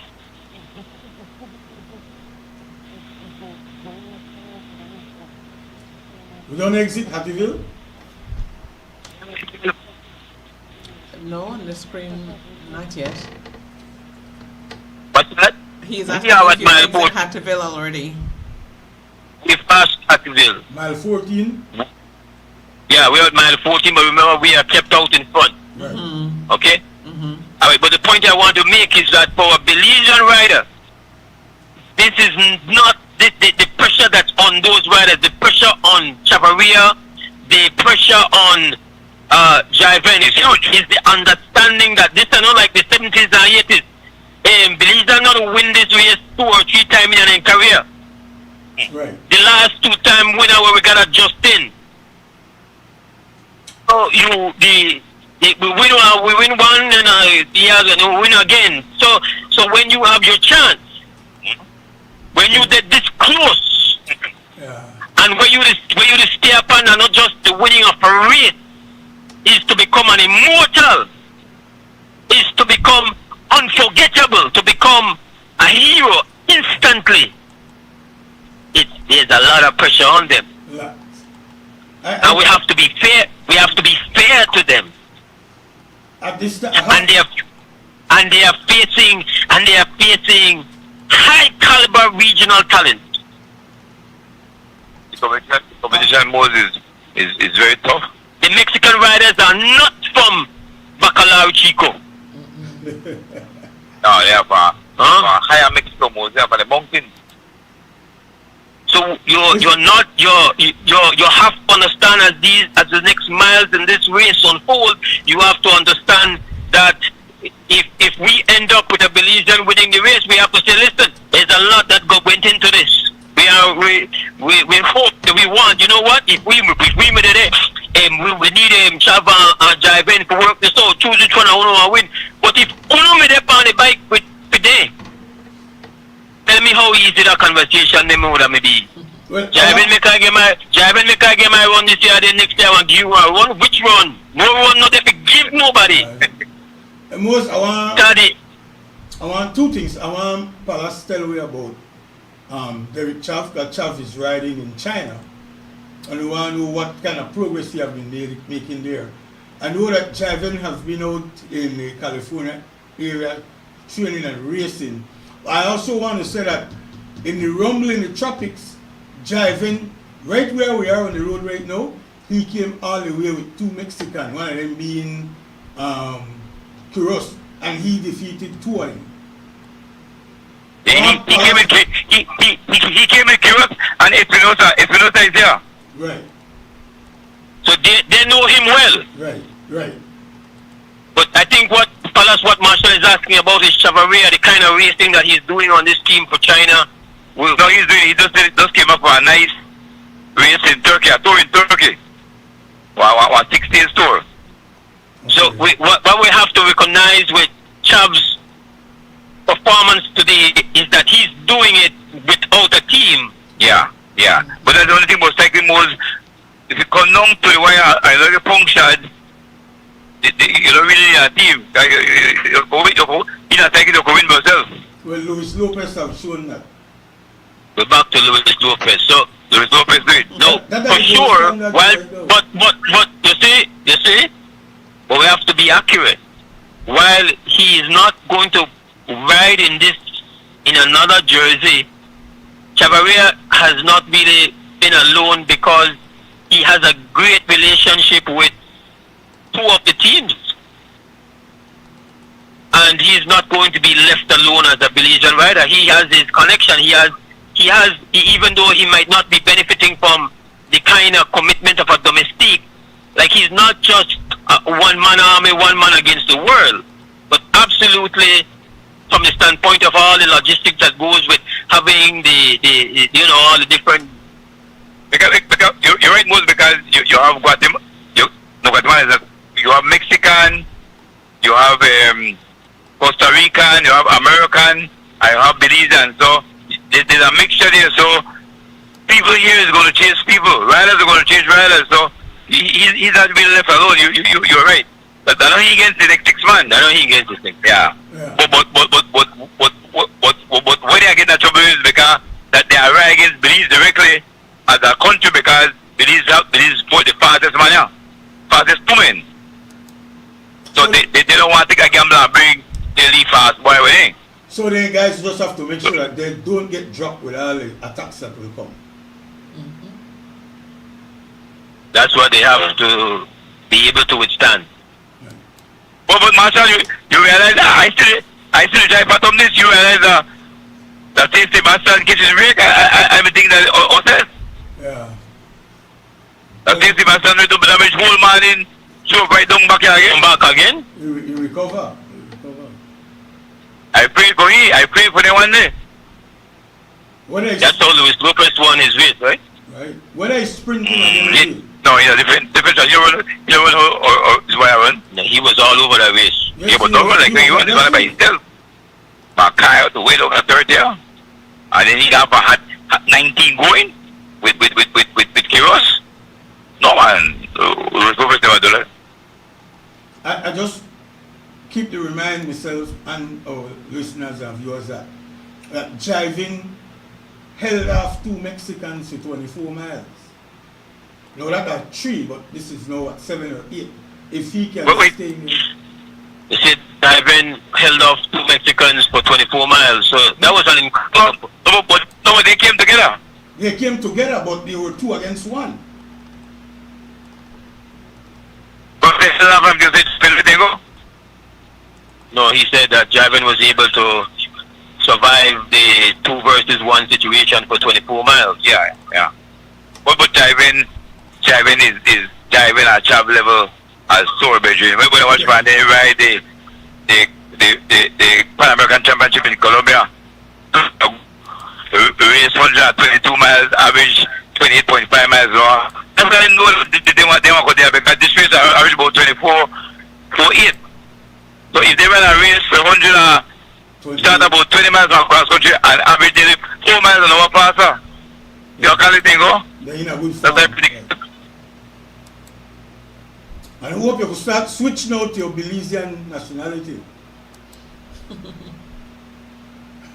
Marshall says he hopes that you are now switching completely to your original. My number one have to be Belize. Albania. Alright. But if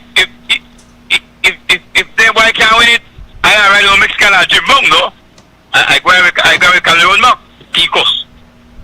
I go with Pura Vida. Well, it's critical point of the race right now, Marshall. Critical point of the race, listeners, viewers, streamers. Good having you here. 205, look at 205, the gap or so. Yes, Marsh. I think that for those people who are not sprinters and heavy hitters, I think they take too long for attack. The closer they get to the city, it's harder for them to drop the guys. Which yeah, Marshall,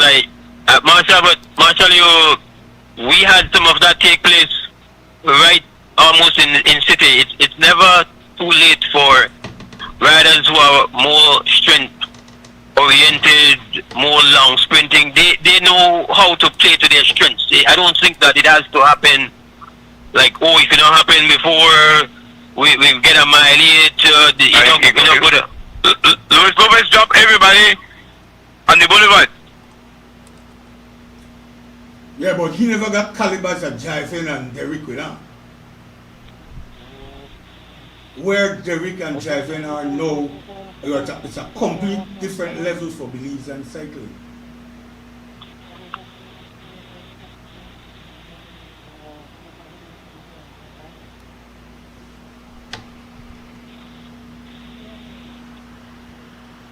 Moise? All right, this is, yes it is.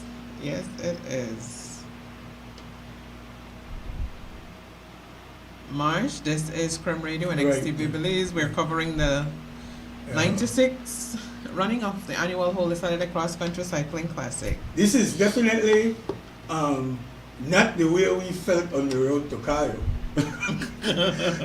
Going to Cairo, there was no events, no race, so things have really changed and our hopes have increased. At least we got hope right now with what? We got about 10, 12 miles to go. Más o menos, yes. We got hope. They are in paradise. We got hope. They are in paradise, just so you know. Yes! So it's closer than I think it's... Yes, because remember we start from mile 13, so they're within that. They're within 8 miles. Yes, they're within that. I want to say thanks to our official broadcast sponsors who are making our broadcast possible for today. Belize Press Belize Press Office, Builders Hardware, Freetown Drugstore. Marsh, we've been doing it since the race started, just a little bit after 6 this morning, and we're going to continue until it's all over. Premier sponsors, we have Smart, Central Bank of Belize, European Union, and Atlantic Bank. We also have some contributing sponsors. Honorable Anthony Sylvester, Marlon Castillo, Quality Meats, SB, Auto Sales, Battle of the Drums, and Lamb's Funeral Home. We're going to take a quick, when I say quick, Marsh, quick, believe you me, quick commercial break, and come right back with you. Smart for everybody. Smart leading everything. Smart give you everything. Smart offer everything. Smart give you everything. North to the east and the south and the west. Smart are the best. Darling, double up my data and give me all the text. In fact, give me a plan for my family. Unlimited calls, so me like it. And Smart make everybody feel happy. Bringing people together, me want it now. Smart got love for everybody. Me want my Smart plan. Want it right now. Me want my Smart plan. Want it right now. More bundles, data plan. Me want my smartphone, internet in my hand. Call me want my Smart plan. Want it right now.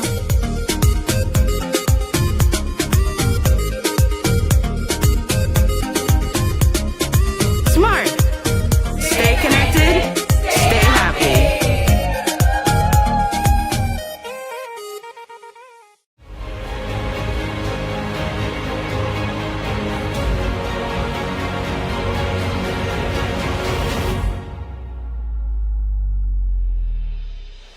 At the Ministry of Infrastructure Development and Housing, we continue to showcase the work of our Road Maintenance Unit. The RMU program, one of the most impactful of this administration, is more than clean roads and clean communities. It is about providing meaningful employment in these communities. We remain committed to the development of our country through upliftment of our people. I'm from Road Unit and I'm a laborer. We do all kind of work. We clean up the roadside, like chop most of the time now, what I basically do. We chop, pick up garbage, patch the road, pave, do all different kind of things. We even grab a machine when that time. We work each one of the village, we work on the highway. We do garbage picking on all of the village too. I'm driving that bushag there, chopping the areas and chopping the roadside, going to George Price Highway, going to Belize. We're here in Ontario Village. We're here opening roads so that farmers and different persons that have lands to the back here have accessibility. We had to cut through the hill to build a road. I'm glad that they have a job with Road Unit because a lot of them come off the street and they love this opportunity that they get, and I'm happy for them. I get this job and it helped me a lot. I used to live on the road, on the street, just the boat, just the knock boat. So this job really helped me a lot because otherwise from that I could have really done say I could have been part of the jailer and I'm dead. But so I really thank God for this job and what's not. Sometimes I work with certain people and then when the payday come they only give us certain money and I get all the money, but with the government now I think your money sure. So that's one thing I like and I appreciate. Well, it helped me out a lot and things to stay out of trouble, to do the right thing. If you don't want to do nothing, you get crazy and lazy. So you rather do something and stay on the highway, right? Yeah, so I proud to work the MIDH, man. It helped me and my family in many ways. Take me off of the streets. I have a good job and provide to my family. And the pay, not bad at all. It's hard. Sometimes you don't meet the bills. It's hard. Catch and kill, you don't meet the bills on time. But this job is steady, so it saves me a lot. We do a little chopping for the La Ruta Maya. Mostly chopping, cleaning the area, pick up garbage, so that people could come along here and feel safe and watch the Ruta Maya and enjoy themselves. I live on the road and I even know people, but I know they're glad to say they go to chop because I live on the road every day and they blow me and I even know the whole, but they say the highway look good. They say anything where we do with the machine, because I work for MIDH, anything where we do look good, they heal up, you know. So I know that was a good job to do, so. I feel good, the city upgrade and thing, and help out people and think about the effort, help out people. I do it for the kids, and I have kids too, I think, for the future. Everybody at the village. Eh? They did a hell of a great job here cleaning up the village. Since the cleanup has started, it's been a big impact on our village. Oh, it's a huge difference. The villagers are happy.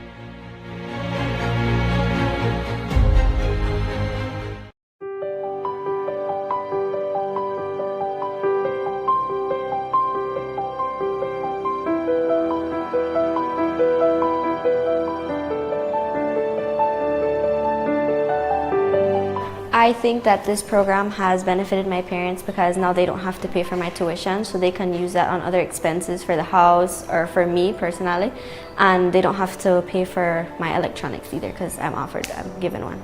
My major is one of the most expensive ones that they have here at Sacred Heart.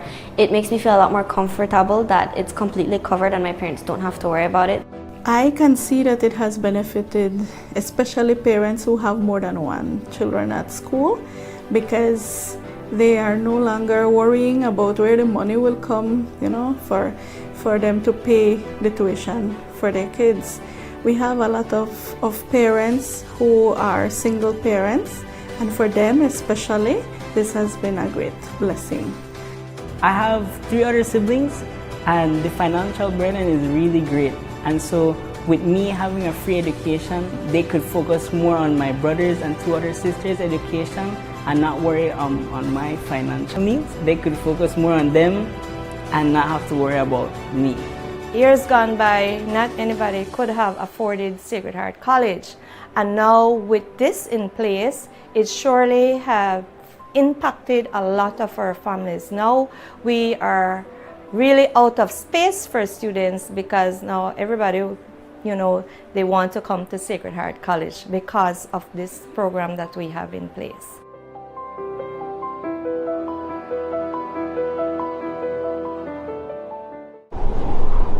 The rainforest of Belize. Nature in her most abundant and untamed state. A place of amazing wonder. So we bottled it with passion. The alchemy of pure rainwater.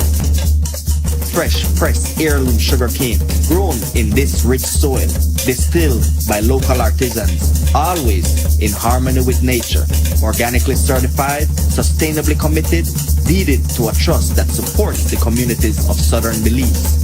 This is the relentless pursuit of craft without compromise. And now we share this part of the world with the world and you.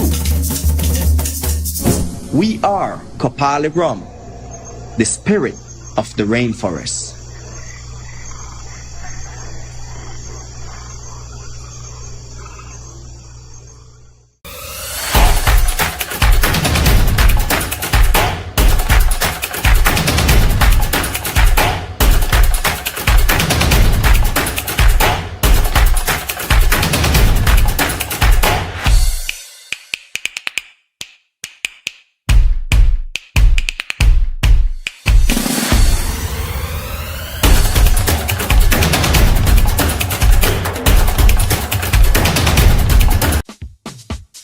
Whether you are a busy person or stuck in traffic or having an adverse or very demanding circumstance, tension builds up, causing you to be stressed out. Stress attacks everyone, anytime, any age. And stress is a killer. Palm City? It's best to be alive than dead. So visit Freetown Drugstore to get options to relieve stress and to relax your mind. Yes, sir. What can I do for you today? I'm so stressed out. Okay, I'm saying I help you right now. When I this daily, for 10 days, I am good after that, okay? Okay. Freetown Drugstore, 28 Freetown Road, where you are better off alive than dead. Freetown Drugstore, telephone 223-2876. The Battle of the Drum Secretariat presents a one-of-a-kind event, the Hamalali Wanigu Album Launch Awards and Concert, going down at the Bliss Center for the Performing Arts on Friday, April 17, 2026. Doors open at 6, event starts at 7 p.m. This you don't want to miss. Come and see history in the making and hear the sweet voices of our people in the first ever album launch comprising 9 original Garifuna songs. All songs will be live streamed on over 20 streaming platforms. To top it off, 5 of our prominent Garifuna artists will be awarded for service to our music industry and will be entertaining the audience with their own original songs, namely Pen Cayetano, Adrian the Doc Martinez, Mongobo Flores, Peter Poots Flores, and Chico Romas, backed up by the versatile Sweet Pain Band. Closing off the event will be the up-and-coming Nuwani Martinez.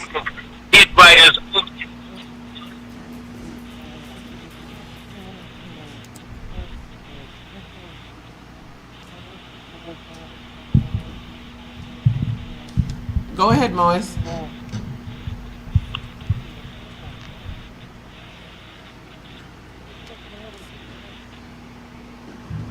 And as soon as we get connected back to our outside broadcast team, we will let you know what's going on. As we see on the screen, they are out. Marsh, they have passed my area, not totally completely out the village. 7 miles. Yes. All right, here we go once more. Go ahead, guys. All right, thanks very much, Lisa. Is it working? Am I on? Yes, you're on. Yes, go you're ahead. All right, so we are at the critical point in this race. We're in a single digits after all of that riding, after hills, after valleys, after villages, after gone all the way out west to San Ignacio and cross over the Hawksworth, heading back to Belize City. We have dwindled from 80-odd riders, and the matter is to be settled by 8. The 8 features 2 Belizeans, 2 of the most historic cyclists we have ever produced. Historic, not just by winning races here in Belize, but when it comes to regional excellence and international acclaim. These are the riders. Jaiven Gonzalez, Eric Chavarria. They're up against high-caliber regional heavy hitters from Mexico, Guatemala, Costa Rica, and an American is here in the 8. But let's list off the names. The defending champion is here, Jim Brown. Sebastian Calderon from your country, Costa Rica. Remarkably, after yes, go put the mic up, Palas, please. Quickly, so Jaiven Gonzalez and Victoria from Belize. Then defending champ Jim Brown is there, that's 3. 66 Sebastian Calderon, Costa Rica is 4. Ignacio Prado is 5. Uriel Omar Espinosa is 6. Angel Javier Esquivel de Toro is 7. I'm not getting that 8 right at all. Is that 7? Well, I think 7. I got 7. I'm getting 8. The Guatemalan got dropped, so I think it's 7. I see 8, bro. 1, 2, 3, 4, 5, 6, 7, 8. Yeah, 8 riders there, bro. I see 8. Yeah, 8 riders there. I must feel the Guatemalan. Yes, it is right there. But no matter. But this is Creme Radio XTV coming at you. We have crossed over the Bourbon Canal. 6 Mile Bridge, Bourbon Canal, and we are going to soon, very shortly, be riding in front of Belizean fans. It's always an incredible thing when the result of the race is undetermined when the race hits Farber's Road. The level of especially when, in particular, when a Belizean rider is in the mix, the Belizean audience just loses it to know that it's going to happen in front of us. Sometimes what happens in front of them is unpleasant. There are those moments when something magical happens. We can't tell you what's going to happen today. We know that we have 2 of our own magic-producing cycling talents. And it comes down to them, the well-being of their legs, how well they feel. We feel this race, as it unfolds over the next 6 miles, is going to be the challenges and the responses. the Costa Rican, the Guatemalan, the Mexican riders, we feel, will initiate. They will try to separate. We feel that we will be the responders. We will be defending. How well is Chavarria feeling? How well is Jaiven feeling after fighting a puncture? We think maybe even 2 punctures. Either way, we think he fought back twice to get back once they had achieved comeback in this race. We don't know what toll that has created on his body. We are hoping that he's going to be superhuman and he's going to know that, okay, Belize is on the line, do your thing. We have 2 farmer teammates. They know each other, they come from the same village. Don't have written a script like this, but that's what unfolds here today for the 96th Holy Saturday Cross Country Cycling Classic. Everything you want. There's drama, there's familiarity, there's tension. There might even be a little bit of tension, a little bit friction underneath the surface. We don't know. But what we are hoping, we've seen a couple conversations take place between Jaiven and Derek. We don't know if it's just routine, cool. We don't know if it's deeper than that. We don't know what role Jim Brown is going to play, being that he is technically very associated with Team Legion, but in a separate jersey here today. Is he there for his second? Is he here as a collaborator, an assistant? We don't know. These things will now manifest themselves very shortly. The Costa Rican rider that we feared was not here. It is a rider that somehow was dropped all the way out coming out of San Ignacio, and he was able to go and find a second fuel tank. So now he's back. Yes. But this is from my guy. This is from Joseph Jones. Yes. My co-host. Yes. He said we're not on top. He said Palace was right.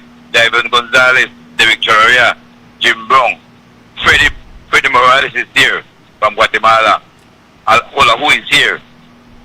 Canel is here too. We got Orel and Esquivel. And number 60, Louis 65 is Louis Oses. Is here. He said that I don't know Calderon. Okay. Okay, so it's not all right, so but those are the numbers that they gave us. All right. So we can only go with what they give me, right? But we are getting that clarification, and I'm definitely not going to go against you with that, Palace. A flag on the van across from Bravo Motors. Huge Belizean flag on an old van. We don't even see a fan. We don't even see a fan. Bye bye. Oh, the one and only. The only man.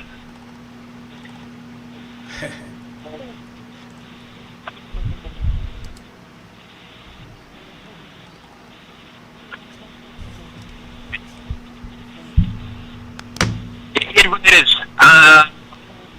Look at.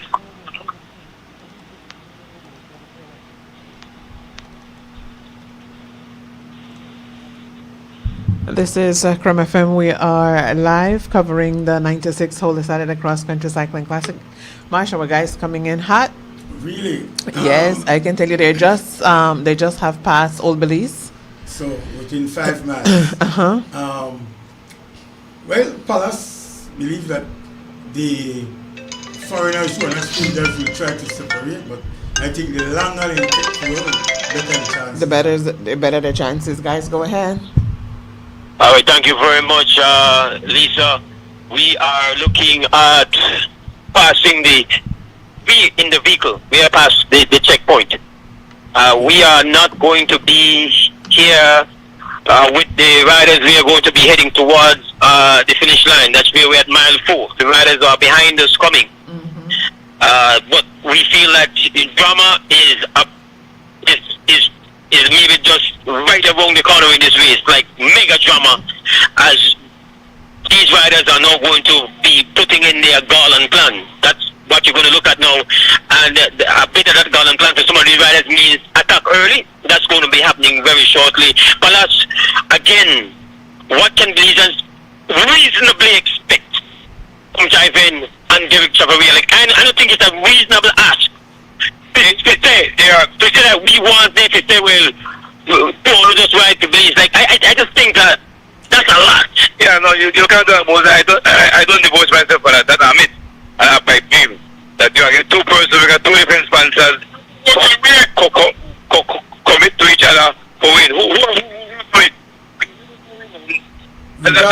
you more?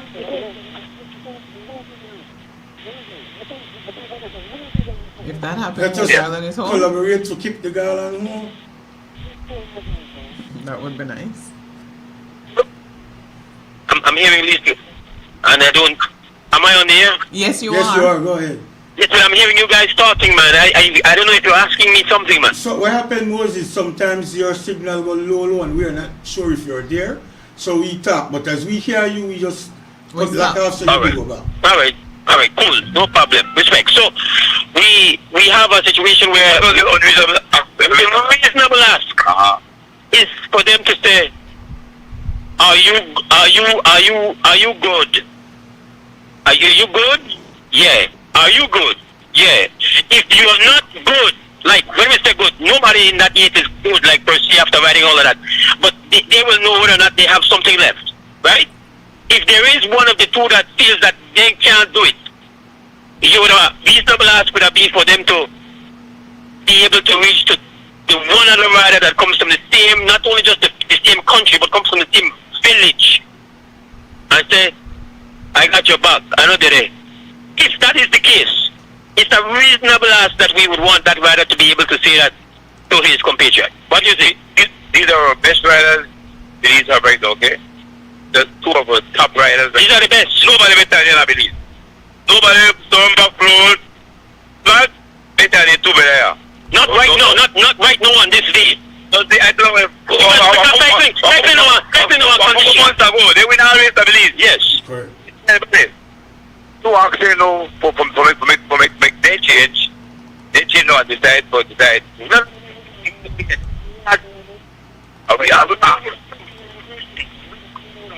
Yes. So we get a bit.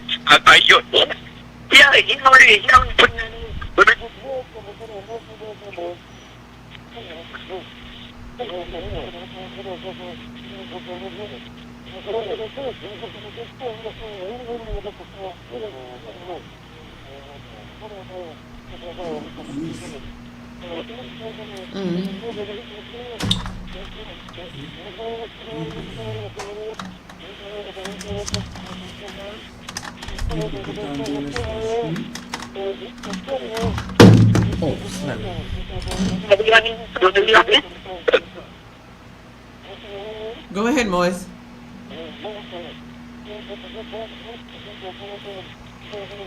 Go ahead, Moise. All right, guys. Once again, as soon as we receive word from our outside broadcast team, we will definitely be taking it over to them, Marshall, as soon as we hear from them. Right. All right. So let me see what I'm seeing. Okay, we're at the let me get this. Good morning. Go ahead, guys. All right. Go ahead. Yes. Fellas, go ahead, fellas. I'm telling you what, they are too best for so it's hard for us to expect that they will give up their team to our flag. But I think they have the best chance because they might be the fastest rider here.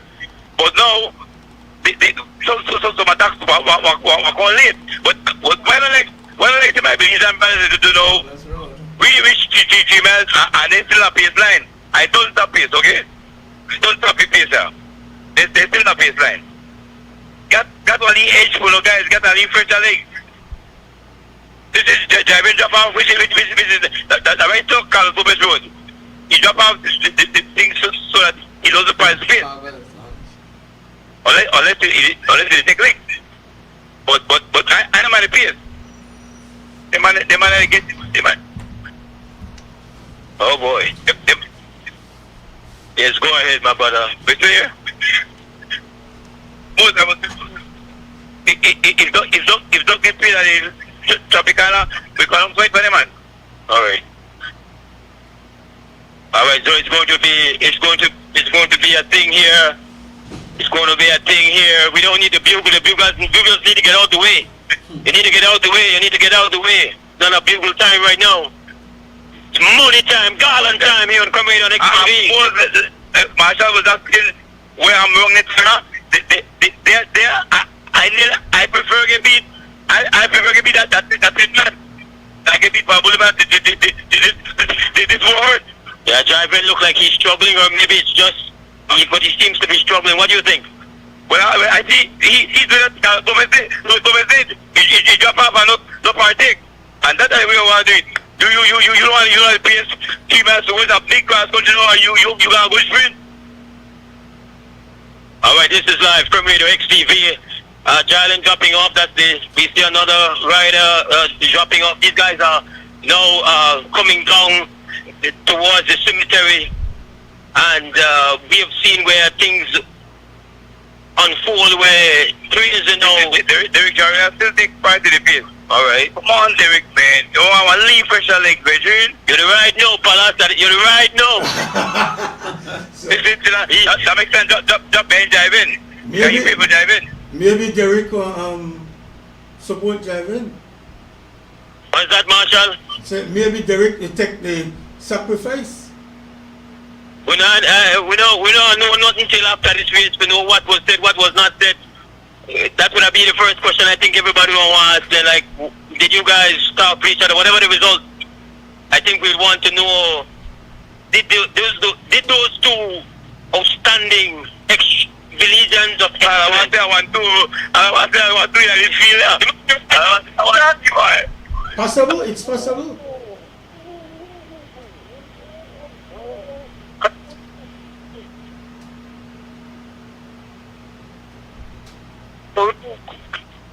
Acha, make out what I want to more.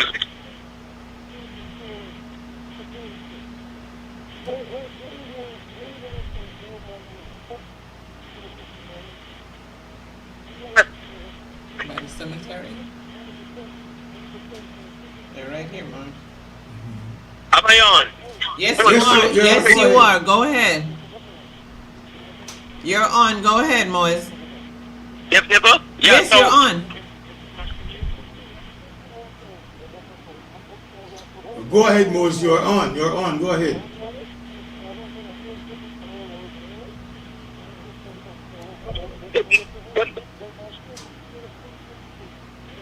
Go right ahead, Moise. You're right here by cemetery.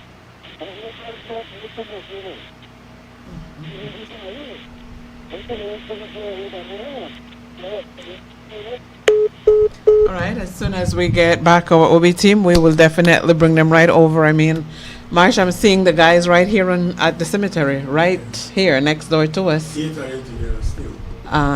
One is behind, actually. One rider, you can't see the number right now, but one rider is, yes, they're together, but not together. Right. Go ahead, guys. Yeah, sorry about that. That's We okay. just try to fight through it, you know. That's okay. Go ahead. What Wallace was saying is that these riders have never faced off because they've been teammates. I am just saying to him, potentially they have tested each other in practice. But we don't see practice. It's a free everything. Yeah, it's a marble. It becomes long. I like driving. No take part of the pace line. The last part of the run. You think that gives him an advantage? Yeah, the edge, man. All right, this is from radio. This is. But somebody have to drop a bomb. One foreigner have to drop a bomb for a bullet. That the winner call. I expect to be driving and drop the tape. Very shortly. That's going to happen, I feel. The next person, man, Nick Crossman, that you wrong. All right, so you have the right here, bird's eye view, locked into Crime Radio, locked into XTV. What's that? Yeah, we're right there, right at the corner, yeah? All right. So this is where we're at. We're trying to get in. All right, this is Crime Radio, 96.5 FM, and of course, we've got live coverage being streamed on XTV, on the X side, over here. All right, so we're bringing you the action as we're seeing it. Yeah. All right, so Palas, how you think you're going? How you think you're going? Let's go. How do you think it went, fellas? Right there, right now, mommy, look. Right down. We're up on the left. All right, so we're just trying to get ourselves figured out here. Getting ready for what could be exciting. We did the riders passing Civic Center. Passing in front of the Civic Center. And then going over Belcon based on what we are looking at the stream. The stream might be a little bit, you might have a little bit of a delay, so you can't open there. You have to close it. You have to keep it closed. All right, George. I'll take it to my yeah. All right, Joe Palace is on the top. We're going to have a bit of a delay. We are going to be calling it quicker than how it happens on your stream because we don't have the live coverage out at the park. We just have a visual where we are. So that's what we have. This is Square, this is XTV. We are still seeing on the stream that the riders are together. No attack on the boulevard. This is as dramatic as it gets, for sure. As dramatic as it gets, for sure. And it will be, I've seen not as huge a crowd as we would have expected, but a big crowd out here at the park. And I'm sure that the audience at home or at play, wherever it is you are, we know that it's filled couple of minutes right in front of us right there. Yeah, Palace. Yeah, Palace. Tell us what it is to see the stream. Yeah, go ahead, brother. Oh, hold up a minute. Let's go ahead. We're not.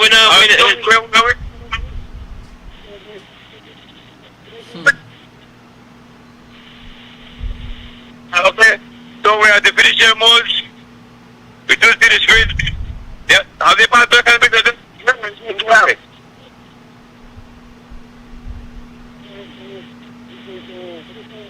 I think.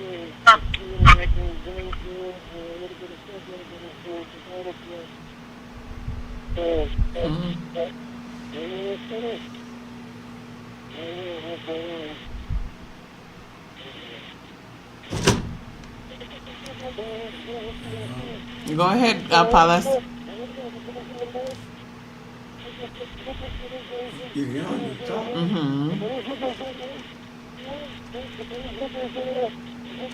Palace, talk in your microphone.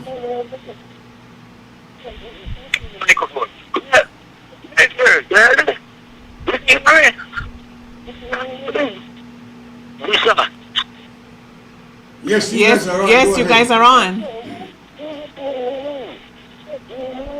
Oh my gosh.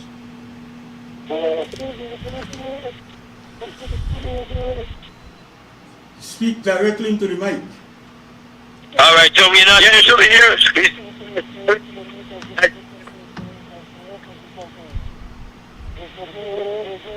Go ahead.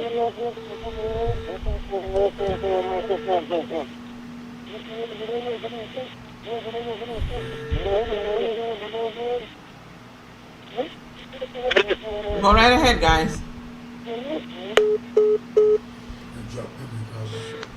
Yeah. All right. Crucial time, critical time, March. We're on the edge of our seats. Yes, I mean, they're coming in. Definitely. We're fixing it right now. Here we go. Go ahead, guys. Go ahead. All right, so, all right, so Lisa, are you hearing me? Yes, I am. Yeah, so we are talking live and direct into the mics. I can't understand. But yeah, we can only do what we can do. So right, go ahead though. Go ahead, you're on. All right, so from what we're looking at, the riders are still together. Yeah, there's a bit of crowd control issue going on here. I think that everybody wants to see it, and the crowd control is not up to par. I can tell you that. I hope that is not problematic. And it looks like the foreigners have won the race. The foreigners have won, and I'm not sure who took the prize, but that looked like all the foreigners out in front. Foreigners. And the Palace Joseph, Jimbo.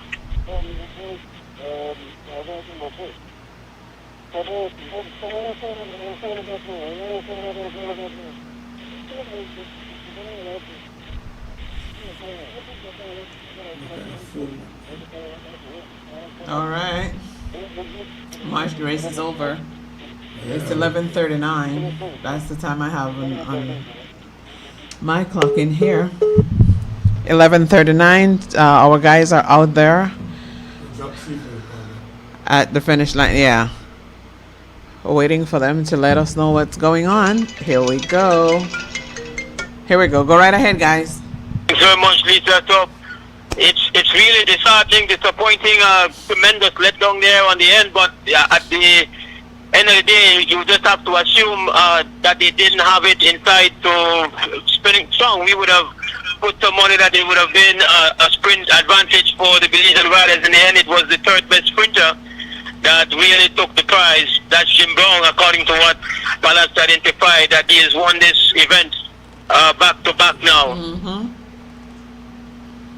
I'm not sure why we had the kind of technical issues, but we apologize for them here at the crucial finishing of this race, and it really left us uncertain as to what was happening and the dynamic. You really now have to look on it and see how the sprint opened up, that they were unable to contend and represent. But definitely we thought that we were in a strong position, and in the end, no, it was Jim Brown that had it left in the tank to take the sprint. Obviously, one has to look at we said it over and over that you don't know how well any rider is feeling. You're hoping that they're ready, and you're hoping that Belizeans in front of a Belizean crowd would be really pushed forward and feel that extra energy and be able to take it on. But that was not the case. These riders came close, but they were not able to finish. They didn't have what was left. The caliber talent, it just shows that the sponsors might have played a part in what the rider or Pablo, what would have been a great sprinter here today, Jaiven Gonzalez, would have been able to do. But it's definitely the way that sports is. There is great hope, there is great passion. At times there's great pain. And so like where Palace will say, in a prefer get beat 10 miles out than get taken out down by the finish line. Palace. Alright, so where you able for you, so? Yeah, the sprint apparently came a bit short. I thought Jim Brown jumped away with Pilot, I think was second. I'm told that Jaiven may have been fourth and Charles may have been fifth, even though we were fourth and fifth. But all Belizean can't go to here. No way be upset. We reach a Belizean, eh? Let's go beat that team. I don't know, I'm thinking it's been a go long and it's been not go as long.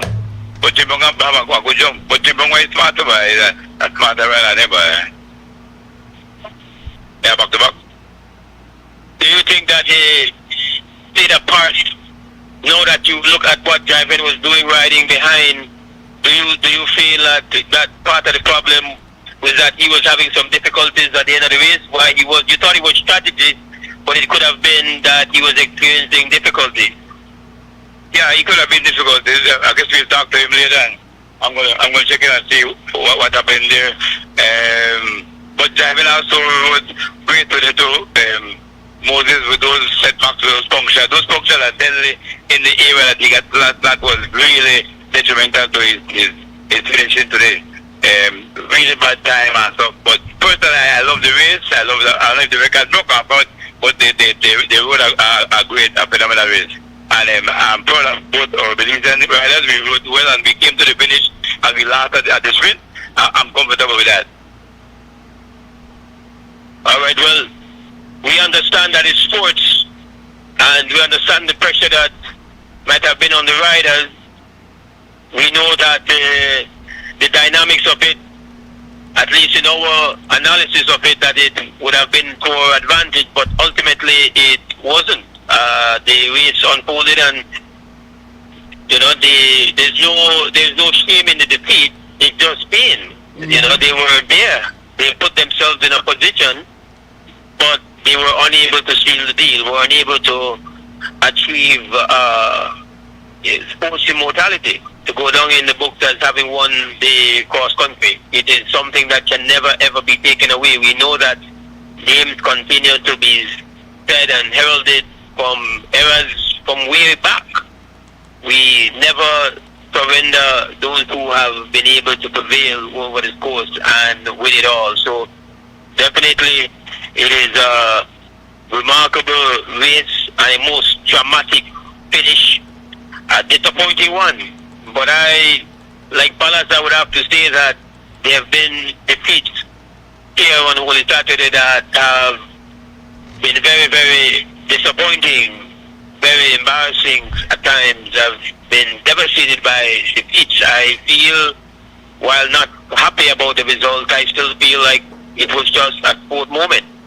These riders had to manage the difficulty from just physical, mental, and emotional that goes through any and all Belizean riders. When these moments come, we look to our past Belizean champions who seem to have just, you would I say, elevated their game under the pressure.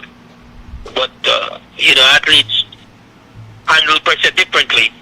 Palace.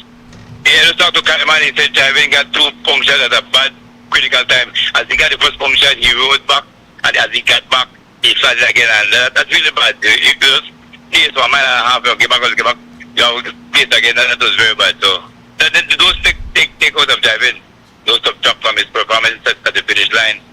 But I am proud of how Belizean riders rode. I'm really, there were a couple of them, more of them were there as well. I think Rosado was there, Tariq was there, I think Giving Govan was there the last 25 miles. So we rode a great race. Most of the fast race going up, we got broken by some nearly 6 minutes. So I'm really glad that I'm really proud of our guys' performance, and with the level of performance this final that came to Belize Moses, I'm telling you, we are definitely improving those international races that we're going to, and it shows as well at the end of the race, the better guys that are outside ride better. So if you don't believe that you're going to ride internationally, then boy will international beat us. So travel and driving, both of them outside the country, and it shows that they excel. But it's very good performance when they came up from Colombia. I must say that these two guys rode well. Let me check him out. What the last class when you say when we can beat that team? When you get beat? When you get beat, they're well free. They beat that tape now. So that's good. As I was saying, Jibong is fast, but I was thought that Jibong would have ride for driving. But I don't think they wait for ride for driving. But when I Conquistadores days, when they wait man set up black man, but we were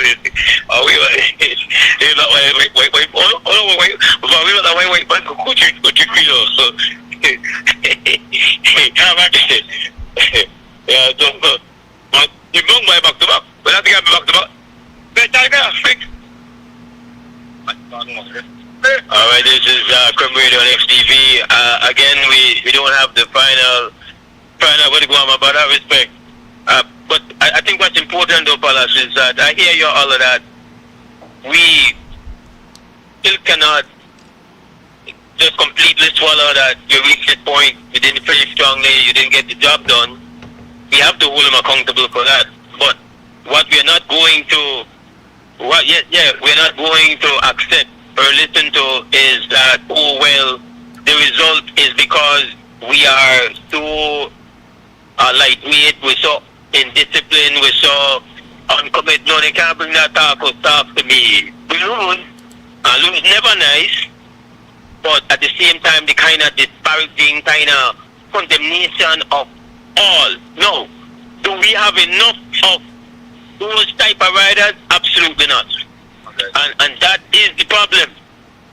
Right? That is the problem. But you said to move forward, that is the way the federation needs to go though. We don't need for limit riders, and we don't need to start to back and say, boy, we lose, we bring 21 man, next time we're going to bring 10. We don't go forward like that though. We need to, the coach don't say that we need to go forward by her.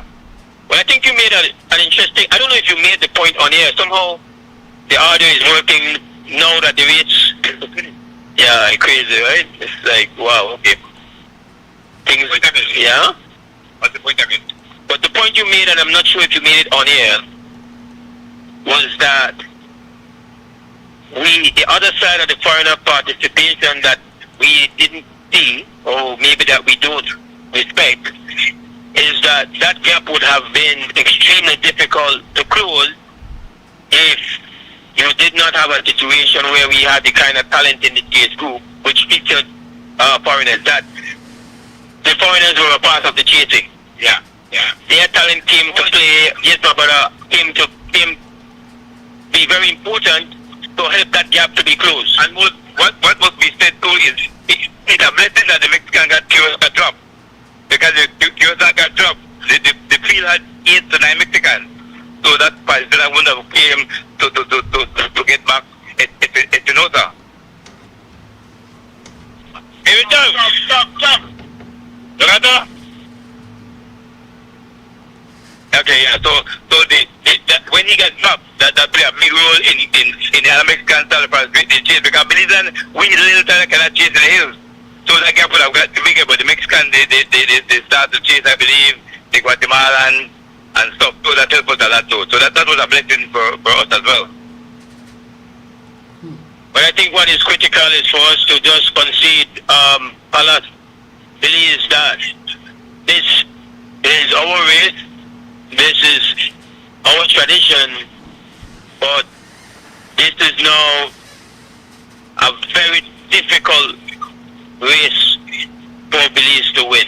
You have to concede that this is our race, this is our tradition, but it's extremely difficult to win. And to aspiring riders, to young riders, you have to understand, if you want to be on that list of Garland winners, even when you are at your very best, you are to win will be almost mission impossible. So you cannot be less than 100% committed to this sport. It's unforgiving. The margins are too narrow. You need to leave it alone. Driving, I feel, we'll have to live with the what if. What if he didn't get consecutive punctures? Would it have been a different story? His performances of late say yes, right?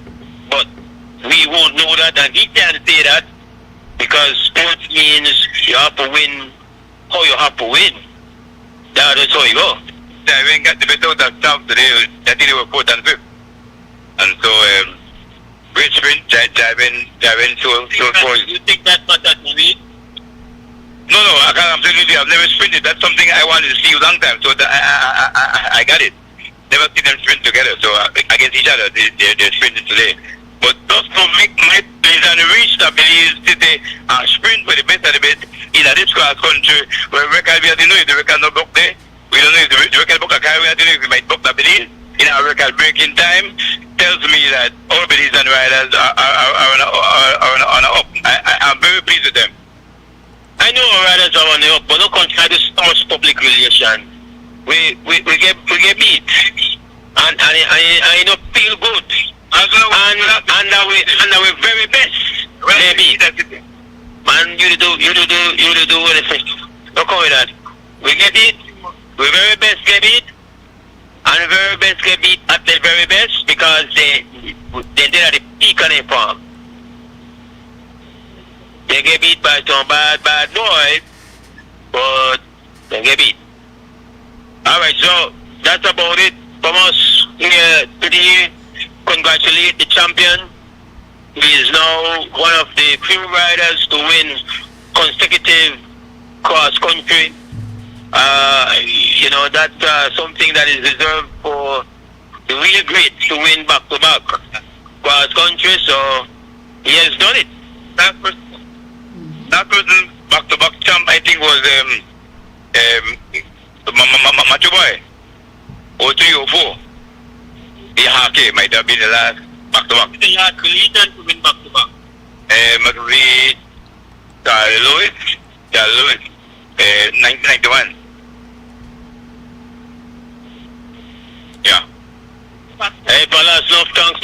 correct, man. Yeah, please give respect and thanks for being with us during the coverage. Not the result we desired, but that is responsible. On time, to get, well, in this case, we grow a lot. You have to swallow a lot of defeat going with that to know what it is. So the thing go. Alright, we want to thank the entire crew, give thanks. We're going to wrap up for now. Live coverage of the 96th Police Saturday Cross Country Cycling. Cut it back to you guys in the studio. Thank you so much, Morris Hyde, along with Palace and Anthony Grant. Marsh, it's... And Alan Duck, the driver. Yes, Alan Duck We want Cullen. to congratulate our guys on the road. Despite some technical challenges they endured and overcame. Again, yes, we want to congratulate the winners. Jim Brown, back-to-back. Jim Brown, back-to-back. And there's a possibility that the record may have been broken. Right. Or could have been. Could have been. But congratulations to all the riders for driving, and Derek Charles, nothing to be ashamed of. You gave it to all and fought, and you were there. Out of all the coverage, we still haven't learned what happened to Corey. No, not as yet. But you will get those information. Yeah. So congratulations to all the riders. Special congratulations to Jim Brown. I mean, lift up your head. Now you can start to go for your Easter vacation. It's not going to be And you know, exciting as used to. you're right. Some people are already on there, in tune to us. Right. So, thank you guys. Some people are out about. Some people are home, Marsh. Some people are home on the boulevard, on the roadsides. There were people. So. Smart for everybody. Smart leading everything. Smart give you everything. Smart offer everything. Smart give you everything. North to the east and the south and the west. Smart are the best. Darling, double up my data and give me all the text. In fact, give me a plan for my family. Unlimited calls, so me like it. And Smart make everybody feel happy. Bringing people together, me want it now. Smart got love for everybody. Me want my Smart plan. Want it right now. Me want my Smart plan. Want it right now. More bundles, data plan. Me want my smartphone, internet in my hand. Call me want my Smart plan. Want it right now.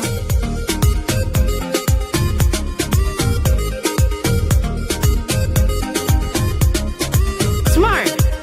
Stay connected. Stay happy.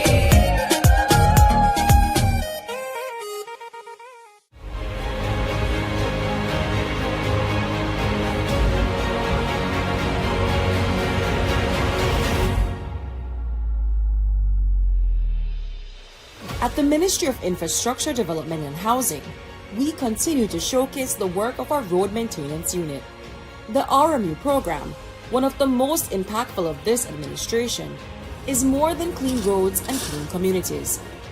It is about providing meaningful employment in these communities. We remain committed to the development of our country through upliftment of our people. I'm from Road Unit and I'm a laborer. We do all kind of work. We clean up the roadside, like chop most of the time now, what I basically do. We chop, pick up garbage, patch the road, pave, do all different kind of things.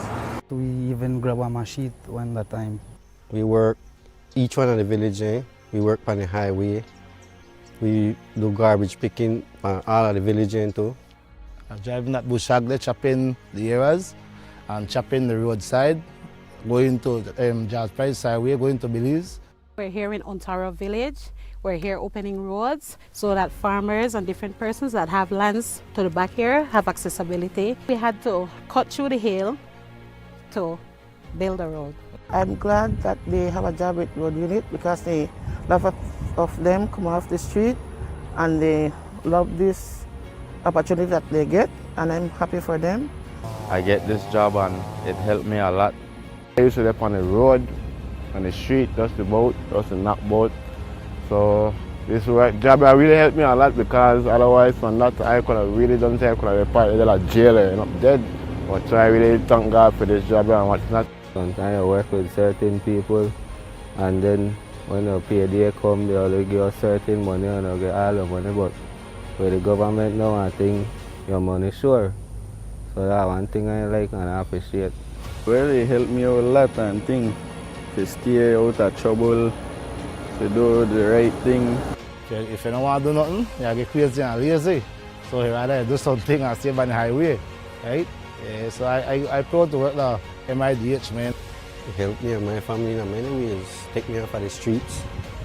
Like I have a good job and provide to my family. And the pay, not bad at all.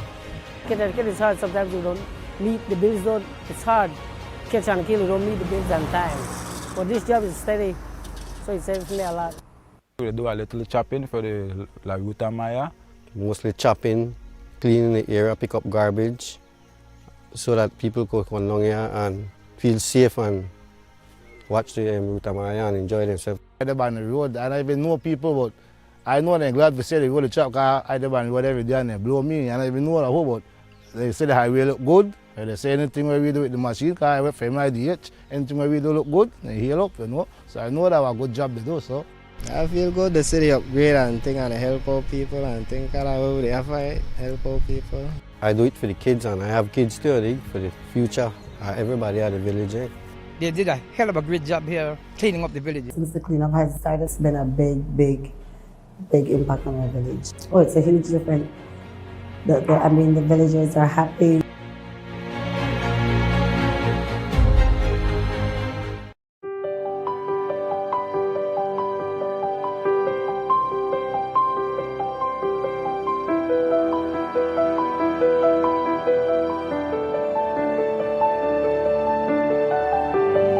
I think that this program has benefited my parents because now they don't have to pay for my tuition, so they can use that on other expenses for the house or for me personally, and they don't have to pay for my electronics either because I'm given one.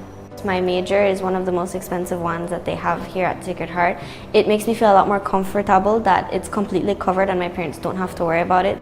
I can see that it has benefited especially parents who have more than one children at school, because they are no longer worrying about where the money will come, for them to pay the tuition for their kids. We have a lot of parents who are single parents, and for them especially, this has been a great blessing. I have 3 other siblings, and the financial burden is really great. And so with me having a free education, they could focus more on my brothers and 2 other sisters' education and not worry on my financial needs. They could focus more on them and not have to worry about me. Years gone by, not anybody could have afforded Sacred Heart College. And now with this in place, it surely have impacted a lot of our families. Now we are really out of space for students because now everybody, they want to come to Sacred Heart College because of this program that we have in place.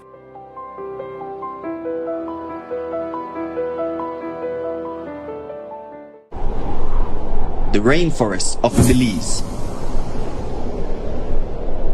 Nature in her most abundant and untamed state. A place of amazing wonder. So we bottled it with passion. The alchemy of pure rainwater.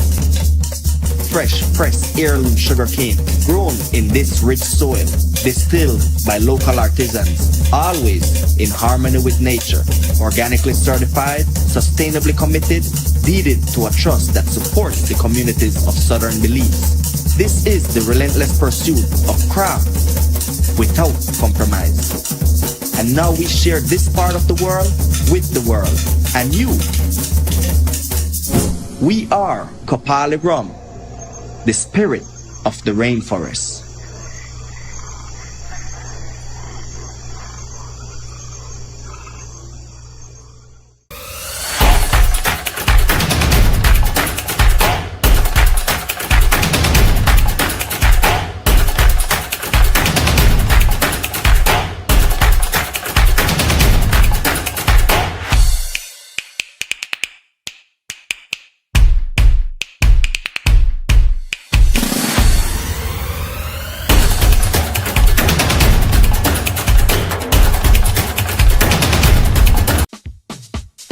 Whether you are a busy person or stuck in traffic or having an adverse or very demanding circumstance, tension builds up, causing you to be stressed out.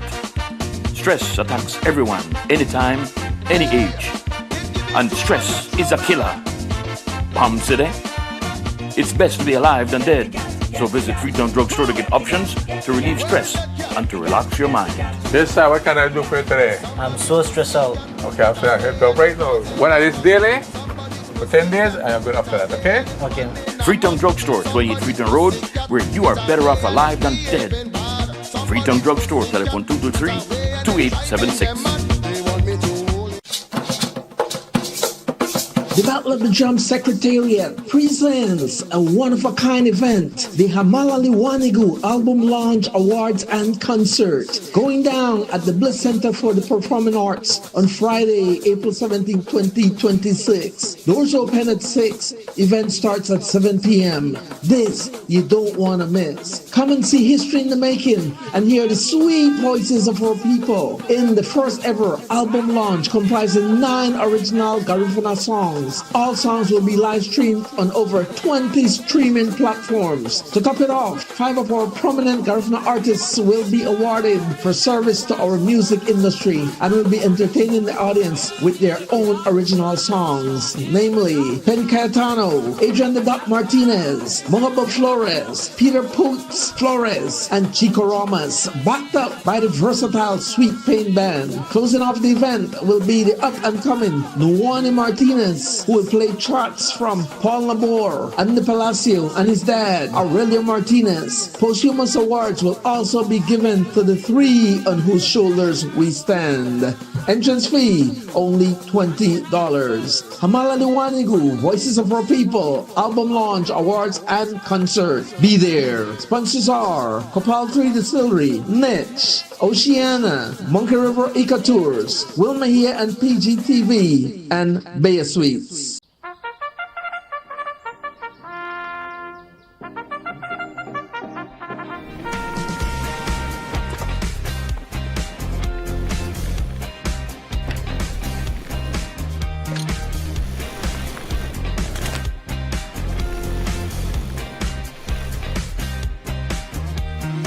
Hey, that's a train.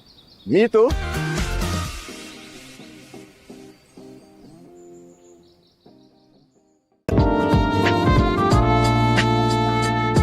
Attention advertisers, sellers and readers of the Amandala newspaper, please be advised that there will be no online Tuesday issue of the newspaper on Tuesday, March 31st, 2026 and Tuesday, April 7th, 2026. There will only be the Friday issue, which will hit the streets on Thursday, April 2nd, 2026 and Friday, April 10th, 2026. Happy Easter from the management and staff of the Amandala newspaper.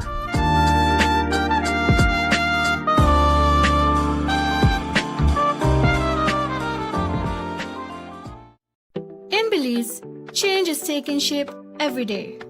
It all starts with Game Changers. Investing in modern transport, better health infrastructure, renewable power for all, digital transformation, and more opportunities for a brighter future, the European Union's Global Gateway Initiative is unlocking new potential. Game Changers are bringing this to life. Game Changers, empowering the future. Follow the EU in Belize to meet the Game Changers. Marlon Castillo Quality Meats. For the best in beef and pork. Check them out at Booth 39 at the Michael Finnegan Market. Call 614-2255. Marlon Castillo Quality Meats open Monday to Saturday 6 a.m. to 5 p.m. Sundays 6 a.m. to 12 noon. Booth number 39 Michael Finnegan Market. Last gate, first meat shop at the back. Check them out on Facebook at Marlon Castillo Quality Meats. Stop in today. Let me give you the down low on where to go for bargains galore when it comes to a steal on 4 wheels. Get into my car. Steve Benedict Auto Sales Incorporated, an independently owned car dealership that has been in the business for over 15 years, keeping others in the dust. Doesn't matter what's your loss, anything from a bus to a Lexus, Steve Benedict is a must. Top quality pre-owned vehicles at very affordable prices that won't leave you in a financial crisis. And to keep you in the loop, because we're a tight-knit group, there's no middleman hustling you to make a big commission. Our customers' priority is always number one. That's a guarantee from the owner, Steve B. Located in Bronx, New York, USA. WhatsApp number 1-929-240-8765. That's 1-929-240-8765. Email stevebenedict532@hotmail.com. Steve Benedict Auto Sales Incorporated. From a bus to a Lexus.